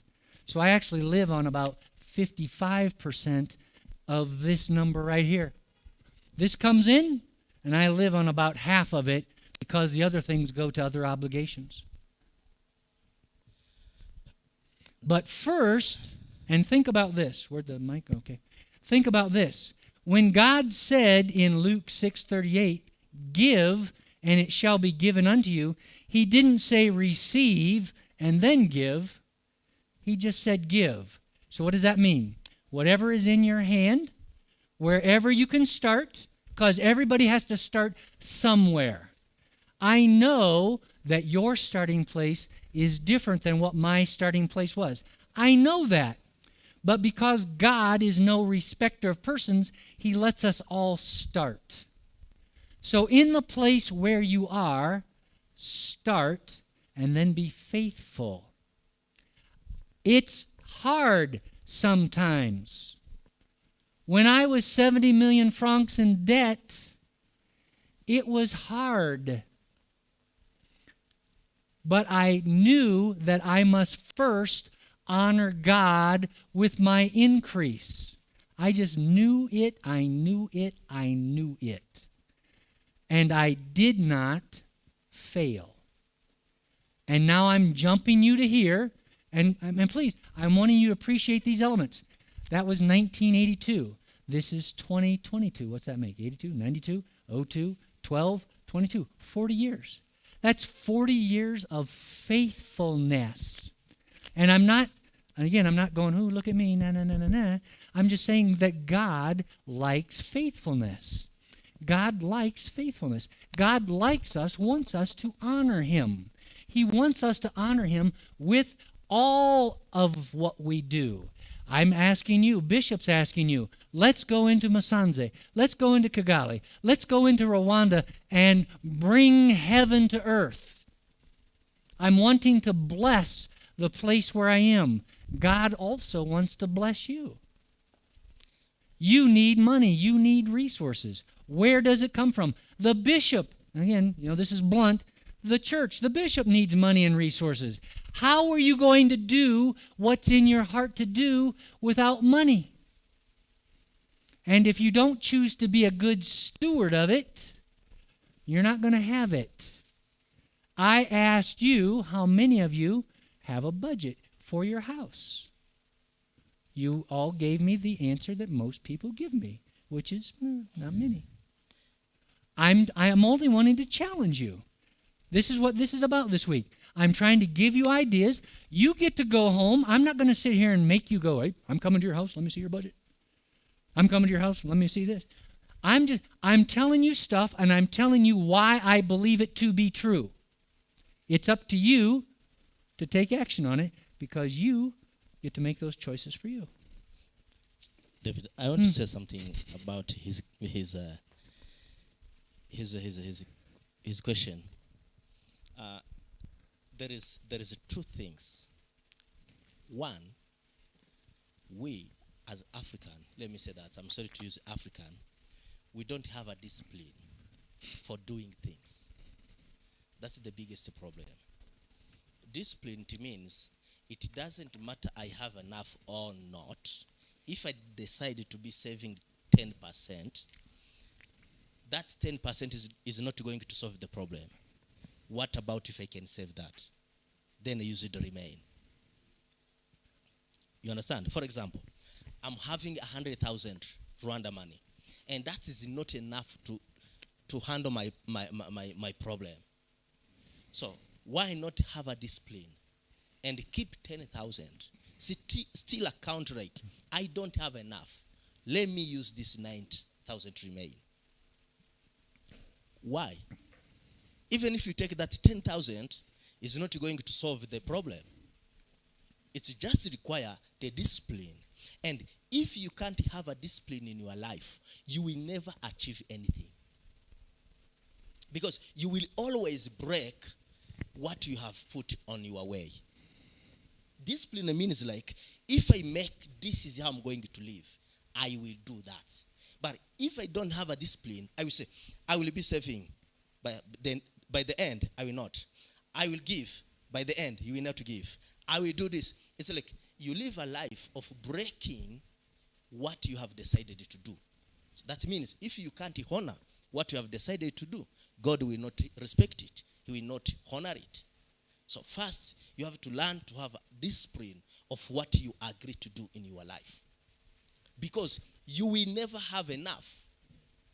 Always, you will lack something. Even what David is having is not enough to solve his vision.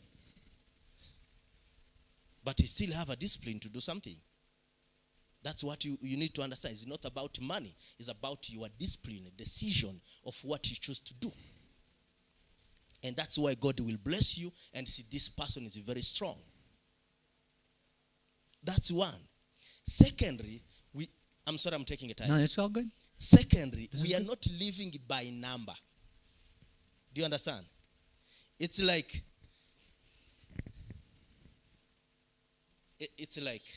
we live by miracle.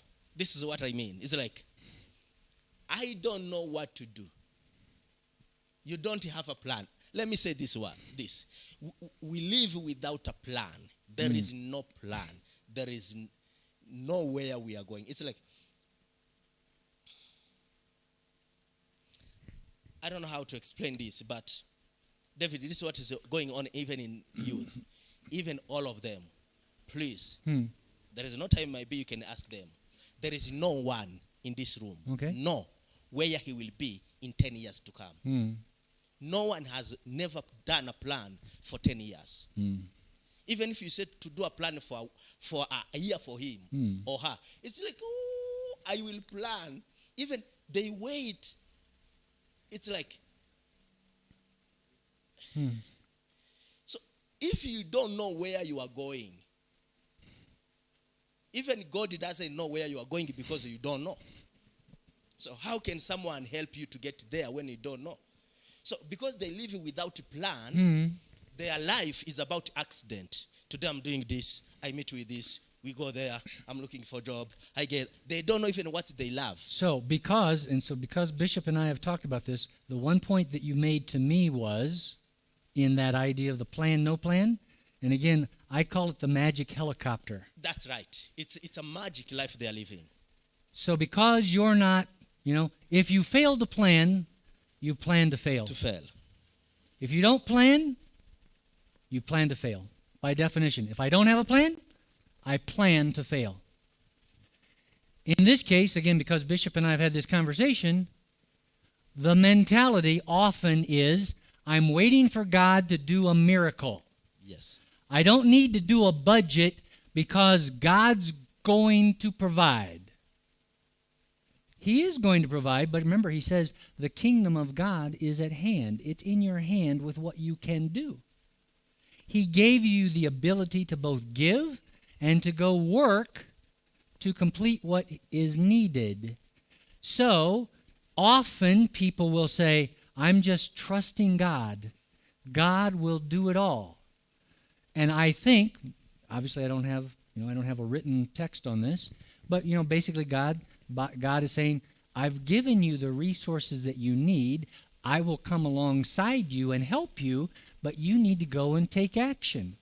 If you don't have a plan, then how, God, now you're just kind of crying out to God, oh God, I got in another mess. Help me out. And God usually does. But okay, so I have 3 grandsons. And my youngest grandson, man, he is rough. I mean, he breaks things in my house when he comes over. And now this is my daughter. I love my daughter. I am serious. I love my daughter. But on this thing, we disagree. But she thinks probably I was too hard. So because I was too hard, she's gone the other way. So anyway, her son comes into my house and breaks stuff. He's not doing it on purpose. He's just like, boom, and just crashes into stuff. I mean, I remember one time he tore the door handle off the door, and something came down off the wall, and I'm like, Ezra, what the heck are you doing, buddy? He was killing me. And my daughter's like, Dad, that's my son, don't, because she thought I was about to correct her son, God forbid. I was about to slap him. But it was my daughter, and I could see she got mad at me. Okay, fine, I'll shut up. But I'm thinking to myself, yes, it's okay if you give me the money for it or if you fix it for me, but why spend the energy doing it? I mean, if you can avoid breaking something in the first place, just because you have the money to fix it or you have the wherewithal, why spend the resources? I would much rather keep going forward instead of stopping to have to fix something. What I'm trying to say is, God will help you fix stuff, but remember, He wants us to move from glory to glory. He has more for you. So He wants you to move to the next level of excellence, and the next level of excellence, and the next level of excellence. So that means stop breaking and fixing stuff down here. Let's keep moving to higher levels of excellence. So let's have a plan. Let's execute the plan. Let's make sure that we're on the plan and the path that God has for us. Let's measure it, monitor it, think about it, be in agreement with God about it. Did you have more you wanted to share? You're good. I think that was good. Okay. No, but that, because he and I had discussed that the other day. So, again, I'm not trying to necessarily impress you with this. And here's another concept, though, that I do like with this. Remember that we're all ambassadors, right? We're ambassadors. We're ambassadors of heaven. Now, I was reading this just the other day. You all think this is a huge number. In America, this is in the middle. In America, this is just in the middle. I'm a middle average guy. Think about this. In heaven, the streets are made of gold. I know. It's crazy, right? The streets. Gold. That automatically tells you that you're from a place, heaven, that has a different economy. God wants you to live in that different economy. You're impressed with my economy, but this economy is nothing compared to the economy of heaven and what you have access to. But are you willing to access it? And then the question becomes, how do I access it?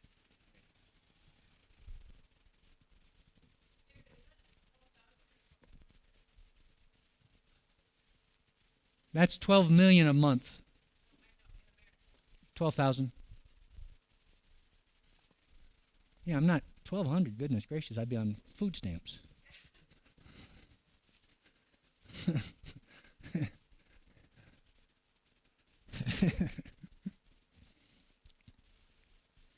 Okay. That was financial management. That went some fun places. We're going to start with time management, and we'll see how far we get. Now we can go to this piece of paper right here. Let's go to this piece of paper right here. Time management.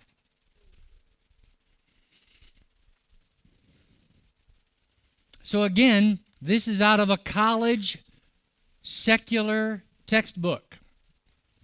It's not what God says, it's what man says. Tips for effective time management. Let's start at the top. Set goals. Okay, Bishop already said, a challenge here is not operating with a plan. With a plan comes goals.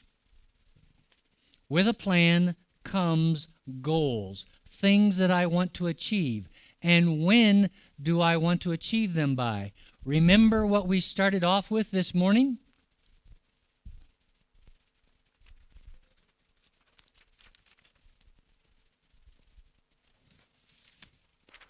Start with the end in sight. Yes, Sonia. Just a minute. Let me get you the microphone. Yes, I want to bring you the microphone. On Sunday, you told us about 4 groups. Categories. Yep. Broke, not enough, enough, more than enough. 2 Colossians 9:8. Okay. Most of youth, we are in first and second categories. So most of all. Between broke and not quite enough. Yep. Hold it. Let her continue because this is a key point. Continue. How can we marry financial management in these categories? Okay, that is a beautiful question. I love that question because here's the question. The question is, so again on Sunday, I used it's actually 2 Corinthians, not Colossians. 2 Corinthians 9:8. And my God, who is able to to supply all of your needs according to your riches and his riches and glory, so that you might have enough for everything that you need and for every good work of the gospel. And so I said, you either, if you work backwards, he said, I pray that you would have more than enough, right? So there's the category of more than enough. And then in reality, if you can have more than enough, you can have just enough, or you can have not quite enough, or you can have, I'm just broke. I can't even spit at money because I don't even know what it looks like. So she is saying, what if you're in the I'm broke or in the I'm always struggling to have money? Takes me back to financial management. First, and again, so the question becomes, or the idea is, I don't have enough money to manage. I'm just always running hard just to keep up, right? That's the idea. I'm too poor to manage my money. And I say, you can't afford not to manage your money. And again, let's go back to the Lord's Prayer. Because as I recall, some of you argued, to include you, Miss Sonia, that our daily bread is not necessarily what you put in your mouth, but if you don't have enough money, it is what you put in your mouth. And so, if I don't write down, so I guess we're going back to financial management for a minute. if I don't write down what I have, and if I don't write down what God has put in my heart to do, I'm going to use your piece of paper, between time management and financial management, setting goals. If I'm always struggling, which is the picture you're painting, if I'm always struggling to have just enough to do the very basics, I can't possibly break out of that cycle to go further and farther. I can't. Because the enemy, the devil, is basically, I use this example of punching you in the face. And all you're doing, you're just like, you're tucking because you're just trying to keep from getting hit and hurt. Right? Bam, bam, bam, bam, bam. You're like, ugh. The only way to break out of that cycle, you got to throw off the enemy, but you're making a decision. I'm going to write down what God has put in my heart to do. I'm going to talk about how much I need physically for both my daily needs and for the things that God wants me to do. And then I'm going to partner with Holy Spirit and go, okay, this is what your word said. What do I need to do? What needs to change in my mind and in my thinking so that I can go from here to there? Now, I told you again the picture yesterday when I go into Kenyans' houses. There's the poster on the wall of the big house and the big car and the bags of cash on the front of the car. And it's falling off. And again, I'm okay with that picture. I'm not condemning anybody for, that's too much. At some level, we all have needs. You have needs. God says, I know your needs before you even ask it. But then he says, but ask. I know the needs you have before you ask it, but you have not because you ask not. So, ask. If you don't put down the plan, if you don't have a budget, if you're not talking to Holy Spirit about, this is what I need, this is what you want me to do, how do I go about getting it? And then I go back to Luke 6:38. He tells all of us, regardless of where we are, to start by giving. You give what is in your hand to give. If I plant maize, what am I going to get? I'm going to get maize. If I plant money, I'm going to get money. If I plant kindness, I'm going to get kindness. If I plant generosity, just in spending time maybe, I'm going to get time. If I come alongside somebody, like right now, when I do this, I go home at night and I declare that because I'm pouring into you to have a bigger vision, that God would help me also to have a bigger vision because I'm planting seeds of bigger vision in you. So I'm expecting a harvest of bigger vision in and for me. What are you planting seeds for? What are you planting seeds for? Are you willing to plant seeds of money? Are you willing to trust God? I guess I'll close today's class with this because it's like one of my favoriteest arguments. Hang on, I gotta do this, and then I'll let you do the question. Okay, so when I talk to people about budgets, budgets. There's two budgets. There's my budget, and there's the budget that people do. So again, I always have income, and then I always have tithe and taxes. Those two things come right off the top, and then I have my expenses. I have housing, house, food, transportation. I'll just leave those as my three big ones. Those three. Okay? And again, I'm going to take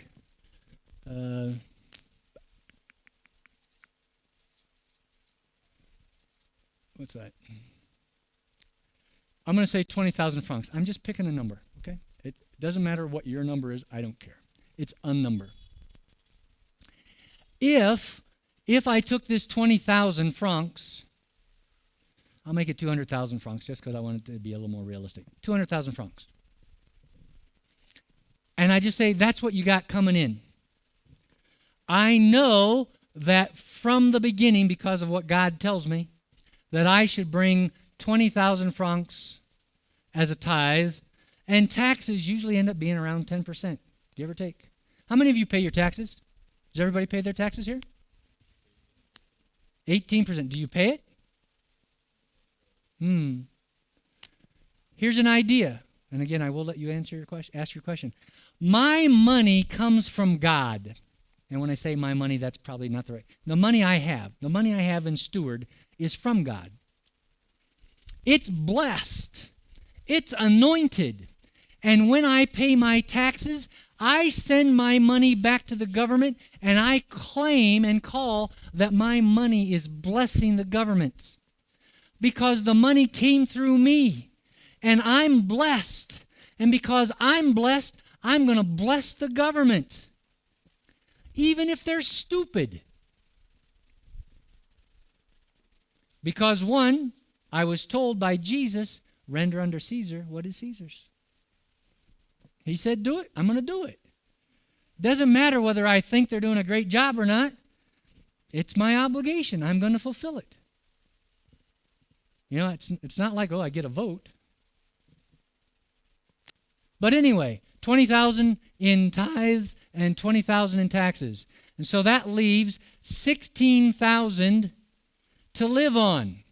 And I'm just going to say that I use most of it, but I get to church on Sunday. And I had, 2,000 francs left. 2,000 francs. I've already paid my tithe, okay? I paid my tithe. And I got 2,000, I can do something with it. Now, here's what I see a lot of people doing. They make the 200,000, they don't pay their tithe, and they don't pay their taxes. And so now they got 20,000 for expenses. They also spend, but in this case, I spent 14K. They spend maybe 19K. And so they come, but I'm going to make it 18. And they also come with the 2,000. And the word tithe means 10%. The word tithe means 10%. So they come, and again, I am being a little rough here. They come up to this box. Okay, it's locked right now. Doggone it. It's locked. But they pull this box up, and, they put their money in. What did they put in? They put in 10% of this guy right here, which is 200 francs. Okay? So now, and again, I am being a little rough. I know this. But I come from the same church background that you do. Woo! Glory! Glory! Hallelujah! Hallelujah! My God is big! My God is good! All the time. But you don't trust him for the difference to this number here. So your God is big, but for 18,800 francs, you think he's too small. It's very quiet in here right now. Is your God big or not? I'll tell you what, you know how big God is when you pull your wallet out and start putting money on the table. That is an amazing measure of how big your God is. I tell you, I'm here. You want me to tell you how much money I spent to get here?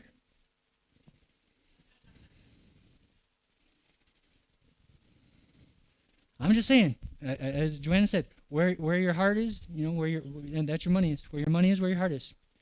This is where my heart is, to do this with you. I'm not trying to kill you. I'm not trying to beat you up. I'm trying to challenge your thinking. You're being called to go into the community the place where you are. In this case, in the Bible, it says go into the village, but into Judea and Samaria and to the outermost parts of the world. In my case, I've gone away, far away from my home.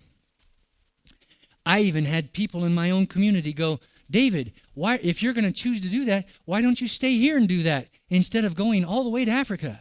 I'm like, well, that's where God told me to go. So I'm going where God put me. I want to be obedient.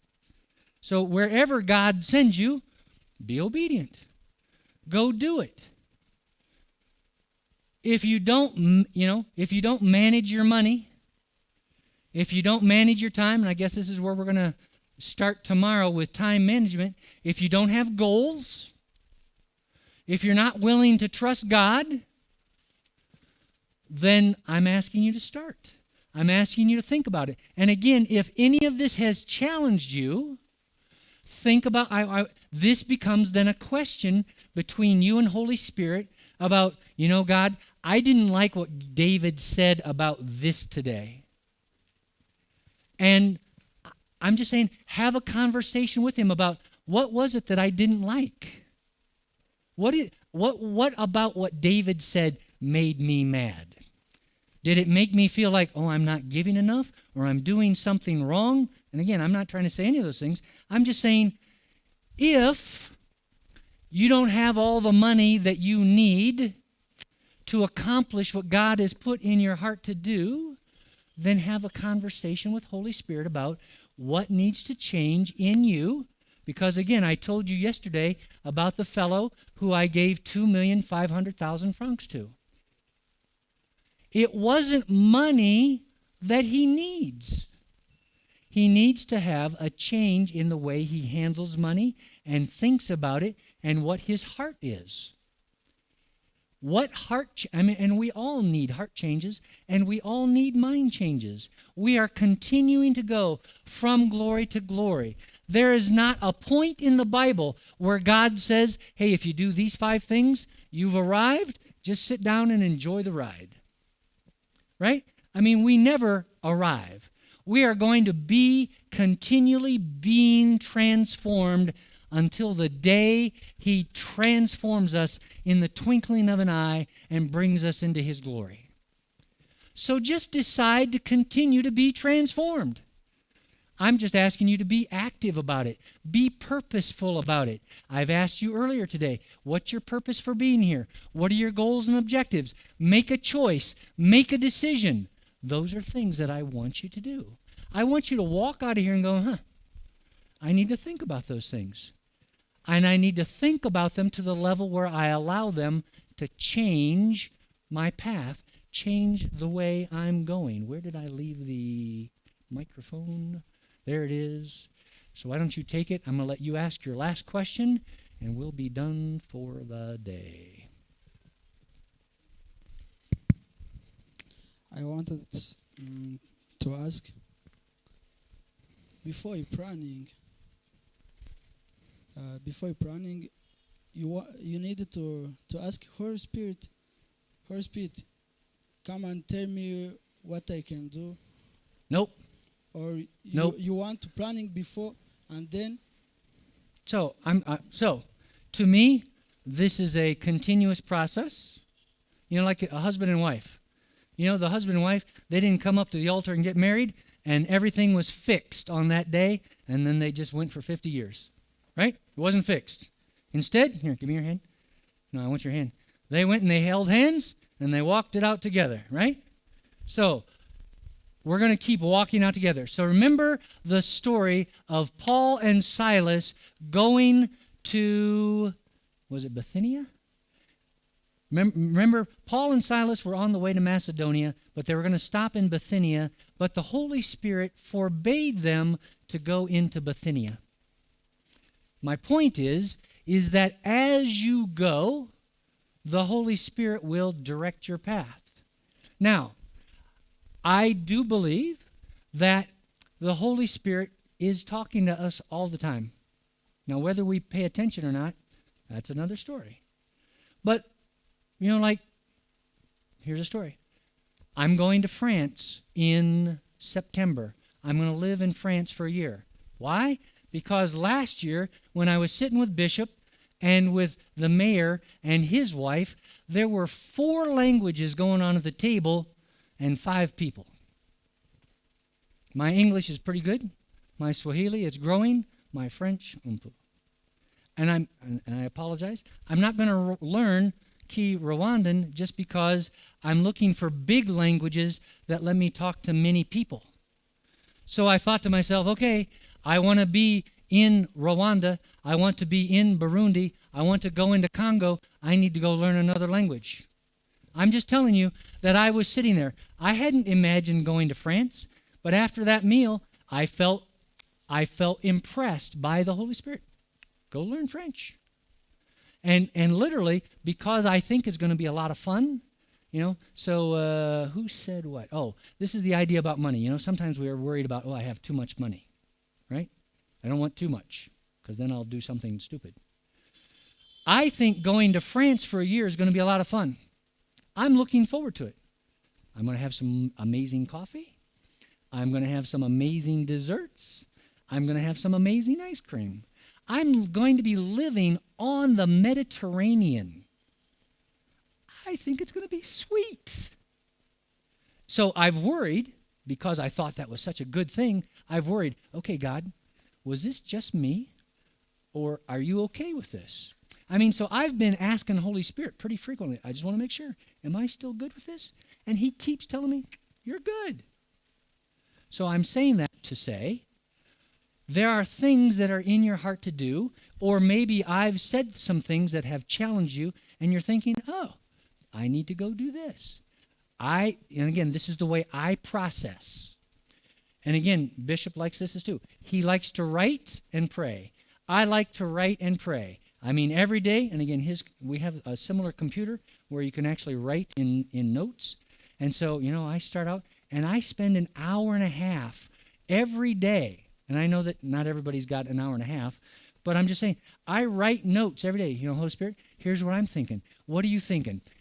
I'm going this direction. So I'm trying to paint this picture of, it's not I'm just going to stand here and wait until God grabs me by the shirt and says, get over here. He says, as you go, I'm going to lead you and direct you. When he told me, go to Africa, I didn't know anybody. I had no clue how to start. Come on, this is a different place. This is far from home. But amazingly, I said yes, and then I had an idea. Oh, well, let me go talk to that person. I went and I talked to that person. I talked to them. I said, hey, here's the idea. Here's what God told me to do. He says, hold on. Let me go tell 3 other people. He went and told 3 other people. Those 3 people came back, and 2 of them said, David, we don't need it. The third one said, David, that sounds amazing. Would you come and do this with us? I'm like, yeah, I could do that. And so then that took me to the next step, and the next step, and the next step. And voila, ça va. I'm here. So, as you go, and I got to tell you, I'll answer that in just a sec. I got to tell you that the whole going thing, again, please remember, I am almost 70. I heard the go message for lots and lots and lots of years. And at one level, I didn't go. You can there's maybe levels of going. Think of, you can go into your community, go. What does go look like to you? I don't know. But I'm telling you that when I said yes to this go, man, God just opened up the windows on me. God has not stopped blessing this. If you've ever been in a place where everything is just moving and grooving and it is going well, you're just like, man, God, this is fun. So you get to have conversations with God. We all kind of come to those places at different times in our lives. I'm just challenging you to the fact that they exist and to have a conversation so that you can move there more quickly than I did, because that's the whole idea of me doing this. I'm wanting you to run faster and farther and go higher than I did, because you're learning what I learned in a compressed period of time so that you can go further faster. I'm going to make this the last thing and then we'll be done. Please. Thank you. Mm-hmm. I don't know if my question is irrelevant, but I wanted to know how you differentiate the voices in you. You're telling us to have a conversation with God by asking what we can do, but sometimes you are praying. For example, me, I do pray and I ask God, what should I do? Where can I go? And you find like I don't know whether I am answered or not. So I want to know how you differentiate the voices in you. So, you know that thing called the Bible? Right? So do I know? I know God's character. God's character is good all the time. Right? God is good all the time. Never bad. He's always good. I know that God always wants me to have favor and good success all the time. If I'm going someplace, again, I use the example of France. You know, I'm asking Holy Spirit, is this okay? None of the doors have closed. All the doors are wide open. Everything is still going right on tack. So there's what's the environment doing? So if you say, like, I need a job. I need a job somewhere. And then you feel like, well, I should go talk to so-and-so, so-and-so, and so-and-so. Go to those places. I mean, you're not going to just sit in the chair and just go, okay, they're going to come to me. Go to those places and then have the conversation. Even if all of those people tell you no, the next question you get to have with Holy Spirit is, okay, thank you for those opportunities. What should I be learning and what should I be understanding? And who do you want me to go to and talk to next? So I always want to be moving towards the goal that God has put in my heart and exercise the opportunities that He's making available. And even if they don't turn out, I'm going to thank Him for the opportunities and ask Him what I'm supposed to learn and then keep moving to the next opportunity. I'm going to keep moving. I'm going to let my surroundings be evidences that I'm going in the right direction or not. I don't wait for a big, red sign writing on the wall. I just keep moving because I think God is really good that if He wants to stop you, He'll stop you. So keep moving. And again, I'm also saying, because I know what God's Word says about His character, like if He told you, and again, I'm trying to be funny, if He told you, hey, you need money? Go, that lady over at that store, she leaves her cash box unattended. Why don't you just go take money out of that cash box? Well, I mean, you automatically know that that's not God, right? Because it doesn't line up with His character. So it's kind of like, does what you're hearing line up with God's character? If it lines up with His character, then just go trusting. And sometimes God just wants you to trust Him. And even if it doesn't turn out the way you thought, God, I thank you for talking to me. I'm going to keep moving in the right direction. Okay, Bishop, I see that you wanted to do something, and I'm done. Thank you.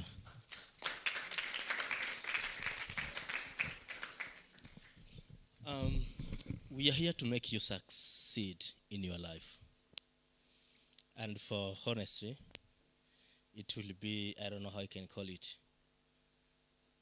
to live in this room as you came. So it's like God did everything. He used different people to bless you, but it means you will be so hard to be blessed. There is something I felt that I have to share with you. I felt it in my heart. Let's say this is the beginning of your life, where you are right now.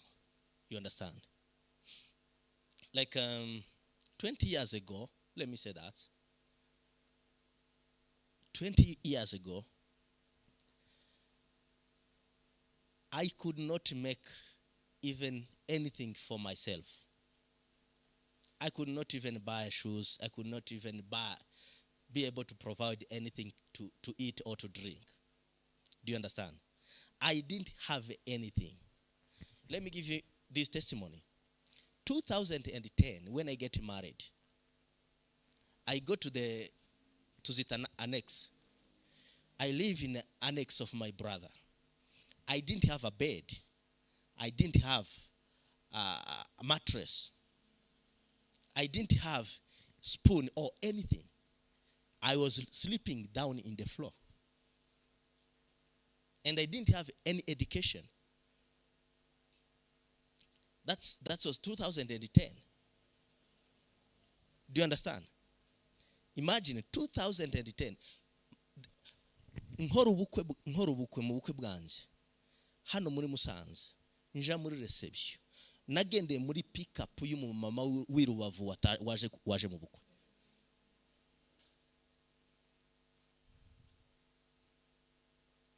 Sinzi nawe kubyumva.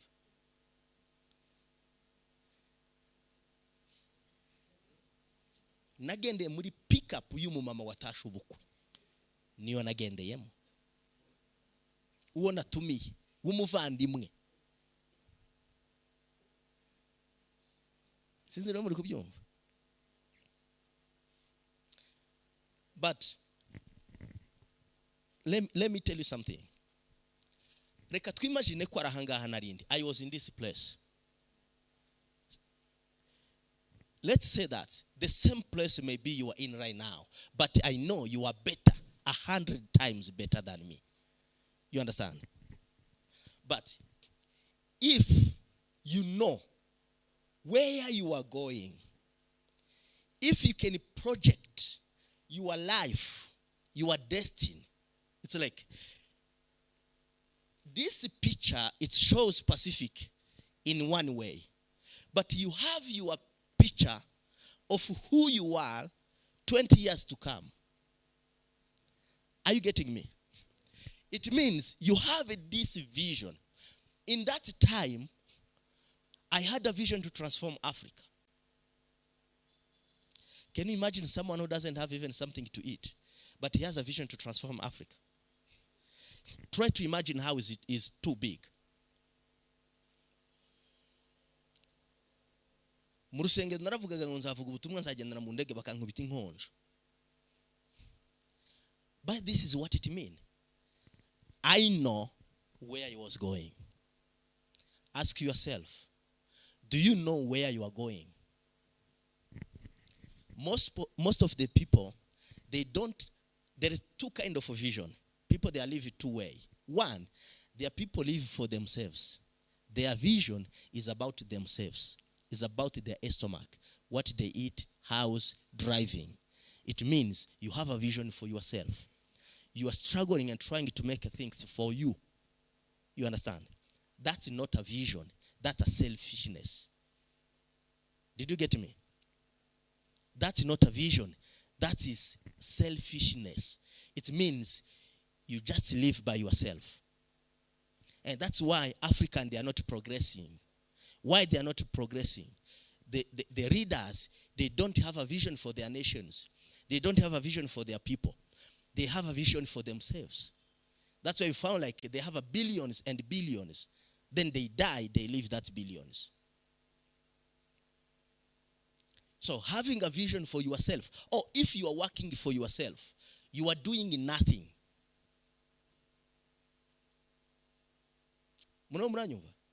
It means you are doing nothing. So you have to have God's vision.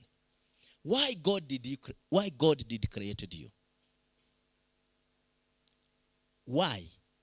God did create you? What God wants you to do? He created the earth. He allows us to live in the earth, and He wants us to manage it, to subdue it. So what are you thinking? How are you thinking to partner with God to transform this earth? It means you're no longer looking for yourself, but you are looking what you can do with God. Do you understand?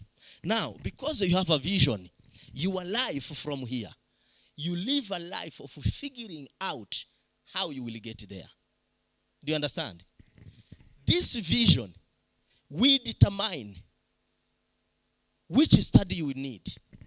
He's saying that next year this year actually, he's going to France to do a study of French for 1 year.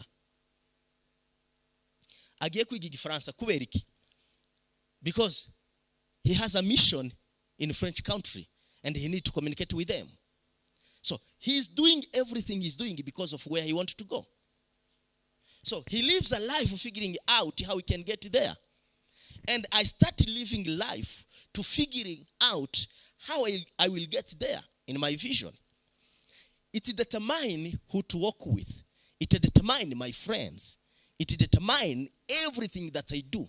Because I do everything by asking this question. Why? Because it will help me to get there. Let me tell you, if you get married, before you know what you want, your family will not be stable. That's true.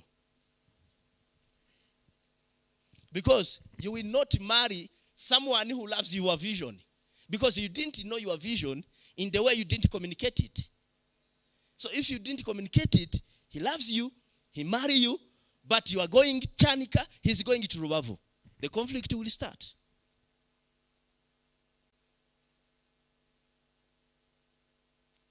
That means if you are ready, you have to know where you are going, even to know what is the quality of the man who will marry me.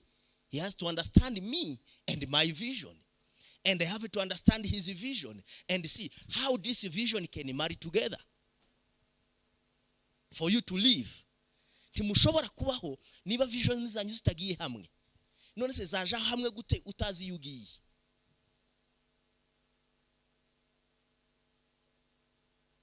Sinzi na muri kubyumva.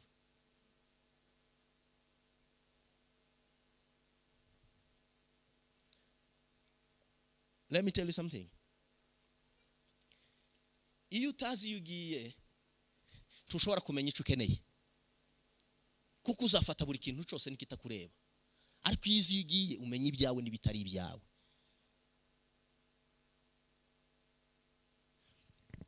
If you have God's vision, there is 3 things I wrote here down. First, accept who you are. We gutekereza kujya mu nzu y'ibihumbi 100 uhembwa ibihumbi 100. Reka Pacifique niba kurusha amafaranga habe mu nzu kuruta kandi wishime. Kuki wifuza ngo ugende nkuko Pacifique agenda? Kuki wifuza ngo urye nkuko Pacifique arya? Kuki wifuza ngo wambare nkuko Pacifique yambara? Urambara ikoti utaragera ku rugero rwo kwambara ikoti wabanje ukarire kukambara ikabutura. Kuko ugiye you are going to spend a money so that you may look like me, but you don't have income like me. So why? Kubera kutakwitonda ukarya ukurya ukagenda ungenda ukaryama ukuryama ugakora ukungana kugira ngo ukugenda ugera nahandi nawe ukagenda wambara nk'abandi. Sige mbona none ukabona umuntu yaje yambaye ikoti ukamareta se uyu ko yambaye ikoti adashobora no gutanga na miliyoni. Ubu se nje ndambara iki?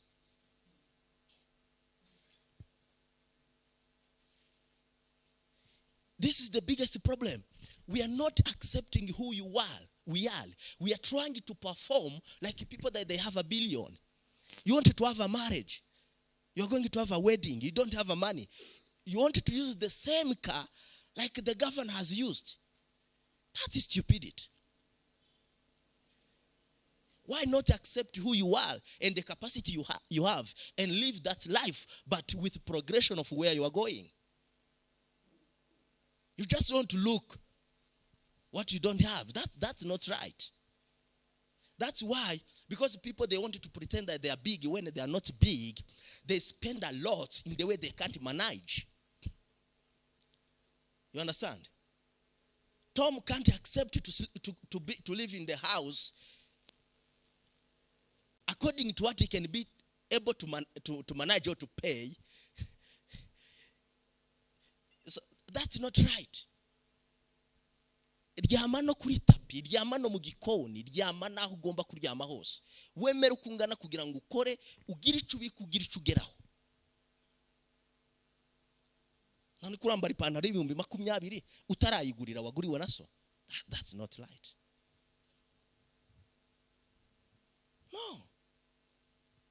No. Wambere ukweto rw'ibihumbi 15 utararwigurira. Iyo wamberwa 500. kubera iki urashaka ngo wikavaringa isoni ngo bagire ngo uri umuntu kandi utari we wakwemeye kungana ugaharanira kuba umuntu ugiye muri saro ukoresheje imisatsi 30,000 turayafata nturayakorera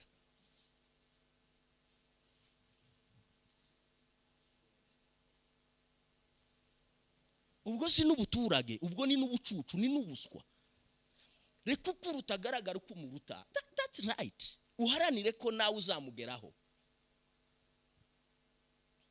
sibyo amana umwana w'umuhungu ntaricira n'ikintu nakimara kwambara ukweto rw'40,000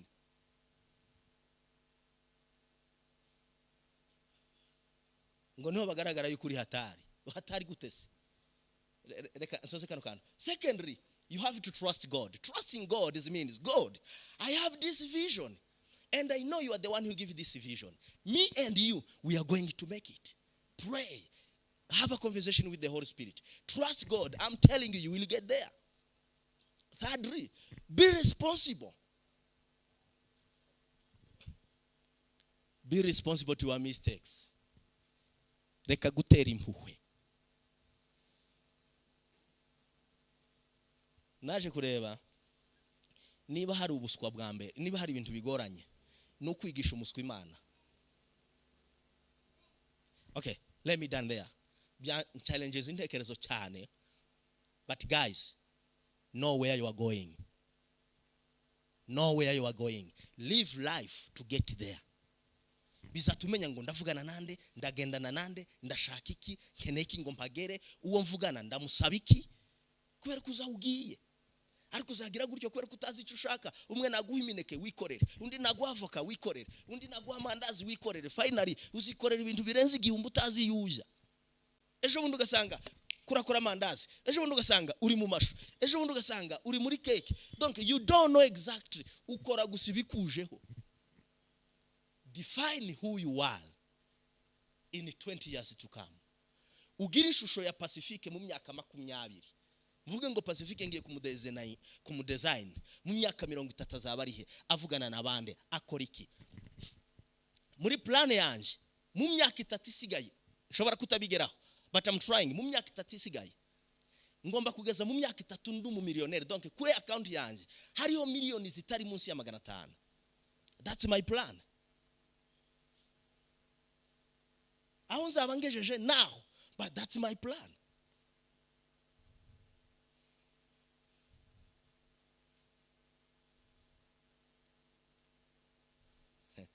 Ni umva ya magambo warangiza ukaba umuswa uzawinaniwe. Ndabona bituri kubabwira bamwe ko baratekereza ngo biratufunye ngo tugiye kuvunika. Nutemera kuvunika uyu munsi uzavunika ukuze. Mundebe maso nusinzira none imyaka iri imbere ntuzasinzira. Nudahangayika uyu munsi uzahangayika ushaje. Ibyaba byiza wahangayika none kuri muto kugira ngo mu myaka iri imbere uzabeho neza.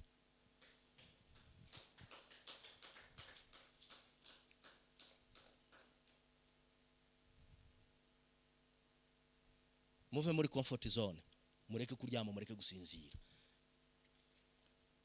Muba abantu. Ejo bundi ni muhangayika mumaze gukura. Birabareba upfa kuba warabaye muri room. Dufite record zanyu. Barabareba upfa kuba warabaye muri room. Nuhangayika mu myaka 10 iri imbere. Tuzagira isoni ninkubwira ngo urimbwa. Ninkubwira ngo urimbwa uzavuge ngo yego! Ndabyeme wabaye imbwa. Waryamye igihe kitari cyo kuryama. Kurashaka ngo abantu bakwita ico utari cyo kubera iki? You failed, warananiwe. Kucira n'abagabo nk'aba ngaba akakubwira warangiza ukabimbwa. Ubyemere nyine ukurimbwa kuko wananiwe kubyuka ngo ubumuntu. Kandi ukitekereza ngo uzatera imbabazi. No. Ntuzatera imbabazi. Ninde uteye imbabazi se? Ntawe uteye imbabazi.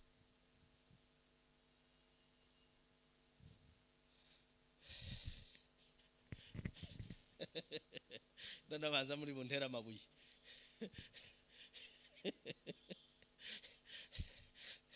Iyi semeni baye hatari kabisa. Okay. Turarangije. Wari ufite ikibazo cyangwa ucashubijwe? Ngaho bazanyuma dusenge dutaha. mubivuge sibyo mumbabarire ntabwo turamubifite ibi byose ni urukundo hari ikibazo nagize hariya watubwiye ko wakoze ubukwe 2010 nshaka kubihuza n'ikibazo uriya mukobwa yabajije uriya wo hirya n'ikindi uyu mukobwa yabajije hari urwego yavuze urubyiruko ruriho kuri ubu ngubu ni brokers hari na kiriya kibazo uriya mukobwa yabajije cy'uko waganiye n'umwuka wera noneho ngira ikibazo kuri buriya bukwe mu by'ukuri wafashe icyemezo ufata icyemezo cyo gukora ubukwe ujya kuba muri annexe nta mafaranga wari ufite noneho hariya igihe wakoreye ubukwe na vision ufite ubu ngubu nibaza wayitekerejeho ufite icyo waganiye n'Imana kuri wowe ufite icyo waganiye n'Imana noneho ku rubyiruko ubu ngubu tukaba twiyita ko urubyiruko ruri brokers eske niba numvise neza igisubizo David yatanze kuri kuganira na mwuka wera bivuze iki kuri wowe yego kuganira na kugirana relation n'Imana kugira ngo Imana ubaze Imana uti nshaka kugera ahangaha mfata izihe risk kuri wowe ubyumva uti okay let me answer in this way first ndi umwana w'Imana njyewe nkubwiza ukuri turi hano nta munsi Imana irambwira ngo numva ijwi ngo haleluya ngo shaka takubara cyangwa ijwi ngo Mana ngo Pacific ngo genda ukore kiriya ntibirambaho iryo jwi sindaryumva sindanasenga ngo nerekwe ngo mbone ibintu nka kuri abandi bajya bavuga ngo nderetswe njyewe ya ibyo ntibirambaho simvuze ngo ntibaho ibirashoboka ko nyine ntajya nsenga cyane ngo wenda ngongeraho kwerekwa ariko hari ico niyumva muri nge cyane cyane iyo ndimo kuramya Imana hari icyo njya numva Imana ashize ku mutima iyo Imana akinjize ku mutima njya nibwira ngo rero Mana iki kintu numva cangize ku mutima ngiye kugikora kuko mfite uburenganzira umwana afite uburenganzira bwo kubwira isi ngo ndashaka kino umwana ashobora kujya mu nzu ndini nka kuriya wenda ushobora kuba ndi mu rugo ngateka umuceri n'ibirayi na firiti sinatetse ibiryo umwana afite uburenganzira bwo kugira gute bwo kwihitiramo ntabwo umwana yategereza ngo se ngo ambwira ngo yangorye umuceri ngo yangorye ibirayi oya nanjye ndareba muri off Imana yashizeho n'ico Imana irimo gukora kavuga ati njewe ndashaka iki niki bitewe nuko numvise umutima iyo maze kucumva ku mutima njya gusenga kavuga ngo Mana numvise kino kintu ku mutima ndashaka kumbana nawe niba ari we wakinshizemo kuko ndi kucumva be with me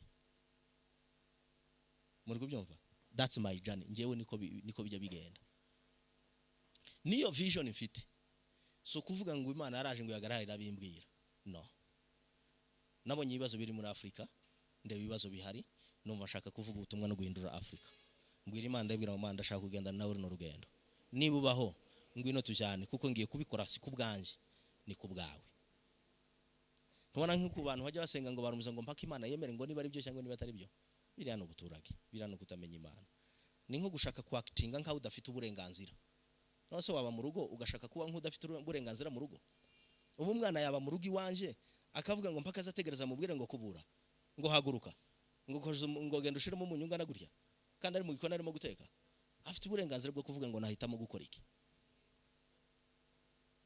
probably cyane iyo turi muri presence y'Imana nico gihe intekerezo uzitekereza ukumva ari ibintu wiyumvise ku Mana birya wiyumvise rero you have to go for it maguruke tusenge